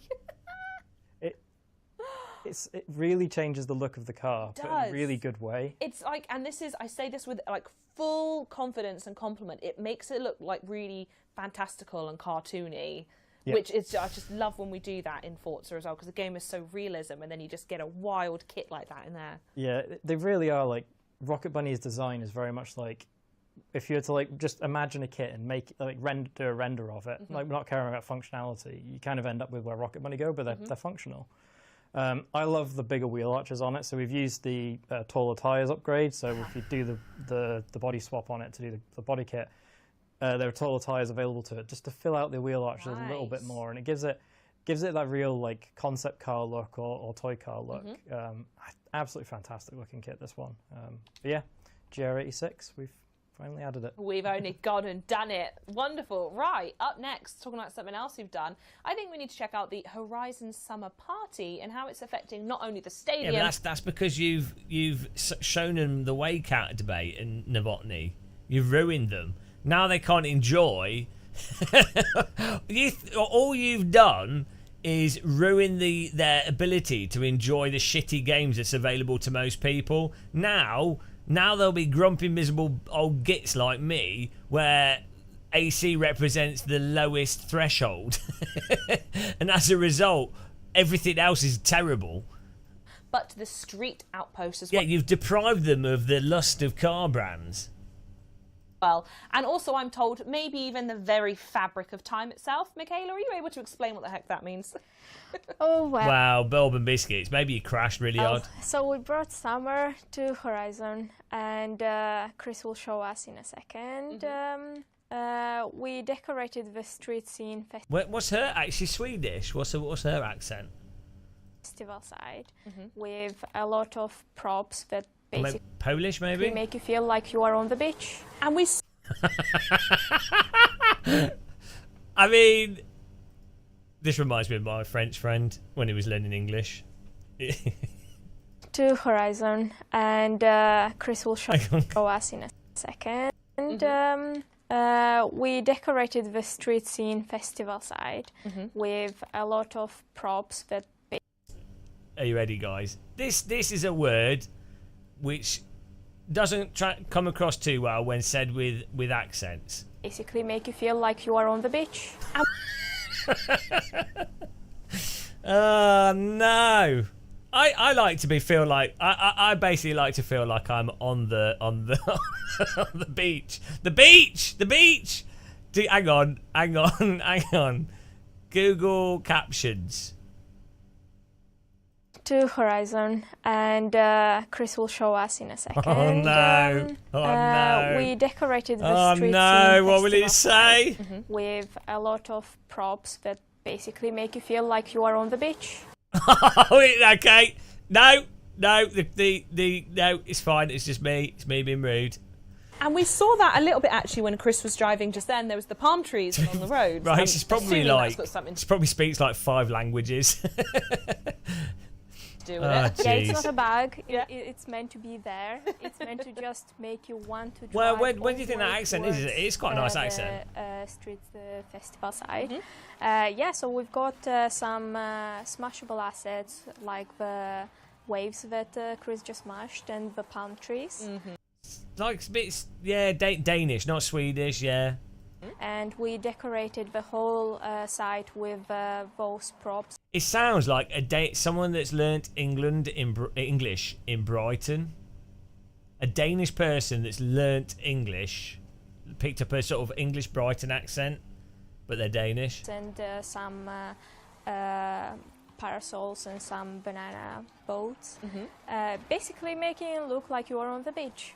Yeah, definitely. Yeah, and some I like to be made to look like I'm on the beach. changes that we've done was to swap the pink decals on the floor with sand to make Oh, I it hadn't more even realistic. noticed that. That's cool. Yeah, and it looks really good in daytime. However, it looks even better at nighttime. I think that might be a cue to maybe take away the gameplay. Chris, send us to nighttime, please. We can do that. Thank you very much. So what is it about the nighttime then that makes it so special? Well, it just the Street Scene Festival site looked really good as it was before as well. However, now with all of those palm trees and the waves, there's just so much color in here that it just We were playing Race Room, but it's not loading properly. it's just amazing to look at. And yeah, the way we've placed everything around, I think it's really good for players to actually take some screenshots as well. And Definitely. yeah, just enjoy that site. Wonderful. And now you also mentioned that the stadium has had a makeover, right? Yes, yeah. So if we could, it's. It doesn't seem like anything's going on. And also, how Like, can we not?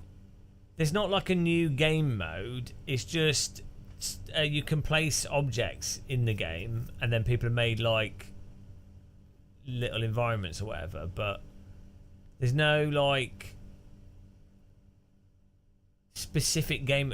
Like from a gameplay perspective, it'd be like, oh, we've added community members have added a beach mode where you like a Rocket League thing. You've got to score goals, or here's a bowling alley thing, or here's a whatever, or here's a slalom course, or here's another like gameplay. It seems like here's another completely meaningless environment to drive the car around in exactly what you could do everything in everywhere else.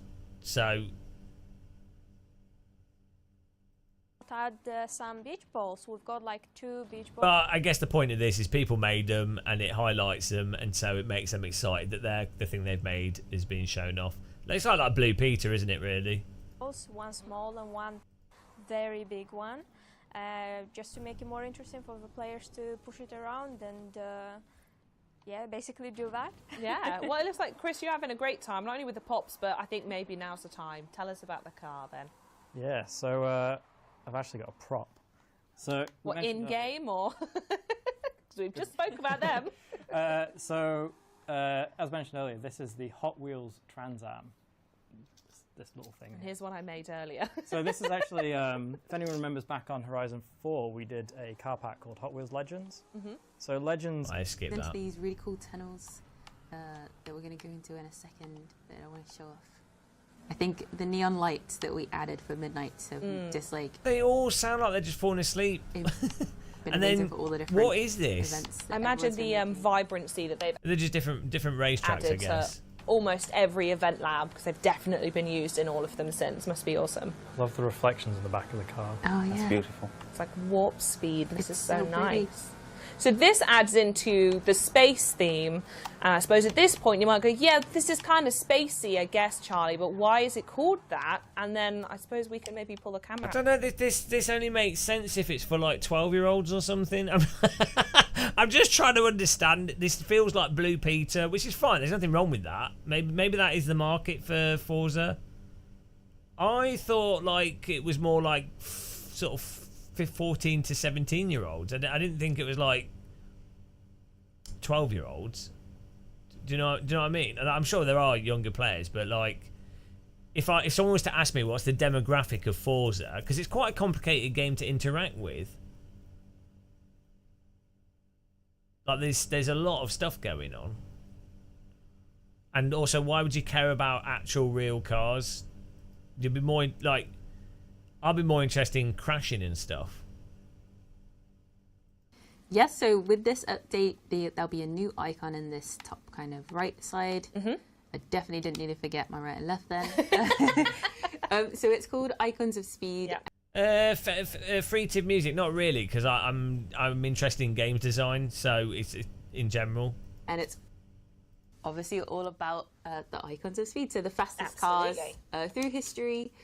Yeah, well, but if it's fun for all ages, this is not the right type of presentation for that. So, like, for example, when I watch like Nintendo Direct stuff, that's like a 7-year-old could watch it. Like a 7-year-old could watch like a Mario Kart thing, but a 40-year-old could watch it as well, and like you could play that game. Like, doesn't matter. It's like it's age neutral, and it's presented in a way it's child friendly, but it's not.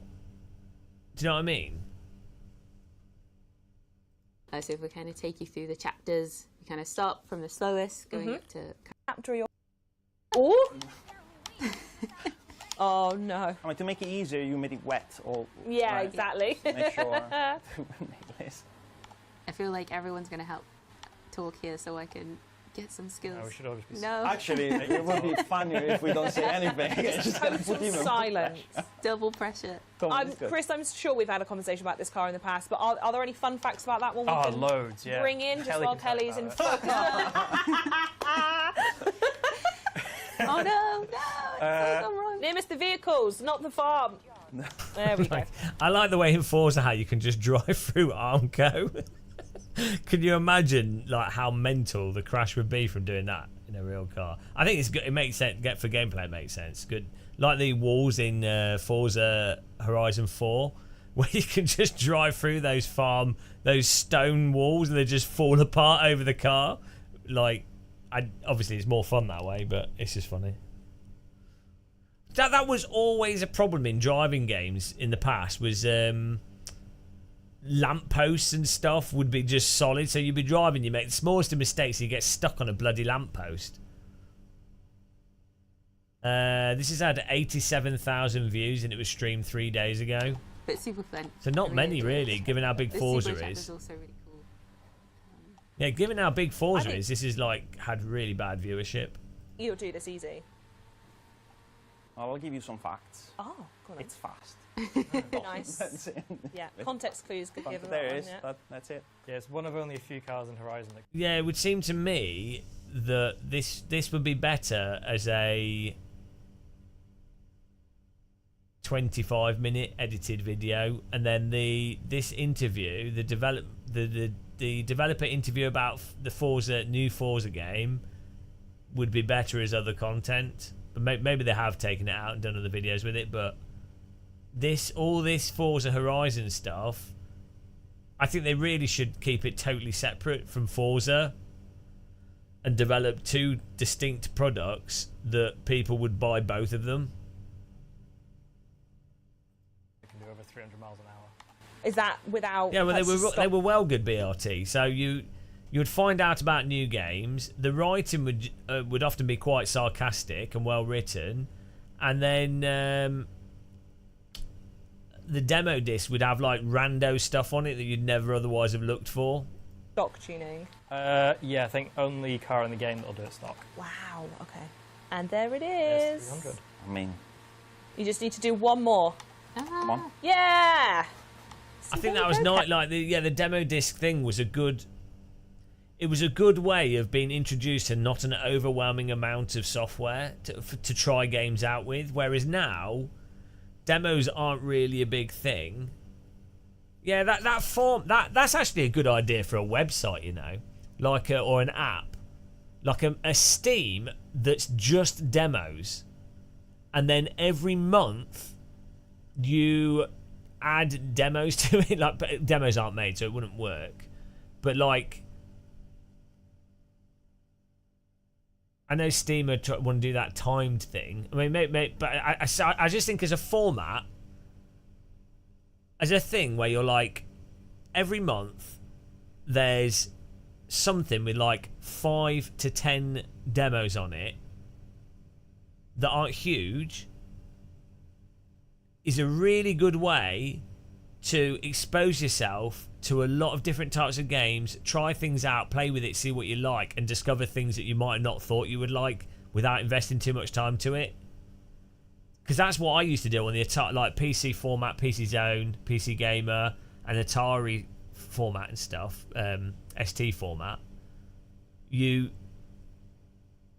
would play loads of different things because you'd be like, oh, well, you know, why not? Why not try that different thing out? Whereas now, it'll be like, Grand Theft Auto, like, there's like 3 games a year come out.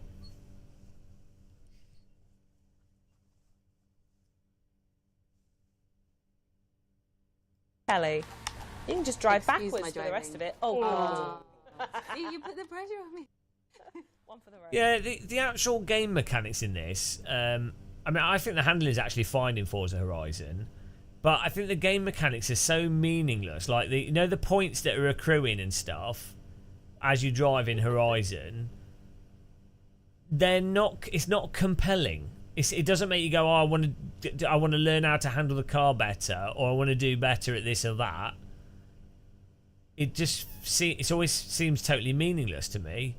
Whereas when you play through the single player in Forza Horizon and you're like completing the events off and trying to win all the events and then unlocking new events and then doing the special things which have a cutscene, that all makes perfect sense.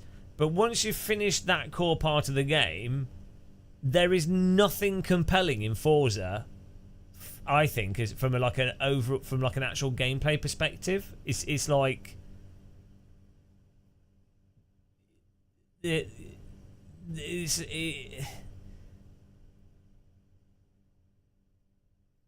feels to me like they could probably do something better for actual gameplay, like maybe specific objectives, or I don't know.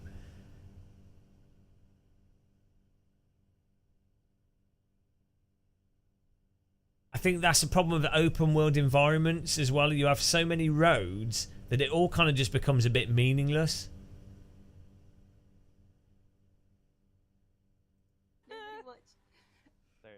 There you go.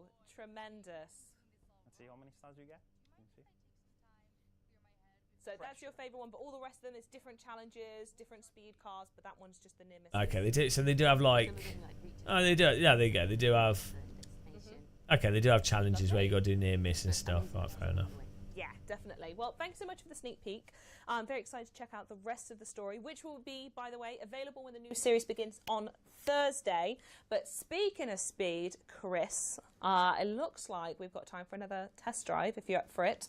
And I want you to tell me what's really cool about the Camaro Exorcist, please, apart from the name of it.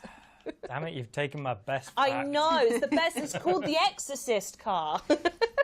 Yeah, so for 3-starring every chapter in Icons of Speed, you'll get the amazing Camaro Exorcist. Brilliant segue, built by Hennessy. So Hennessy kind of started out doing tuning back in the day, building like upgrades for cars, eventually moving on to like packages, and then moving on to making things like the Exorcist.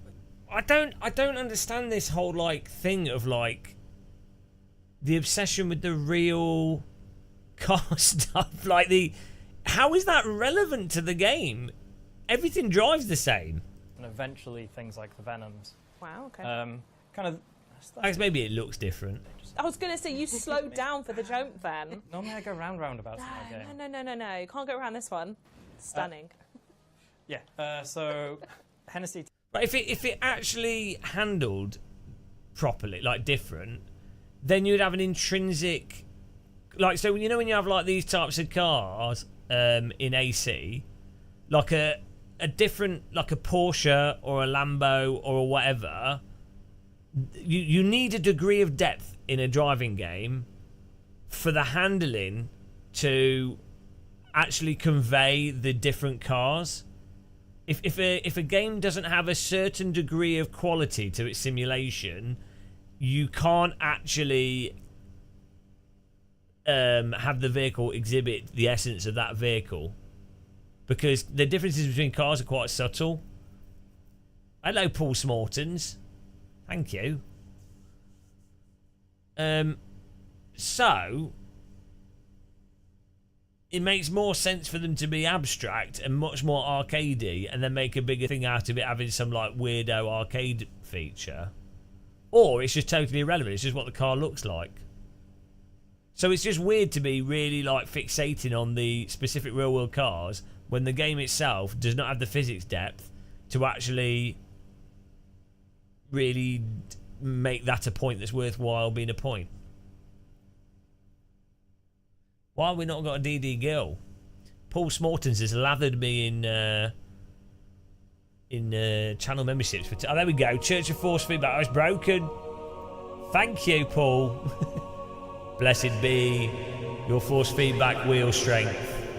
And lo, you'll be blessed by the DD Girl, who will variably rub Newton meters all over your back when you least expect it. Amen.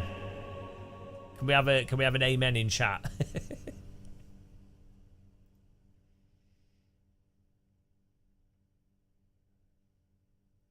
It's an aspirational game.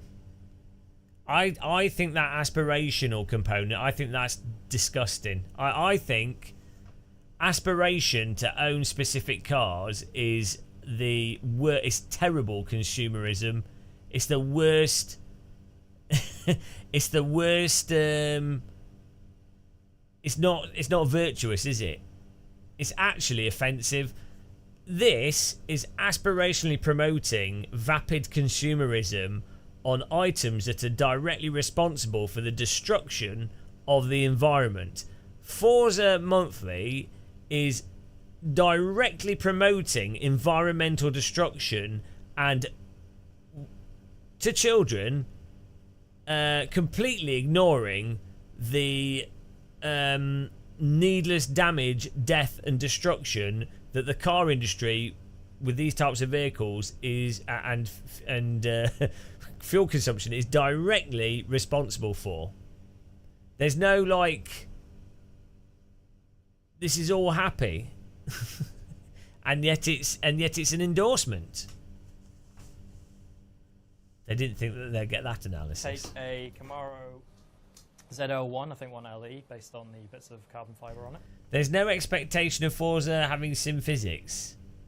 Yeah, but that's a separate point. The point I'm making is, if you have different vehicles, and from a game, don't forget what's realistic. From a gameplay perspective of what makes one vehicle compared to another vehicle, like what makes a vehicle, it's not what it looks like, it's what it drives like. How it looks is one component of it, but ultimately, from an interaction standpoint, you're playing a game. It's like what makes Tails in Sonic the Hedgehog a different character. Like, yeah, it looks like a fox, but the point of it being a game is that you can push a button and it can fly as opposed to just jump, and it can grab onto another character. So in a video game, the different characters. The point is, yeah, but because the simulation and the physics are not deep enough, and because in reality, and this is trying to be somewhat realistic, in reality the nature of vehicles is actually quite subtle compared to like full-on arcade games. You can't capture the actual inherent quantitative differences of the vehicles, thus rendering it totally moot, and thus they should actually do something that's way more abstract and way more arcade to accentuate the differences, to actually add to actually make it worthwhile having the different vehicles, because they are actually genuinely different from each other. And the car fairly stock in terms of suspension, things like that. Like Chevrolet did a really good job on this car, so they don't mess with it too much. They do play with the engine a little bit. So they're literally all these comments about what the reality of the real car is totally unrelated to the vehicle in the game. It's entirely a delusion. It's utterly irrelevant. No, you've missed a point, Rob. It's not about it being realistic. It's about if you have an in-game character, it needs to be different to justify it. Otherwise, it's pointless. Otherwise, it's not a different in-game character. And I'm saying, if you have somewhat realistic cars, which this is obviously somewhat realistic, it's not completely arcade. The problem is you need a certain quality of physics simulation in order for those different character differences in different vehicles to actually exhibit themselves. If a game is not capable of doing that, then what you need to do instead is make it much more arcadey and artificially create bigger differences for the different characters or the different vehicles in the game to stand out. They take the supercharger off, they put on a much bigger supercharger, and take the car from, I think, 650 horsepower. The way he's talking about it is as if it's a simulator. That's why I'm saying there's a disconnect. They're literally talking about the literal components of the real car as if it's relevant. It's bizarre. What do you mean the audience doesn't care about that? I don't know. What on earth are you saying? People playing video games presumably care about the characters in their video games being different because that's the point of different characters in a video game. Like, the point of having different cars in a car game is that they are different things to do and experience. I don't know. You know. Which is big. That's a lot of power. Bigger number, yeah. So what does that do? It gives it a higher top speed, 200. Also, you're saying the audience doesn't care about it. Well, why is he talking about this car and all its details in a literal sense?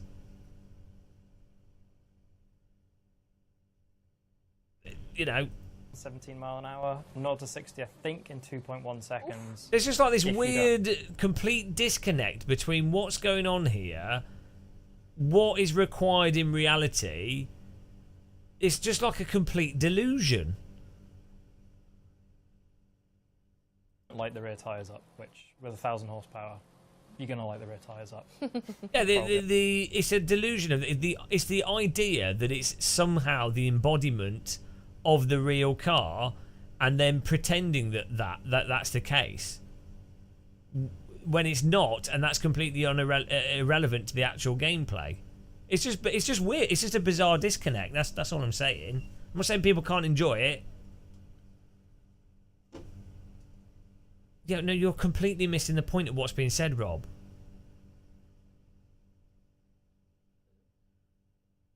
Again, you've just totally ignored what's being said. Yeah, maybe free to music does, but Rob doesn't. Forza is the most popular racing game on PC. I know. Yeah, you know what the audience wants? Car brands, road cars, supercars. The actual intrinsic gameplay is irrelevant. So it's the lie that you are driving a supercar, which is a brand that's been marketed. It's intellectual property. It's marketed, like it's to do with the intellectual property rights and people seeing, oh, it's a Ford Mustang. I would like to drive a Ford Mustang. I don't even know what a Ford Mustang is, but I've been told it's a really good car because I've seen adverts of it. So that's a desirable product to me because I've been told it's a desirable product. So, okay, right. So, this game has a Ford Mustang in it. Okay, I get to drive a Ford Mustang. That's what it is. That's terrible. That's not a good thing. On purpose, but also just looks amazing. I love how sinister this thing looks with. What do you mean I'm missing the point? No, you're. I literally. Oh, jeez, I can't talk to you. Well, yeah, I suppose it's called The Exorcist, so it's got to have a little bit of an edge to it. Forza is terrible. Awesome, I don't think it's terrible. It's an alright game. Black and red is one of my favourite colour combos. Looks absolutely fantastic. And obviously massive window decal as well. Yeah, that's nice. Oh, that's super cool. So yeah, this car is yours if you 3-star every chapter in Icons of Speed. I think, but I mean, I don't want to talk about the difficulty level, but I think people are going to do that easy. The way I see some people driving this game, I think that would Without hitting 3. Wait, it doesn't matter if it's a safer racer or not. It doesn't matter. Like personally, I could enjoy like the visual design of the vehicles and stuff. Like, I think that's great. I think customizing them, doing all that stuff, I think that's fantastic. I think given that if you can't do a realistic simulation of a car and actually embody what the reality of the real car's like to a degree of like R factor 1 or whatever, then if you can't do that, what you should do is do something much more abstract and much more arcadey that's much more exciting to actually drive and play, and makes each individual piece of content more dramatically different from each other, to then make each car in the game more independently interesting to play. Whereas when I play Forza, the problem tends to be is that the differences between the cars are like really, really minute. So there's no, from a gameplay perspective of driving one car versus another car, it's almost it's utterly negligible, really. Like it doesn't make a difference. So from a pure gameplay, like moving a physics object through an environment, it's not very compelling having a different physics object that's basically exactly the same as another one. that easy. The way I see some people driving this game. It's a solid tree. That being said, now I can go to the bug fixes. Yeah. I'm gonna read just a few of them, and I need this because there are too many. And now I realize this part might be a little bit boring, so I'm gonna do a little bit of a joke here and there, but not stand too much. up. Yeah, honestly, I'm gonna stand up right. So the good news is that people can find actually the full release notes. It's a bug fix just for you. Exactly. It's just like, You complained about it so much. I made the Yeah. horrible. See where these topics are so visible. Hang on, what's going on here? Still streaming helped me get me out of a tough spot. Also, I had some family members that have gone through tough spots. All the cars are just bricks with different weights, yeah. And if I can use just that one little thing to either get someone in chat, talk with them, get them out of a tough spot, or even ride with them and just get their mind off of it, and just have a free space. If I can help anyone, that's my main goal. Sometimes so it's nice to just have someone. Itself, Yeah. I'm sorry. No, you're fine. Go on. That guy, what's this LED light he's got behind also, him? Talking with chat and stuff has definitely helped me a lot as well too. Yeah, it's amazing how much just having a community of people you can just hang out with and forget about the day with can do that, and just help you forget about everything that's going on in your own head. So I mean, you've mentioned your community. So why don't you tell us more about your community then? How would you describe the vibes of a stream? I would say it's fun, energetic, semi-competitive. We like.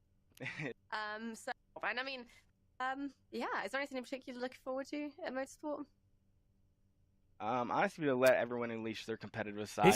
He's got good lighting. I mean, she's got good lighting, but he's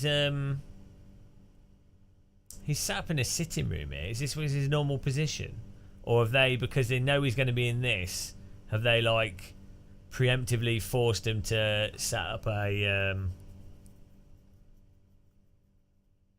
the lighting good or something? When Porsche Motorsport comes out, I'll probably do my first league. That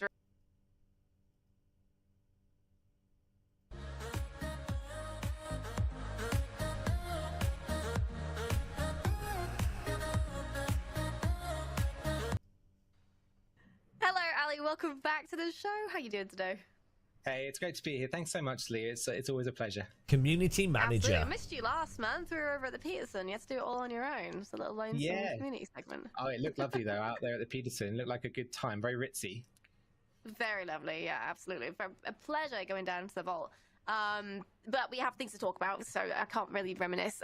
But what are we starting with today? What have you got for us top of the list? Yeah, so we've got a big update actually today Top coming of the from list. the Suggestions Hub and the Troubleshooting Hub. So last April, we published our first quarterly Community Hub update, and now we're following up. Hang on. He went from like casual talk here, look, to like a little bit awkward casual talk. What have you got for us top of the list? Look. Right, look Hello, at this. Ali. Welcome back to Casual talk, the show. like Good today. awkward. Hey, it's great to be here. Thanks Hello. so much, Lee. It's always a Awkward. pleasure. Absolutely. I missed you last month. We were over at the Peterson. You had to do it all on your own. It's so Yeah. awkward. And It then was lovely though out there at the Peterson. Looked like a good time. Very ritzy. Very lovely. Yeah, absolutely. A pleasure going down to the vault. watch the But switch. we have things to talk about, so There we I go. can't Are you really ready? reminisce. Go into But business where are we mode. You starting ready? with today? What Activate have you got business for us mode. top of the list? Go. Yeah, so we've got a big update actually today coming from the Suggestions Hub and the Troubleshooting. It's like he's gone into a boardroom meeting. It's like, I've done this in a meeting. Hub. So last April we published our first quarterly Community Hub up. Like look, boss. This is what we happened last April. This is what's been going on in the game. It's going well. And now we're following up with a second quarterly update, and that's over at quarterly returns. Forza.net. The full article is there, but I'll give you some of the sort of tasters to get the appetite going before you head on over to Forza.net to see the whole thing. First of all, the Suggestions Hub is the place where we sort of ask the community to recommend car models they'd like to see in the edition game. Oh, fair enough, right. This one's really. That was it. Okay. Great. Well, that was fun, wasn't it? I enjoyed that.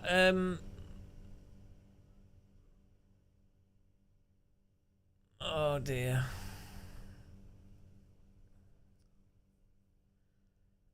Well, we'll have to see with the new Forza. It looks like it could be interesting. We'll have to see.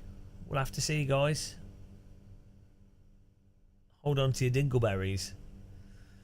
Oh, I'm gonna get some rest. I'm gonna get up early tomorrow.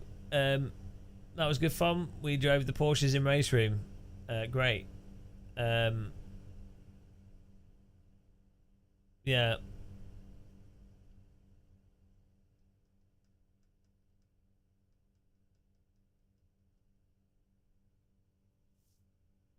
Don't buy the new Forza again. What's this? Forza, Gran Turismo, and Need for Speed are not the racing games you should be buying, and the best racing game in the world is only $10. The setup course for PC has unmatched physics to teach you real world. This guy's a driving skills, legend. the best mod community in the world, and incredible variety. VR support, multiplayer cruising with friends, traffic, weather, and even league racing. And you can watch Family Guy whilst you race. Forza, Gran Turismo, and Need for Speed are not the racing games you should be. Oh, this guy, who is it? Pinos. Pinos just dabbed on the.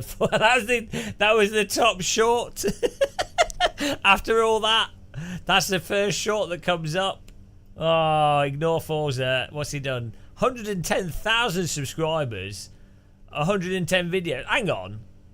So he's got 10k. How does that work? Oh no, I was gonna say he's got like 10k per video. Oh, he does lots of go-karting. Oh, he does lots of car stuff. That makes sense. He's a bishop in the church. He has lots of car videos. They've done really well actually. Fasting in go-karting.